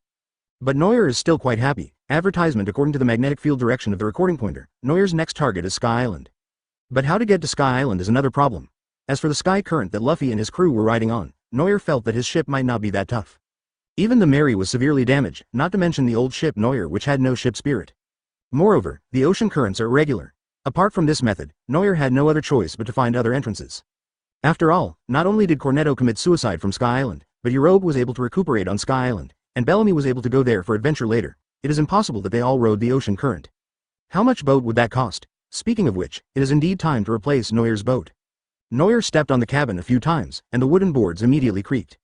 The boat that has accompanied hunters on their journeys for many years was originally a converted Arlong boat. In future battles and voyages, this ship will definitely not be able to keep up with Neuer. Robin looked at the damaged planks and said, "It's time for you to change the boat. This boat hasn't been maintained for a long time." Neuer stroked his chin and said, "Don't worry, let's look for a boat at the next island. I'll find some materials and make some simple additions first." On Sky Island, besides a guy who claims to be God, there's also his big baby. Arc Proverbs. Neuer has been eyeing that ship for a long time. Ships that can fly are rare in the pirates' world. The weather gradually warmed up and the snow on the boat was swept away.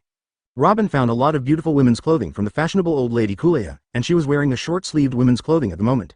I have to say that Robin's foundation is quite good.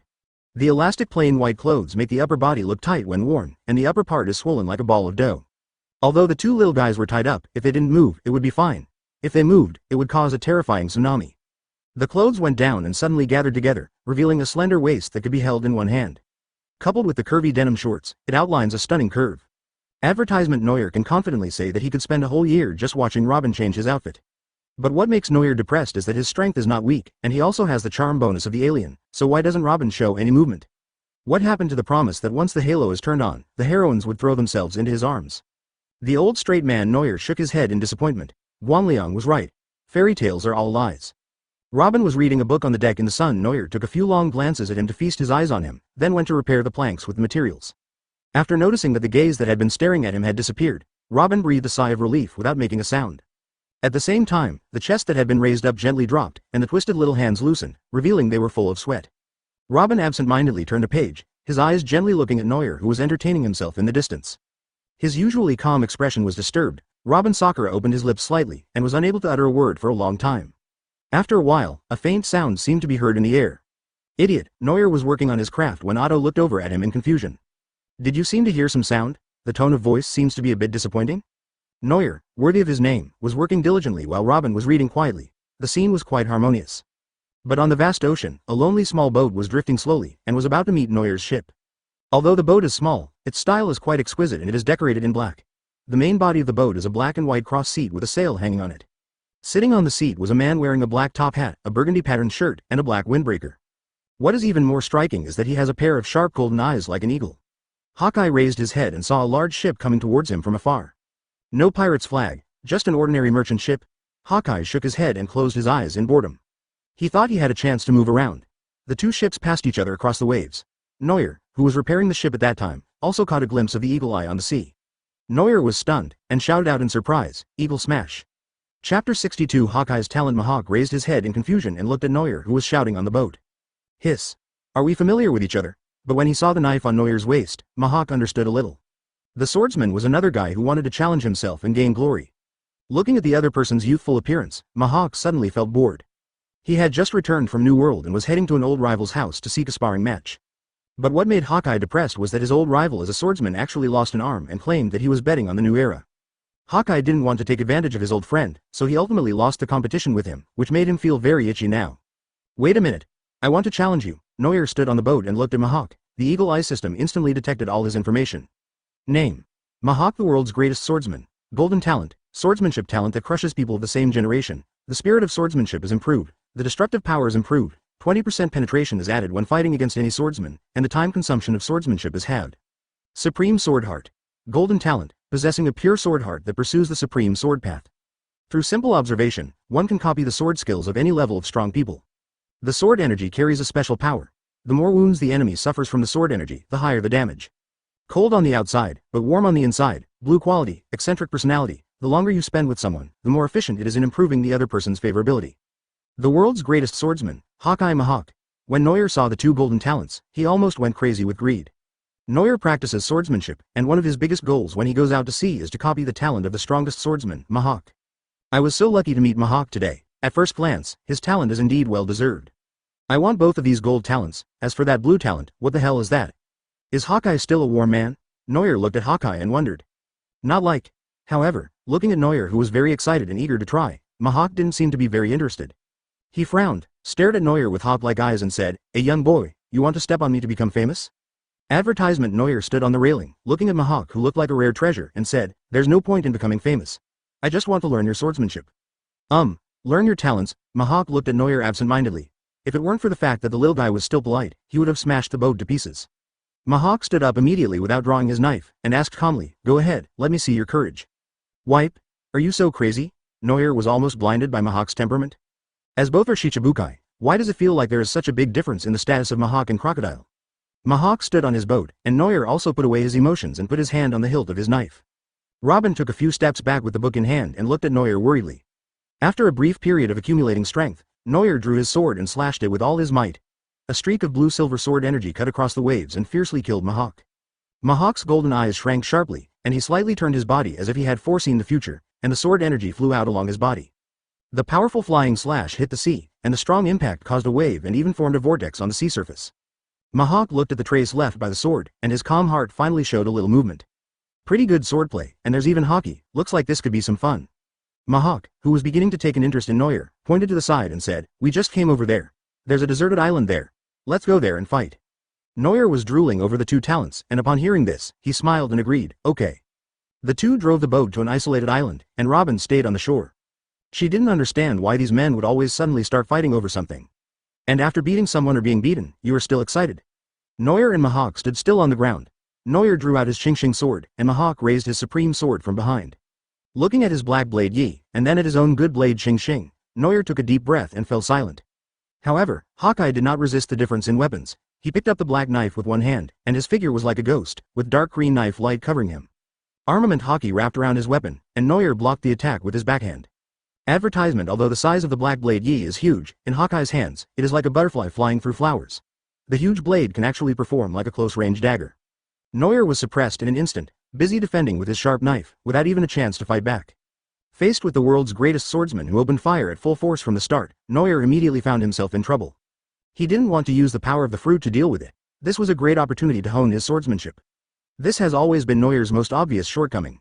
He can't compare to Hawkeye in swordsmanship, and he can't compare to Crocodile in fruit development. But when combined, they can go toe-to-toe with almost any Shichibukai-level warrior, and be on equal terms, or even better. No matter how good the quality of talent is, it depends on who uses and trains it. Neuer doesn't want to waste all his good talents. When the two were fighting fiercely, Mihawk seemed to intentionally or unintentionally not use his special moves, and seemed to feed Neuer with moves. Amid the sounds of swords ringing, Neuer's thoughts seemed to sink into the two famous swords wrestling with each other. He seemed to be able to feel the pride and fighting spirit between the famous swords. Neuer's mind gradually became clear and his eyes gradually brightened. Neuer quickly drew his sword again and growled, "Nine-headed dragon flash." The sword light flashed through the air so fast that it was blurry, and it seemed to leave an afterimage in the space. Mihawk's eyes darkened, and an inky sword light enveloped his entire body, and he swung his sword back at the same high speed. 9 swift sword strikes in different directions. Mihawk's series of counterattacks were so dangerous that outsiders could not understand at all. Neuer panted slightly and once again used a lot of energy to launch a 9-headed dragon flash slash. Mihawk's golden eagle eyes seemed to see through everything, and he quickly counterattacked, using the same 9-headed dragon flash as Neuer. There was a fierce collision of swords and knives, and then they were destroyed by the flying bullets. The small deserted island instantly became a mess. The two men who were fighting also stopped. Neuer adjusted his disordered breathing and stared at Mihawk with a burning heart. The world's greatest swordsman gave Mihawk a powerful striking force against swordsmen, and the supreme sword heart could instantly see through his own moves and then copy them. These two talents are powerful enough that Neuer must take them all. Mihawk put away the black knife and looked at the young man with some appreciation. With such powerful swordsmanship, he will definitely be a good opponent in the future. Chapter 63 Upgraded Talent. Although Hawkeye held back a lot, as a swordsman, he also showed a lot of swordsmanship skills. Mihawk looked at him with undisguised admiration and asked, "Young man, what is your name?" Neuer. Mihawk took note of the name, nodded and said, "I look forward to your future. Perhaps you would be an interesting opponent."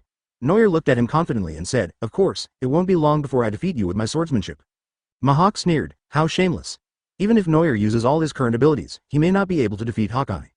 As the #1 swordsman who can fight against the 4 emperors, he can't be defeated by just piling up devil fruits." Mihawk took out 2 bottles of wine from his boat, sat down on the ground, and said, "Have a couple of drinks." Neuer was stunned, then smiled and said, "Okay, This can be considered as making friends through swords. The two of them sat on the ground and drank one cup after another. Robin was relieved when he saw that the two of them were chatting after the fight. But to be honest, Robin was deeply confused by this way of building friendship between men. The two drank and discussed swordsmanship. As the strongest swordsman, Neuer could also learn a lot from Mihawk's casual words. Not long after, the more exciting system sound rang out. Meet an important person, rewards have been issued, 1 universal talent copy card, 1 host's exclusive sword, and swordsmanship plus 3-0. Host's exclusive sword. Neuer's mind sank into the system space, and sure enough, there appeared a knife with an evil shape. The handle of the knife was red and black, and there were strange characters engraved on the scabbard, as if it was sealing something terrible. Neuer felt itchy when he saw the handsome famous sword and wanted to draw it and play with it right away. But in front of Hawkeye, Neuer couldn't just take out the knife out of thin air. Mihawk looked at Neuer, who seemed to be worried, and found a topic to ask. Where are you going? When this was mentioned, Neuer frowned and said, Sky Island, but I haven't even found the way. Sky Island? Mihawk thought for a while, then took out a pointer from his bag. Advertisement permanent pointer. Neuer identified the object and looked at Mihawk in confusion. Mihawk handed the permanent pointer to Neuer and said, It is said that there is a current in the waters near this town that goes straight up to the sky. It is said that someone has passed through there to Sky Island. Town? Neuer took the permanent pointer and looked at it. It had the location written on it, but he didn't recognize it. I've never heard of this town. Neuer fell into deep thought. Luffy and his companions went up to the sky relying on the strong ocean current near Guy Island. That route was extremely dangerous. But an old man from Sky Island seemed to have told me that there is another way to enter Sky Island, which is a little safer than Guy Island. Is this the place Hawkeye gave him? Neuer holds the pointer tightly. Whether it is dangerous or not is not the question. You will know it when you go there. Neuer thanked him and Mihawk prepared to leave. Although he was not able to fight with his old friend this time, he met a junior who would be qualified to threaten him in the future. Mihawk felt that this trip was not in vain. Neuer and Mihawk walked arm in arm, like friends who had known each other for many years. The aloof Lord Hawkeye almost chopped this outgoing guy to pieces. Why are all the friends I make such idiots? Mihawk was still confused, and Neuer took this opportunity to put 2 copy cards behind his back. The world's greatest swordsman and the supreme swordsman, 2 golden quality top-notch talents, are in hand. Watching Mihawk drift away in his boat, Neuer quickly gave instructions to his already full talent slot. System: replace focus on 1 with the world's greatest swordsman. He first replaced the white talent that had been with him for a long time, and then the next supreme sword heart, but Neuer was a little hesitant. Originally, he was planning to replace it with the Bajien Dao or the bear fruit. But after thinking about it, Neuer decided to try out the new feature of fusion talent. He hasn't used this function since the system was upgraded. What's more, the 2 golden sword talents are already the best combination. Merge the supreme sword heart with the world's greatest swordsman. After a period of silence, the system completed the talent upgrade under Neuer's expectant gaze. Advertisement: talent fusion is complete, and the new talent becomes a fixed talent. Neuer couldn't wait to check out the new talent. The color of the talent slot was originally brilliant gold. But now, the pure golden light was mixed with a faint inky black light. A whole new string of information appeared before my eyes. Supreme Swordsman. Ink gold quality, upgraded to gold quality, possesses the characteristics of the world's greatest swordsman, and Supreme Sword Heart, and has unparalleled kung fu aptitude. When using swordsmanship, all attributes such as speed, strength, and stamina are improved. When fighting, depending on the strength of the enemy, there is a chance of triggering an instant kill. The defeated enemy may leave a demon in his mind, hindering his growth. Neuer saw the upgraded talent for the first time, exuding a lustrous black gold talent. He was filled with shock. By fusing 2 golden talents, a stronger super talent was created. It has the ability of 2 golden talents, as well as multiple abilities such as all attribute enhancement, instant kill, and inner demon. Neuer asked quickly, System, didn't you say that the gold talent is the highest? Why is there an ink gold one? The system quickly responded, the highest talent is gold, but the fusion of 2 gold talents will produce upgraded, which is black gold quality. The upgraded quality is still gold quality. But this quality talent is only possessed by the host, and no one else in this world has it. Neuer felt relieved when he heard that he was the only one with the talent for ink gold. Before, he thought that the system's fusion function was just so-so, but now it seems to be a god-level function. With this upgraded talent, it won't be long before Neuer can become a great swordsman who surpasses Hawkeye as long as he devotes himself to practicing swordsmanship. I have to plan carefully for the future fusion of talents, Neuer thought excitedly. Oh, and there's also the famous sword that was previously rewarded by the system. Neuer took out the famous sword with a wild appearance from the system. It felt cold to the touch, and Neuer seemed to feel the murderous intent in it before it was even unsheathed. Slowly pull the knife out of the sheath. Similar to the red and black sheath, the black color covers the entire blade like an ink painting. The red lines outlined one hideous face after another on the blade, just like the howling of hundreds of ghosts in hell as described in the legend. An evil aura rushed towards him. Even though the system had automatically recognized the sword as Neuer's master, he could still feel the unruly and arrogant nature of the famous sword. Neuer looked at his new weapon with satisfaction and soon had a general understanding of it. This baby, like a capable rebellious child, disobeys discipline and even tries to cause trouble for its owner. This is obviously a sword that is difficult to control, but it is not difficult for Neuer. What should I do if my child is disobedient and always makes trouble? If you press his head and flick his little brother, he will behave himself. Chapter 64 Neuer's background. No matter how powerful Haki's sword is, it is still a weapon after all. A good child should chop wherever his master points. Neuer raised the magic sword and swung it fiercely towards the sea. The black and red blade light slashed through the water, and the sea current Uzumaki that was cut out took a long time to dissipate. As if sensing the strength of its master, the demon sword became much quieter. Neuer looked at the weapon in his hand and the system gave it an introduction.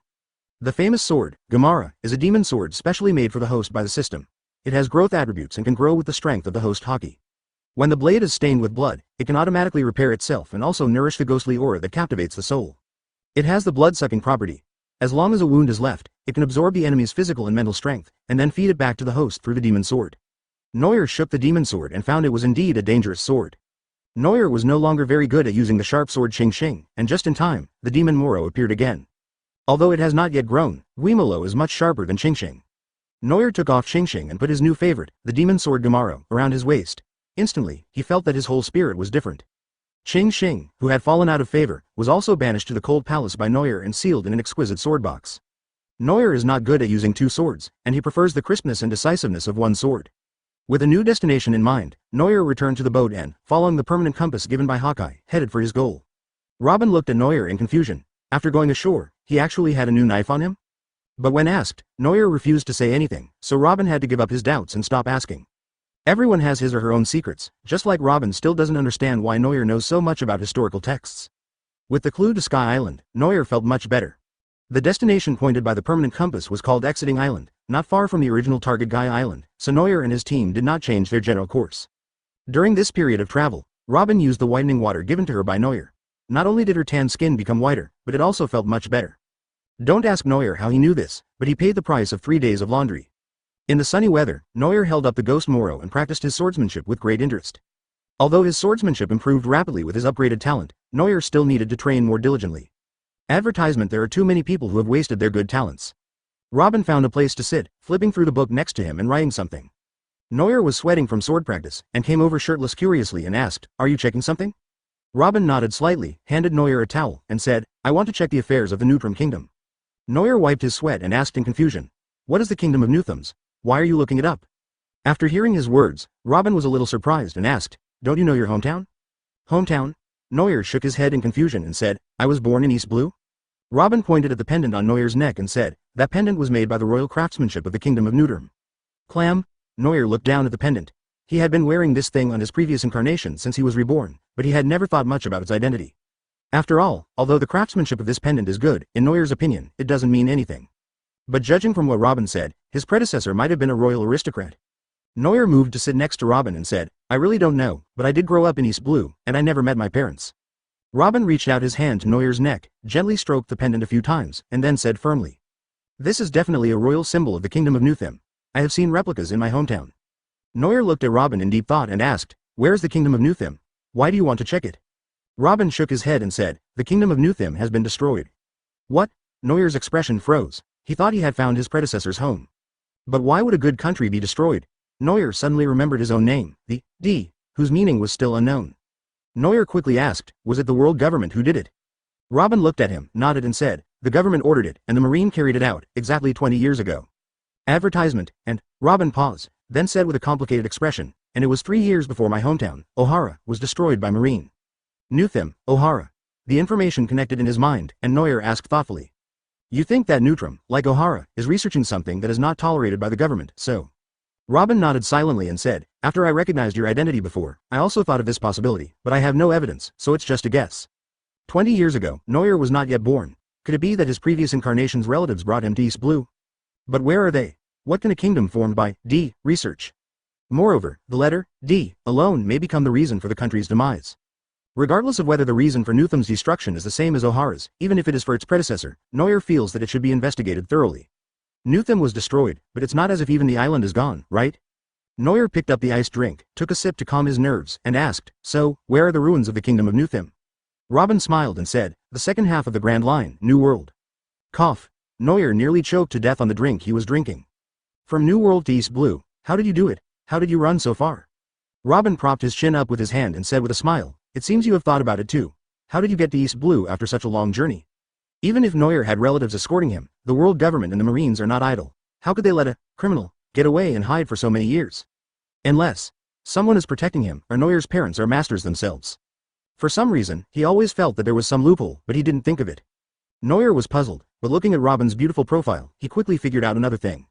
No wonder it seemed like Robin trusted me from the very beginning, it turned out to be because of my background. In this way, Neuer can be regarded as a remnant of evil that the government cannot tolerate. He and Robin can be said to be in the same boat. His hometown was destroyed, he became an orphan, and was not accepted by the government. But Neuer is still luckier than Robin. After all, he met Belmir and has a happy family. Chapter 65 Going to Sky Island. Endless speculation about the future and the past continues, but the voyage will not stop. The journey to Exiting Island was very long, and Neuer's ship traveled for a long time before finally finding the place. Neuer stopped the boat near the harbor of Exiting Island and the two men got off the boat. In this world, if you want to find out something, it is best to find a more down-to-earth tavern. That kind of place is a mixed bag, with countless people coming and going, and you can get a lot of secret and important information. So, Neuer had a clear goal and went straight to the tavern on Exiting Island. Standing at the door, they could hear the noisy voices from outside, but when they pushed the door open and walked in, the conversation stopped abruptly. Inside the pub, all the people who were drinking shut their mouths and stared at the two unfamiliar faces warily with ferocious expressions. Neuer and Robin were both people who had experienced a lot of ups and downs, so they didn't feel awkward about the situation. They ordered a glass of wine and found a seat to sit down. Everyone looked at the two men's clothes secretly and judged their origins. The woman was a delicate and sexy beauty. She was obviously the man's mistress and probably didn't have much fighting ability. As for the man, he was indeed tall, but judging from his appearance, he was just a young boy. Moreover, he even had a knife slung around his waist for show. Can a little devil wield a sword? After observing for a while, these old hands soon felt that they had seen through the two men's abilities.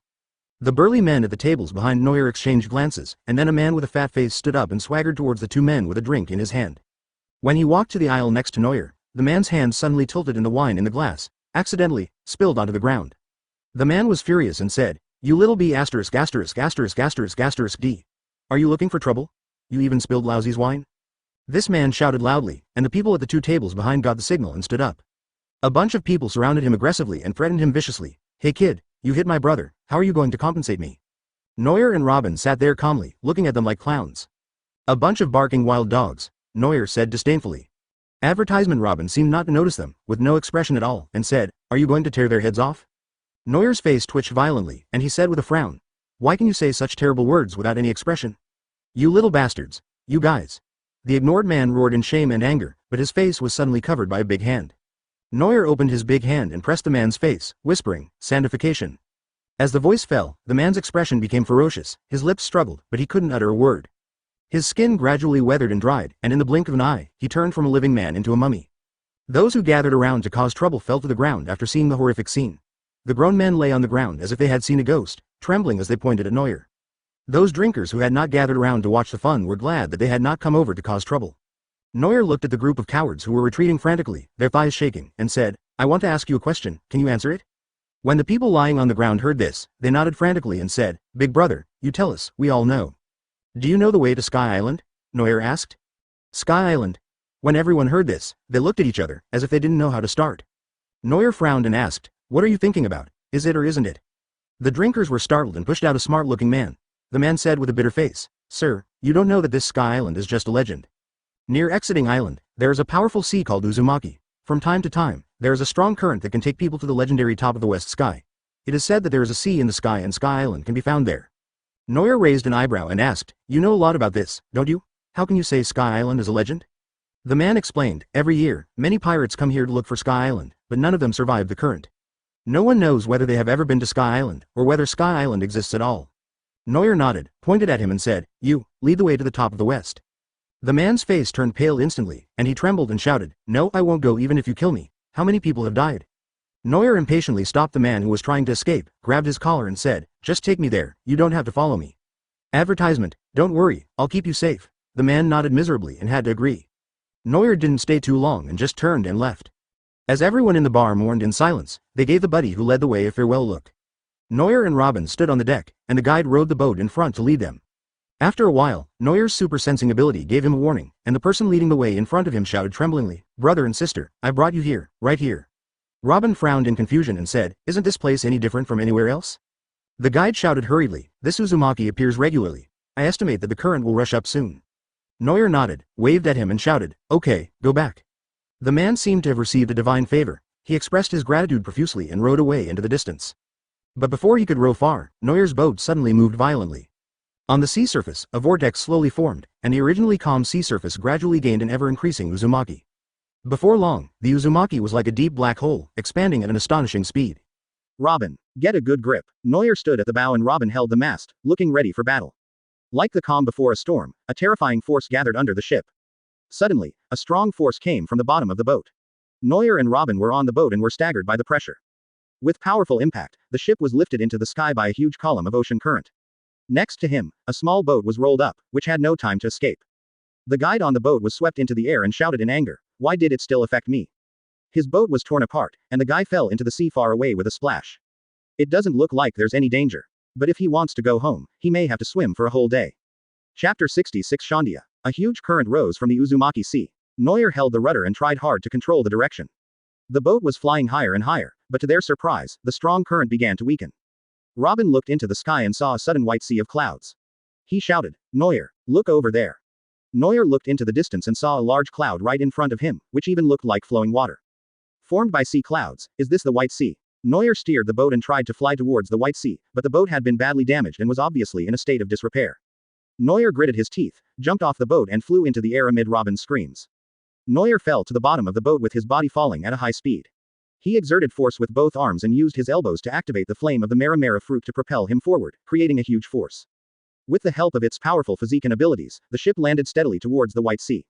Seeing this, Neuer tried to use fire to fly in the air for a while, and finally Robin used his ability to pull him back to the boat. Neuer landed on the deck and said, "Thanks." Robin shook his head, and the two finally landed safely on the White Sea that belonged to Sky Island. The altitude here is about 7,000 meters above the ground. To find the island, we may have to go higher. The tortured ship became tattered, the bottom of the ship creaked, and it felt a little scary to sail on it. Following the surging ocean current, Neuer successfully entered the route to the top of the western sky. Sailing in the air is undoubtedly a magical experience. The boat circles upward along the sea of clouds, and the altitude continues to rise. Neuer felt the feeling of flying in the sky very strange, and even Robin seemed very curious about the surroundings. Guided by the sea of clouds, Neuer gradually walked out from the top of the western sky and entered the depths of the sea of clouds. Looking at this layer, there is nothing but a white ocean with no end in sight. In addition, there is a building standing on the sea, behind which is a staircase leading to the higher sea of clouds. Neuer put his hand on his forehead and looked at it from a distance. This should be the gate leading to the highest White Sea, right? He remembered that in order to enter the Kingdom of God, ruled by Enel, he seemed to have to pass through this place. Neuer's ship was moving slowly, but according to his observation Haki, he could predict that a figure was flying towards them at a rapid speed. Advertisement. One of them was half naked, with a grass skirt on his lower body. What was more conspicuous was that he had a pair of small white wings behind him. The man had a bull mask on his face and was wearing strange shoes that could emit jets of air. He was rushing towards him with a clear goal. With a long-barreled iron cannon on his shoulder, the man suddenly jumped up on the sea cloud, waving the iron cannon at Neuer and shouting, "Greedy outsiders. Don't even think about coming in. Look at this outfit, is he from Shandia on Sky Island?" Neuer frowned, stretched out 5 fingers, calmly reached out to the side, and quickly grabbed the cannon that was being swung like a stick. The Shandia people have struggled for generations to ring the golden bell and fulfill the wishes of their ancestors, and Neuer approves of this spirit. But those who come here to cause trouble are a different matter. Neuer raised his fist and, as the Shandian looked on in surprise, hit him in the nose. The mask shattered, revealing an extremely young but very ferocious face. Neuer took a look and found the face familiar. Just as he was about to speak, he heard several calls from under the boat. "Weber, it's time to go. Enel's people have discovered us." When Neuer heard the name, he remembered the role of this character. In the world of pirates, there are many supporting characters with little names and plots, but they are quite capable. For example, there is the demon agent who once suppressed Sanji in East Blue, and there is the war ghost Weber in front of him. A set of seastone plus N rows of shells almost made Enel's god tier die. Weber heard his companion's call and looked at Neuer fiercely. After hesitating for a moment, he finally jumped off the boat and left with his companions. This little episode did not delay Neuer's work. In fact, Neuer felt inexplicably moved as he watched Weber leave. He plans to find a few companions to travel with him on Sky Island, so he might consider bringing this guy along. He had already started looking for candidates. Enel is one of them. Even if he disagrees, he will be beaten and tied up. If all else fails, I'll have to kill him and take away his complete thunder ability. If Weber is included, there will be 2 people in total. It would be better to bring a gentler girl or something like that. Robin can't be the only girl on the whole ship.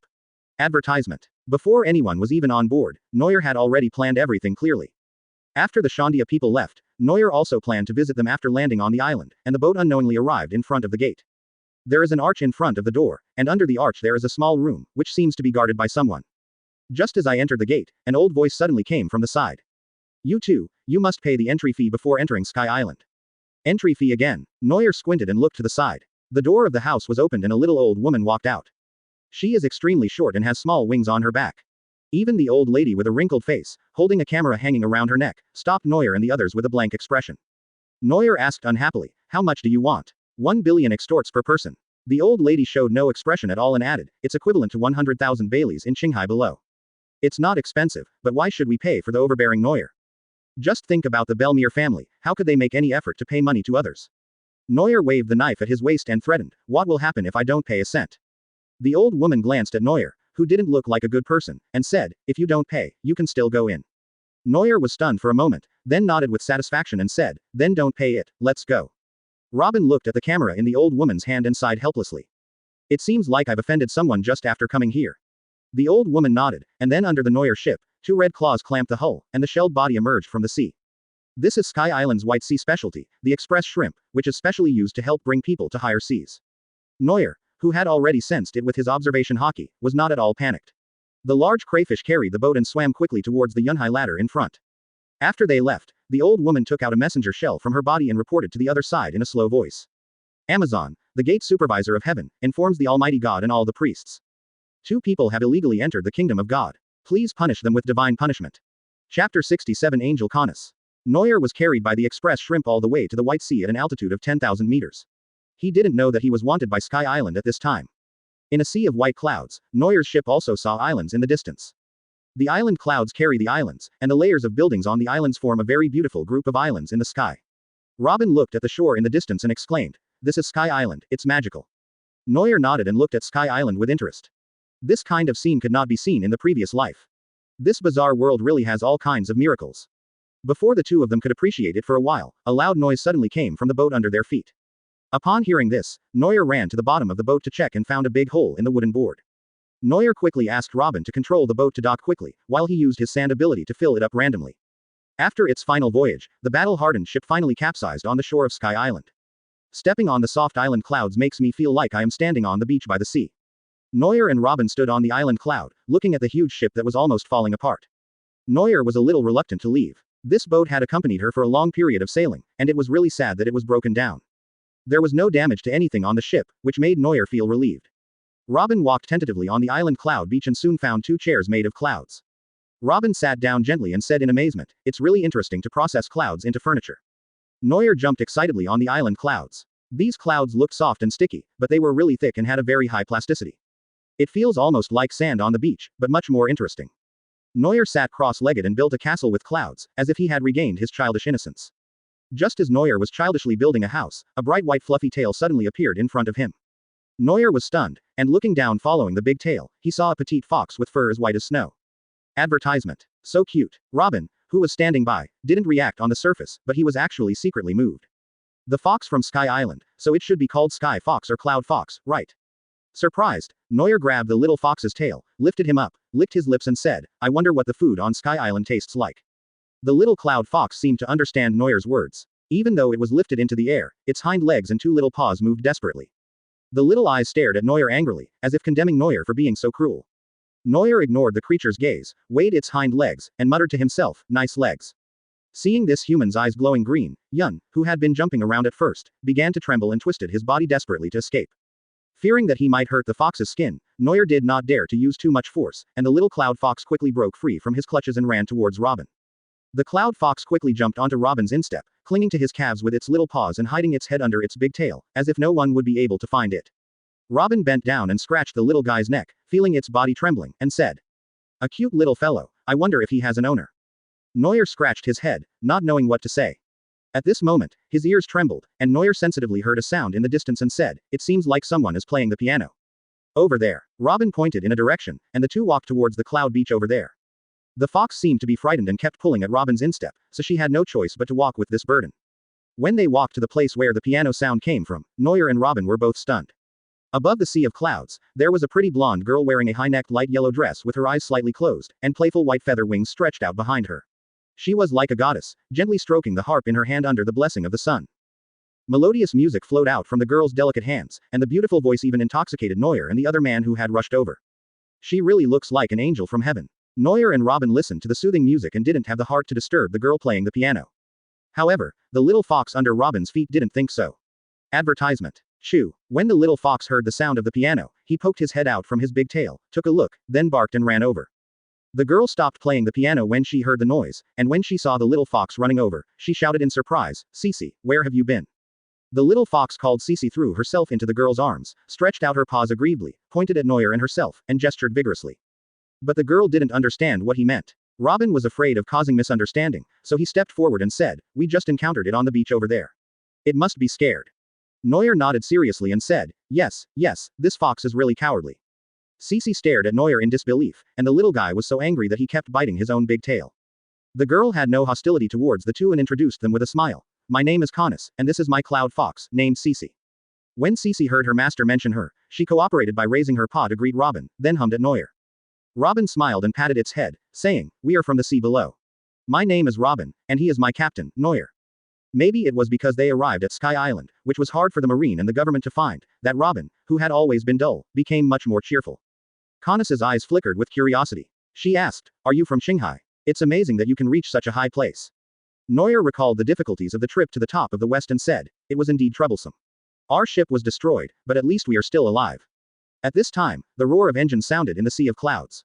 Canis looked at Neuer and Robin and smiled embarrassedly. "It should be my father, Pygea, he is a Viper repair technician." "Wei ba, what is that?" Robin asked confusedly. Before Canis could answer, a tall, thin old man rode something that looked like a motorboat, flying towards the beach at the speed of a seaplane. But, the more arrogant the takeoff posture is, the cooler it will look when it hits the tree. Pygea rode on Waiba and crashed hard into the coconut tree next to him. Then another coconut fell from the tree. It was as hard as iron and smashed the old man into the clouds again. "Father." Canis ran over worriedly, and Robin followed to check. "Let me tell you a joke. The guy who repairs Viagra doesn't know how to open Viagra." Neuer complained secretly. Chapter 68 God's Punishment. Canis helped his father up, and Pygea touched his head and laughed, "Ah. Waiba is really hard to turn." Robin helped the fallen Wei Ba up, looked at him and said, "Is this Wei Ba? I seem to have read about a ship that can sail without wind in a book." Neuer walked silently to her side and reminded her, "Is this a book written by a man named Nolando?" Robin's eyes lit up, and his brain immediately found some information from the vast ocean of books. The big liar Nolando, is he telling the truth? Robin crossed his arms and said thoughtfully, "So, the Golden Country is real." Neuer was shocked. "You know all this. But it is also true that Robin has probably read much more books than Neuer has read study materials, so we cannot just judge based on the performance of the original work." Pygea was helped up by his daughter, and when he saw Neuer, he said, "So there are guests." Canis quickly introduced. "Father, they are from Shanghai, Neuer and Robin. The people of Sky Island seem to be quite hospitable." Pygea greeted the two and said, "Since you are here at Sky Island, take a good look around. We haven't had outsiders here for a long time." Pygea helped Wei Ba up and led the way in front. Canis and Robin chatted, while Neuer looked around boredly. The father and daughter led them along a soft cloud staircase, and along the way they could see many large clouds piled up nearby. Pygea explained to Neuer, "That is a cloud processing factory, used to process island clouds. There are 3 types of clouds on Sky Island. One is sea clouds, which are the clouds you sail on, and the other is island clouds, which are the ones we are standing on. Another type is this kind of processing cloud, which can be used to make furniture or as a building material." Neuer listened carefully. This immersive feeling was different from the two-dimensional world and it really brought him a great impact. Seeing that Neuer was listening attentively and was talking excitedly, Pygea said, "The Sky Island where we live is called Angel Island, and the edge of the island is the Angel Beach we just came to. As for my home, just keep walking along this lovely avenue and you will find it. Going further along Lovely Avenue, you will reach the most prosperous street in Angel Island, Lovely Street." When Angel Street was mentioned, Pygya's eyes lit up and he said, "Lovely Street is so much fun. When it gets busy, there are beauties in miniskirts, beauties in bikinis, innocent beauties, and passionate girls." Neuer listened more and more attentively, pondered for a moment, and said with emotion, "This old man really wins my heart. How can I let the old man down? I must go and experience the customs and culture of Ki Street." Advertisement. This is what makes the trip to Sky Island worthwhile. The 2 girls beside them looked at the old man and the young man who were lost in their reverie in silence. Robin was confused. How come this guy got caught up in this trap when he wasn't paying attention? Canis said awkwardly, "Don't mind it, my father is a little off kilter." Afterwards, Canis asked in casual conversation, "Sister Robin, are you pirates?" Robin shook his head and said, "No." Canis asked confusedly, "Then why are you here on Sky Island? Usually only pirates rush to Sky Island for the gold." Robin opened her mouth to say something, but she thought about it carefully. It seems that she herself can't clearly explain what kind of team the two of them are. Although they are from the pirates group, Neuer actually makes a living as a pirate hunter. They claim to be a serious adventure group, but he himself is a wanted criminal. Robin is struggling with this, but Neuer is adventuring on the sea and is not too concerned about the so-called bounty and identity. After all, after being on the sea for so long, Neuer has finally figured things out. On this ocean, the farther you go, the less sins your hands will be stained with. This has nothing to do with whether a person's nature is good or evil. To put it another way, there are no purely good or purely evil people among the powerful people on the sea. Given Neuer's character, no one knows when he will be wanted by the world government. Oh yeah, maybe killing Wapple would allow Neuer to get some bounty. Robin thought for a moment and said hesitantly, we should be considered a tour group. Canis. What? During the casual chat, Canis also welcomed Neuer and his companions into his home. The hospitable father and daughter tinkered in the kitchen and brought out several delicious dishes. Neuer looked at the food with a strange expression. Hiss. Advertisement. The meat is indeed meat, but Neuer just can't tell what animal it is. The dish is also a dish, but why is it the 8-gate one? Neuer took a big mouthful of rice and his eyes suddenly lit up. It's delicious. Although he possesses master-level cooking skills, he has tasted too few dishes and has too few practical experiences.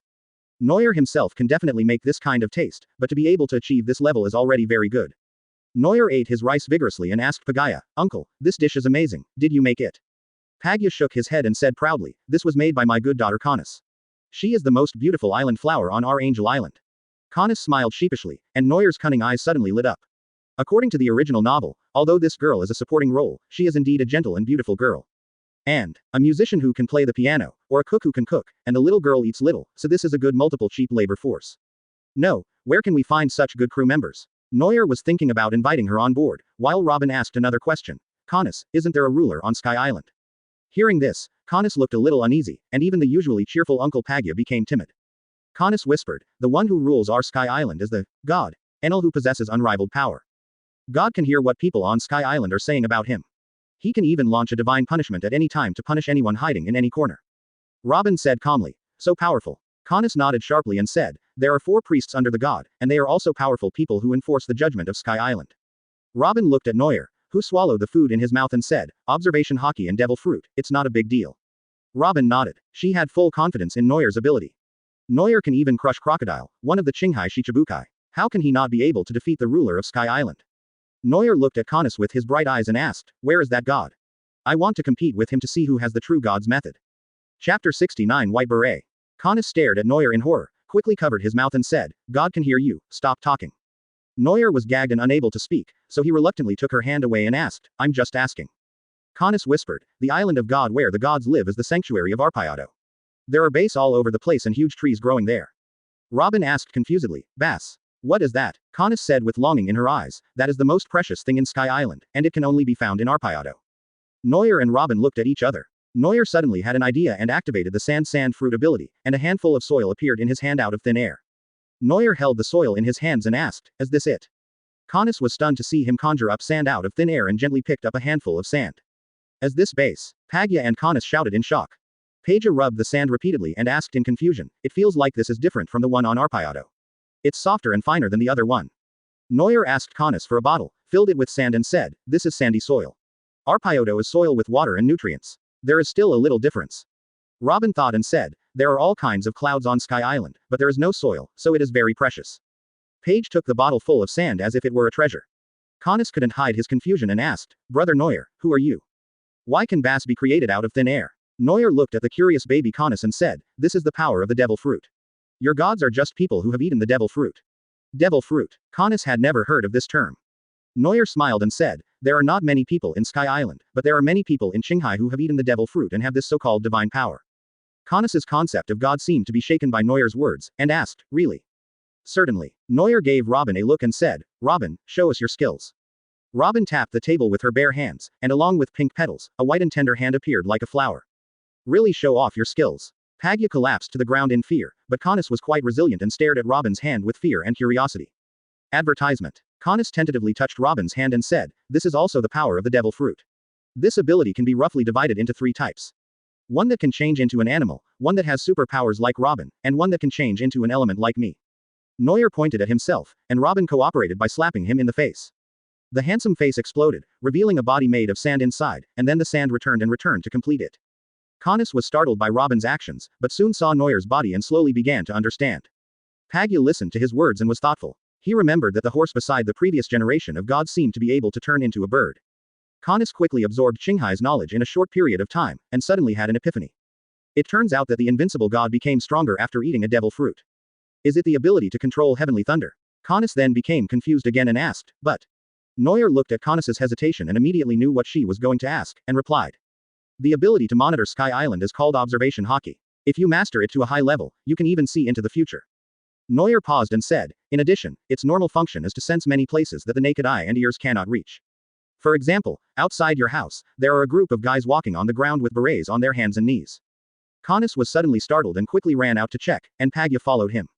After opening the door and taking 2 steps, Connus saw the beret troops crawling forward. The white berets are a unit directly under the priest. Usually, wherever they appear, there are criminals who have violated the laws of Sky Island. Connus asked nervously, Captain, what are you doing here? The captain in the beret stood up and said, there are criminals from Angel Island here. They entered the country illegally and need to pay a fine. Neuer and Robin came out of the house and the beret captain said, hey. Qinghai people, you have violated God's law and committed an 11th level crime. You must pay 10 times the fine. Neuer counted on his fingers and found that for 2 people, 10 times that would be 2 million Baileys. It's not that I don't have money, I'm just paying this fine for fun. Advertisement. But, I won't play with you. How is it possible for Neuer to take money out of his wallet and pay such a ridiculous fine? Do you know who my sister is? Neuer roared in his heart. Neuer picked his nose and said, if I don't want to pay the extra money, what can you do? The captain of the beret shouted angrily, you are challenging God's bottom line. With a wave of his hand, all the divine soldiers behind the beret captain stood up and stared at Neuer menacingly. Connus pulled Neuer's sleeve fearfully and advised, Brother Neuer, if you don't have money, I'll pay for you. Don't go against God. Neuer sighed and said, it's not about money. There are no gods in this world. It's just that powerful people call themselves gods. None of the monsters in the 4 emperors dare to call themselves gods, and Enel, who lives in a tiny sky island, is just a frog in a well. I have never experienced the beatings in Qinghai. Seeing Neuer repeatedly challenging God's dignity, the beret captain shouted angrily, catch this Qinghai guy.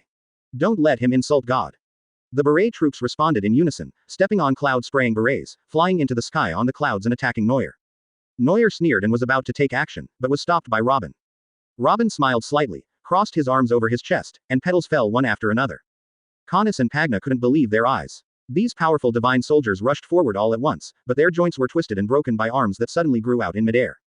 The divine soldiers flying in the air fell down like dumplings and were all destroyed in an instant. Neuer looked at Robin and smiled, your ability allows you to grow more hands. I just don't know if I can grow something else. Connus and Pagya's jaws dropped to the ground. In addition to the fear of attacking the divine soldiers, Connus also yearns for mysterious power. Qinghai, are there really people with superpowers everywhere? Can I also have this magical power? Chapter 70. Island of Gods. The captain of the berets lay on the ground, shouting in grief and anger. Attacking the beret troops is a second-degree crime. They must be punished by the trial of God. Upon hearing the name of God's trial, Pagya and Connus's faces changed drastically.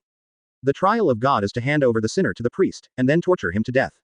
What's more important is that the residents of Angel Island must do everything they can to trick these sinners into the island of God, Apayadori.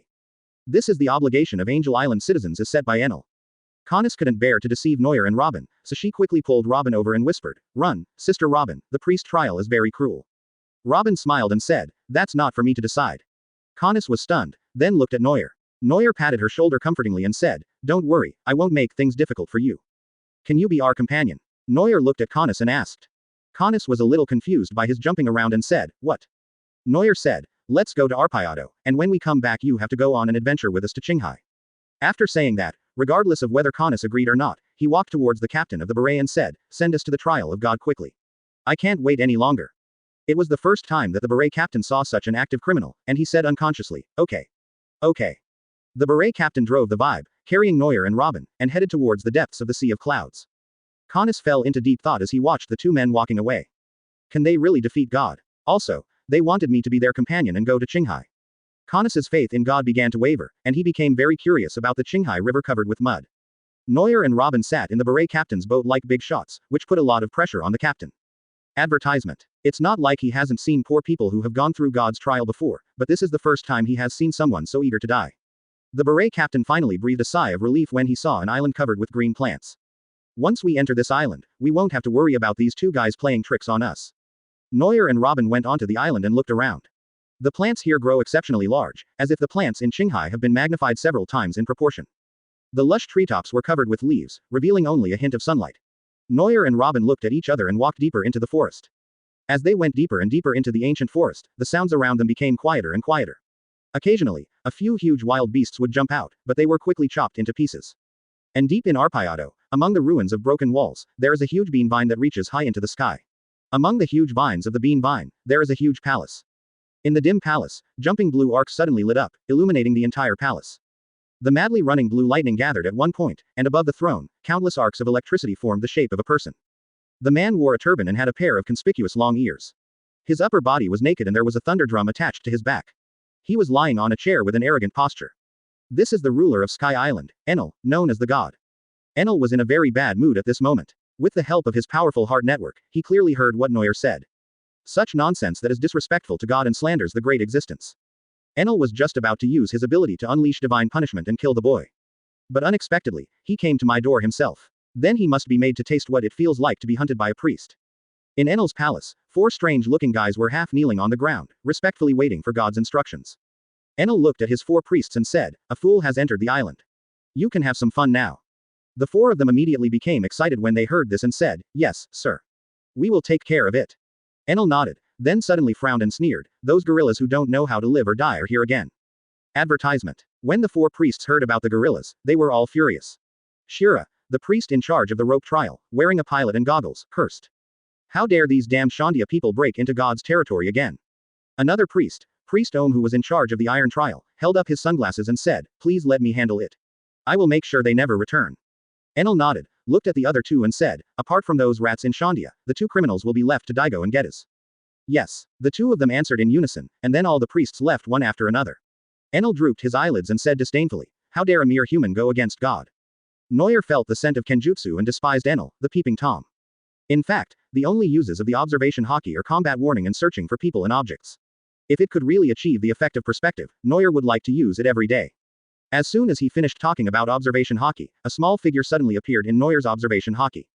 A little girl dressed like the tribesman was squatting on the ground, stealthily putting down her backpack, and filling it with handfuls of something.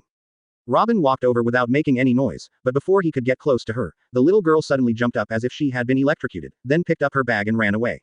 Neuer, who had anticipated the little girl's actions, took a big step forward and immediately blocked the girl's way. The little girl didn't have time to brake and bumped into Neuer's thigh and fell to the ground with a thud. The bag that fell on the ground was also opened, spilling a lot of dirt. Neuer picked up the bag and said, "Are you here to steal soil? Are you from Shandia?" Although the little girl was young, she had a big temper. She glared at him and tried to snatch her bag back, but was quickly held down by Neuer with one hand.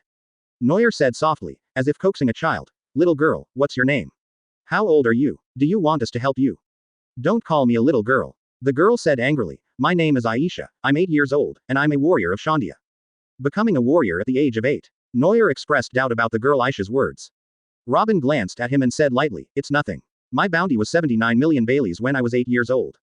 Hiss. Neuer thought about it and wondered what he was doing when he was 8 years old in his previous life. "It seems that I was watching Ultraman with my classmates in front of the TV, and I was so happy when I saw Daiko's happy type." Chapter 71. Kill the priest. Robin bent down and touched Aisha's head, saying, "Why are you here? Isn't this a restricted area of Sky Island?" Aisha shouted angrily, "Nonsense. This is obviously the home of our Shandia people." Neuer returned a pack of ba to Aisha and said, "Forget about Shandia or any other warriors. It's dangerous here. Let's leave now." Aisha hesitated for a moment and asked doubtfully, "You are not the priest's men?" Robin shook his head and said, "Of course not." Aisha then relaxed a little, holding a bag of soil, and walked outside with her head down without saying a word. Robin whispered in Neuer's ear, "I feel sorry for this girl." Neuer nodded and said, "The island of Arpaio was originally the home of Qinghai Shandia, but was lifted to Sky Island by the ocean currents. The rulers of Sky Island seized the island. Now they have no home. The people of Enel and Sky Island regard them as aliens. Of course, they are pitiful." Robin looked at him quietly and said, "Although I'm somewhat used to it, I'm still curious, why do you know so many things?" Neuer scratched his head and said nothing. Robin sighed and said, "Forget it. Tell me when you want to." Hee. Neuer smiled, and a red light suddenly appeared in his pupils. Aisha seemed to sense something and looked back hurriedly. Neuer also felt something and looked in one direction. Confused, Robin followed their gaze and looked towards that place. I don't know when a lot of white spherical clouds appeared among the big tree behind me, swaying in the air. In addition, a man who was as round as a ball of cloud, wearing yellow round glasses, was looking at them with a smile. There is one more. Neuer looked in another direction, where a man in a purple leather jacket and a hairstyle that looked like spider legs was biting his lower lip and tangling his arms together in an uncoordinated manner. Aisha shouted in shock, 2 priests. Why did Priest Daigo and Getas appear together? Is this the priest? Robin glanced at Aisha beside him calmly. Neuer had a high level of Haki proficiency, and she knew that. But is it possible for an 8-year-old girl to also learn Haki? Advertisement. What Robin didn't know was that this little girl, Aisha, was a rare observation Haki genius who had awakened observation Haki since birth. Although he only has the initial stage of observation Haki, he is stronger than many people in Qinghai, just like winning at the starting line.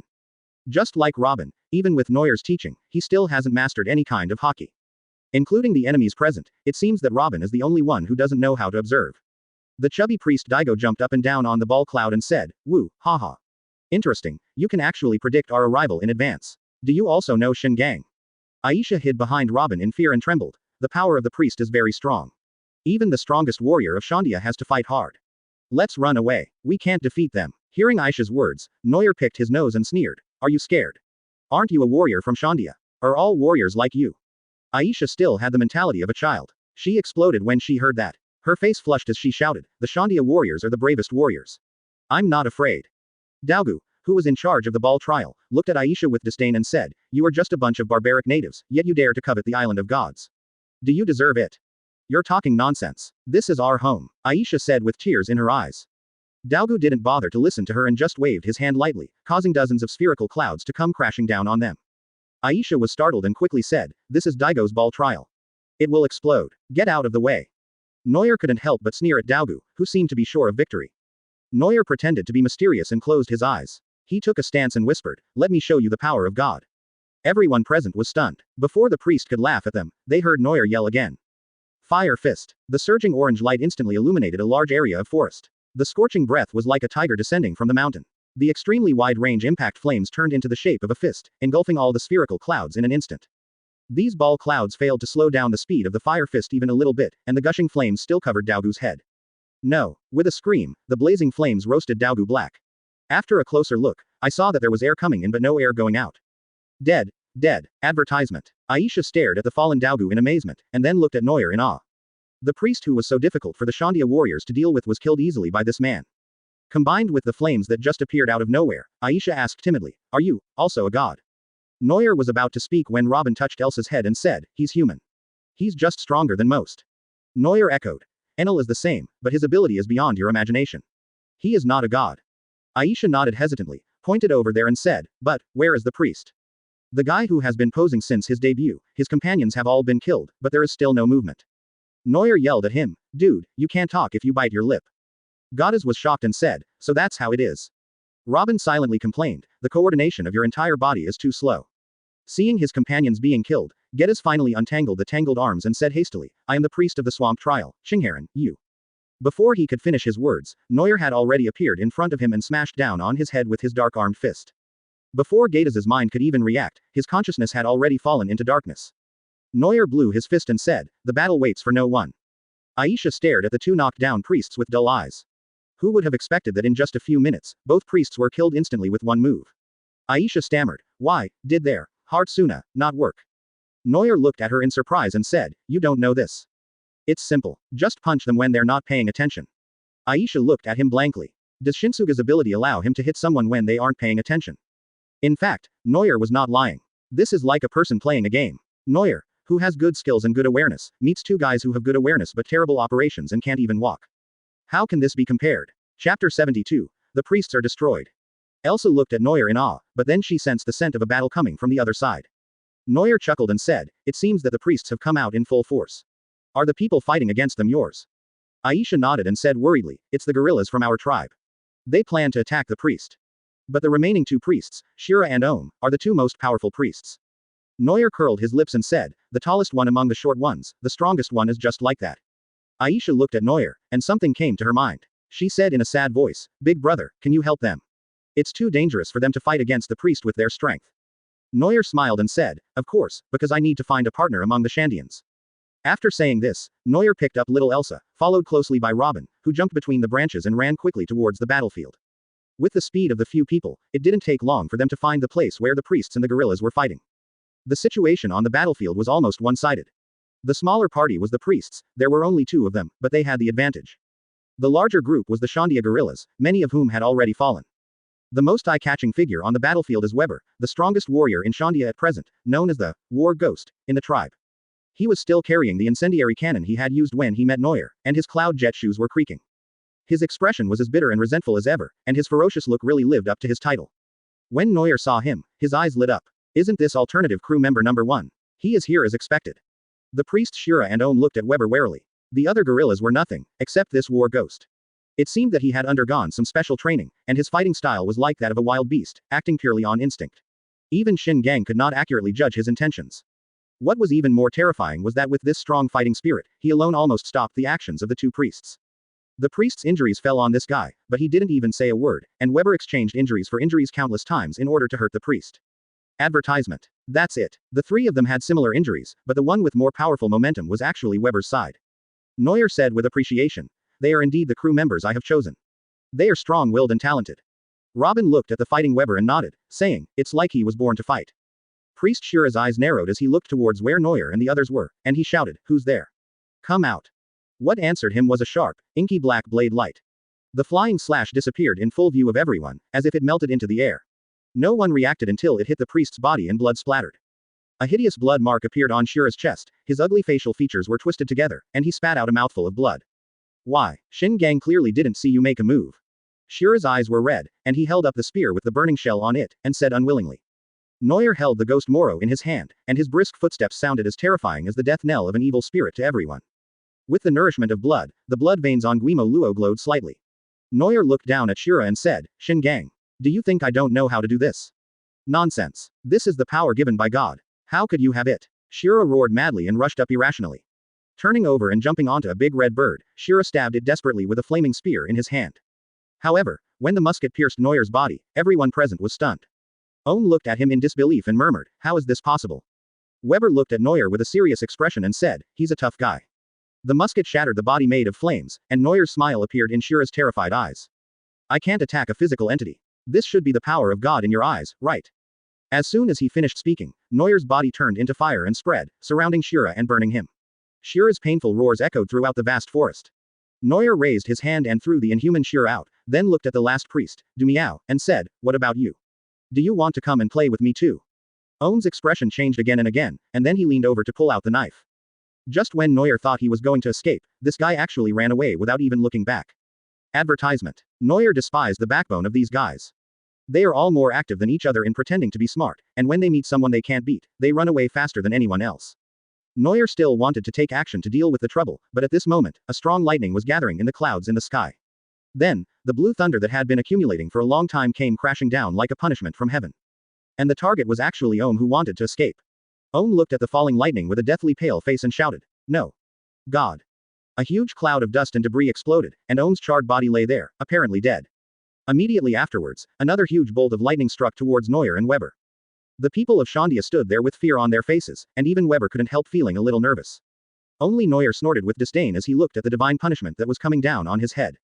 "Enel, you really take yourself seriously." Neuer protected Robin behind him and said to the gorillas, "Stay here and don't move." He raised his hands to the sky, and a thick black-purple aura gushed out of his body, and armament Haki suddenly released. With the help of talent, Neuer armament Haki can also be released out of the body. Although it is a bit reluctant, it is more than enough to block some elemental damage. Thunder and lightning struck above everyone, and the sound even resounded throughout Arpaioto.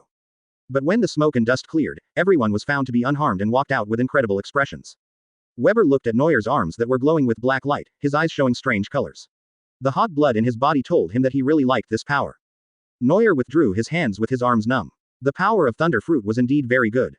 His own abilities, fire against lightning, sand against lightning, were not very effective means of defense, so he had to use Haki to protect everyone. A female warrior next to Weber saw Aisha, who was beside Robin, and exclaimed, "Aisha. Why are you following me secretly again?" When Aisha saw her trusted big sister, she quickly ran over and said, "Lanchi. Look, I got a pack of bass." Weber's eyes turned cold, and he waved his hand to knock the bag out of the girl's hand, cursing, "Idiot. Who told you to follow me? Aren't you afraid of death?" Chapter 73 Recruiting War Ghosts. The dirt in Aisha's hand fell to the ground. The little guy glared at Weber and shouted, "I'm not afraid. I'm also a Shandia warrior." Weber reached out and grabbed Aisha by the collar, lifted her into the air, stared at her with unfriendly eyes and shouted, "Is there no one left in Shandia? We need a useless brat like you. Aisha kicked her legs wildly, tears seemed to roll out of her eyes, and she said aggrievedly, I am useful. Weber threw the petite Aisha to the ground, kicked away the backpack full of dirt, and said in a cold tone, what's the use? To steal these and then be beaten to death by the priest. Aisha stared at Weber, then quickly stood up, wiped her tears and ran away. Lanchi looked at Aisha, then at her comrade Weber, sighed helplessly, and chased after Aisha. Weber waved his hand angrily and directed the team members, go and rest. I will give you more orders later. When the team members had dispersed, Robin's sexy voice rang out, so strict. Neuer nodded and agreed, they are just kids. There is no need to be so harsh when they do something wrong. Weibo turned his back to the two of them and said, that's long-winded. As he spoke, Weber used his body to block the team members' view and picked up Aisha's bag. Afterwards, he put the soil in handfuls. Neuer raised an eyebrow, only to hear Weber say firmly, the homeland of the Shandians must be reclaimed with our blood and lives. If sacrifice is required, we will be enough. That little brat Aisha, it would be better if she just lived and got moldy. Neuer touched his nose and chuckled. Robin said helplessly, what an indecisive person. Weber looked up at the horizon where huge bean vines were circling, his ferocious face full of determination. As long as Enel is defeated, will Aisha still cherish such a small bag of bass? He looked at Neuer's face and said seriously, thank you very much for protecting Aisha and my team. No. Neuer was about to say something polite, but Weber suddenly changed the subject and said, but this island is our home. You are our benefactor. Shandia will not offend you in any way, but please leave here as soon as possible. We have to fight Enel to the death here, don't let it affect you. Neuer looked at Weber speechlessly and said, why are you speaking so directly? Besides, you can't beat Enel with your own strength. Advertisement. Robin held his forehead and sighed, you can't talk any better than him. Neuer's words reached Weber's ears, but Weber surprisingly did not get angry. He said, the 4 priests are all destroyed. This is the best opportunity. We have no way out. Neuer thought for a while and said, actually, we can work together. Weibo decisively refused. No need, you have helped me a lot. Neuer shook his head and said, don't be so quick to refuse. I'm not helping you. I still want to be paid. Since you are willing to sacrifice yourselves to take back your homeland, if you sacrifice yourself, you can also get a great helper like me in exchange. Are you willing? Such brutal and direct words were very much to Weber's liking. He looked at Neuer and said, what do you mean? You want to kill me? Neuer patted him on the shoulder and said, I will help you defeat Enel. If you can't defeat him, and I succeed, you have to give me your life. You will follow me to Qinghai by yourself and work for me. Weber looked directly into Neuer's eyes, seeming to consider the offer. I think you also want this battle to be foolproof, right? Neuer's last sentence broke Weber's defense. For the future of Shandia, it doesn't matter what happens to me. Even though Weber was unwilling to trust outsiders, he was still afraid after seeing Enel's attack that was like a punishment from heaven. It's not that he is afraid of death, but he is afraid that his companions will die before him. Weber extended his hand and said in a cold voice, deal done. Neuer was already used to his sour look and reached out his hand to bump fists with him. This way it's stable. There are basically no problems with Connus and Weber, the ones have taken a fancy to. The only one left is that guy Enel. It was easiest to recruit him, just knock him down and drag him away. Neuer was too lazy to reason with him slowly. Neuer reached an agreement with Weber and naturally joined their guerrilla team. Robin quickly got into a fight with Lanchi and other female warriors, and also coaxed Aisha into submission. Advertisement. However, this little girl will probably bear a grudge for several days because of Weber's harsh words to her. Neuer and Weber were at the front of the team, and aside from anything else, the two had fought once before, and Weber was quite impressed with his fighting ability. Weber asked Neuer many questions out of curiosity, such as his and Enel's devil fruit trivia, and about Haki. Weber is not too keen on Shinsuga, or observation Haki, but seems to have a soft spot for armed P***N.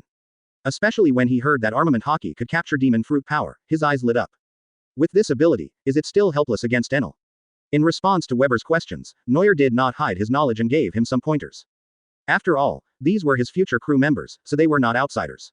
As for whether Weber will break his promise, that is unlikely. Weber himself proudly said that he inherited the genes of his ancestor, the great warrior Calgera, and he would definitely take every promise seriously. Although Neuer didn't remember who Calgera was, judging from Weber's personality, he didn't seem like that kind of person. The Lord God seemed to have been controlling his style, and he just stayed obediently in the palace in the sky waiting for everyone to come find him. The guerrillas did encounter quite a few powerful soldiers along the way, but without exception they all became cannon fodder. After walking for a long time, Neuer and others finally arrived at the ancient ruined city under the huge vines.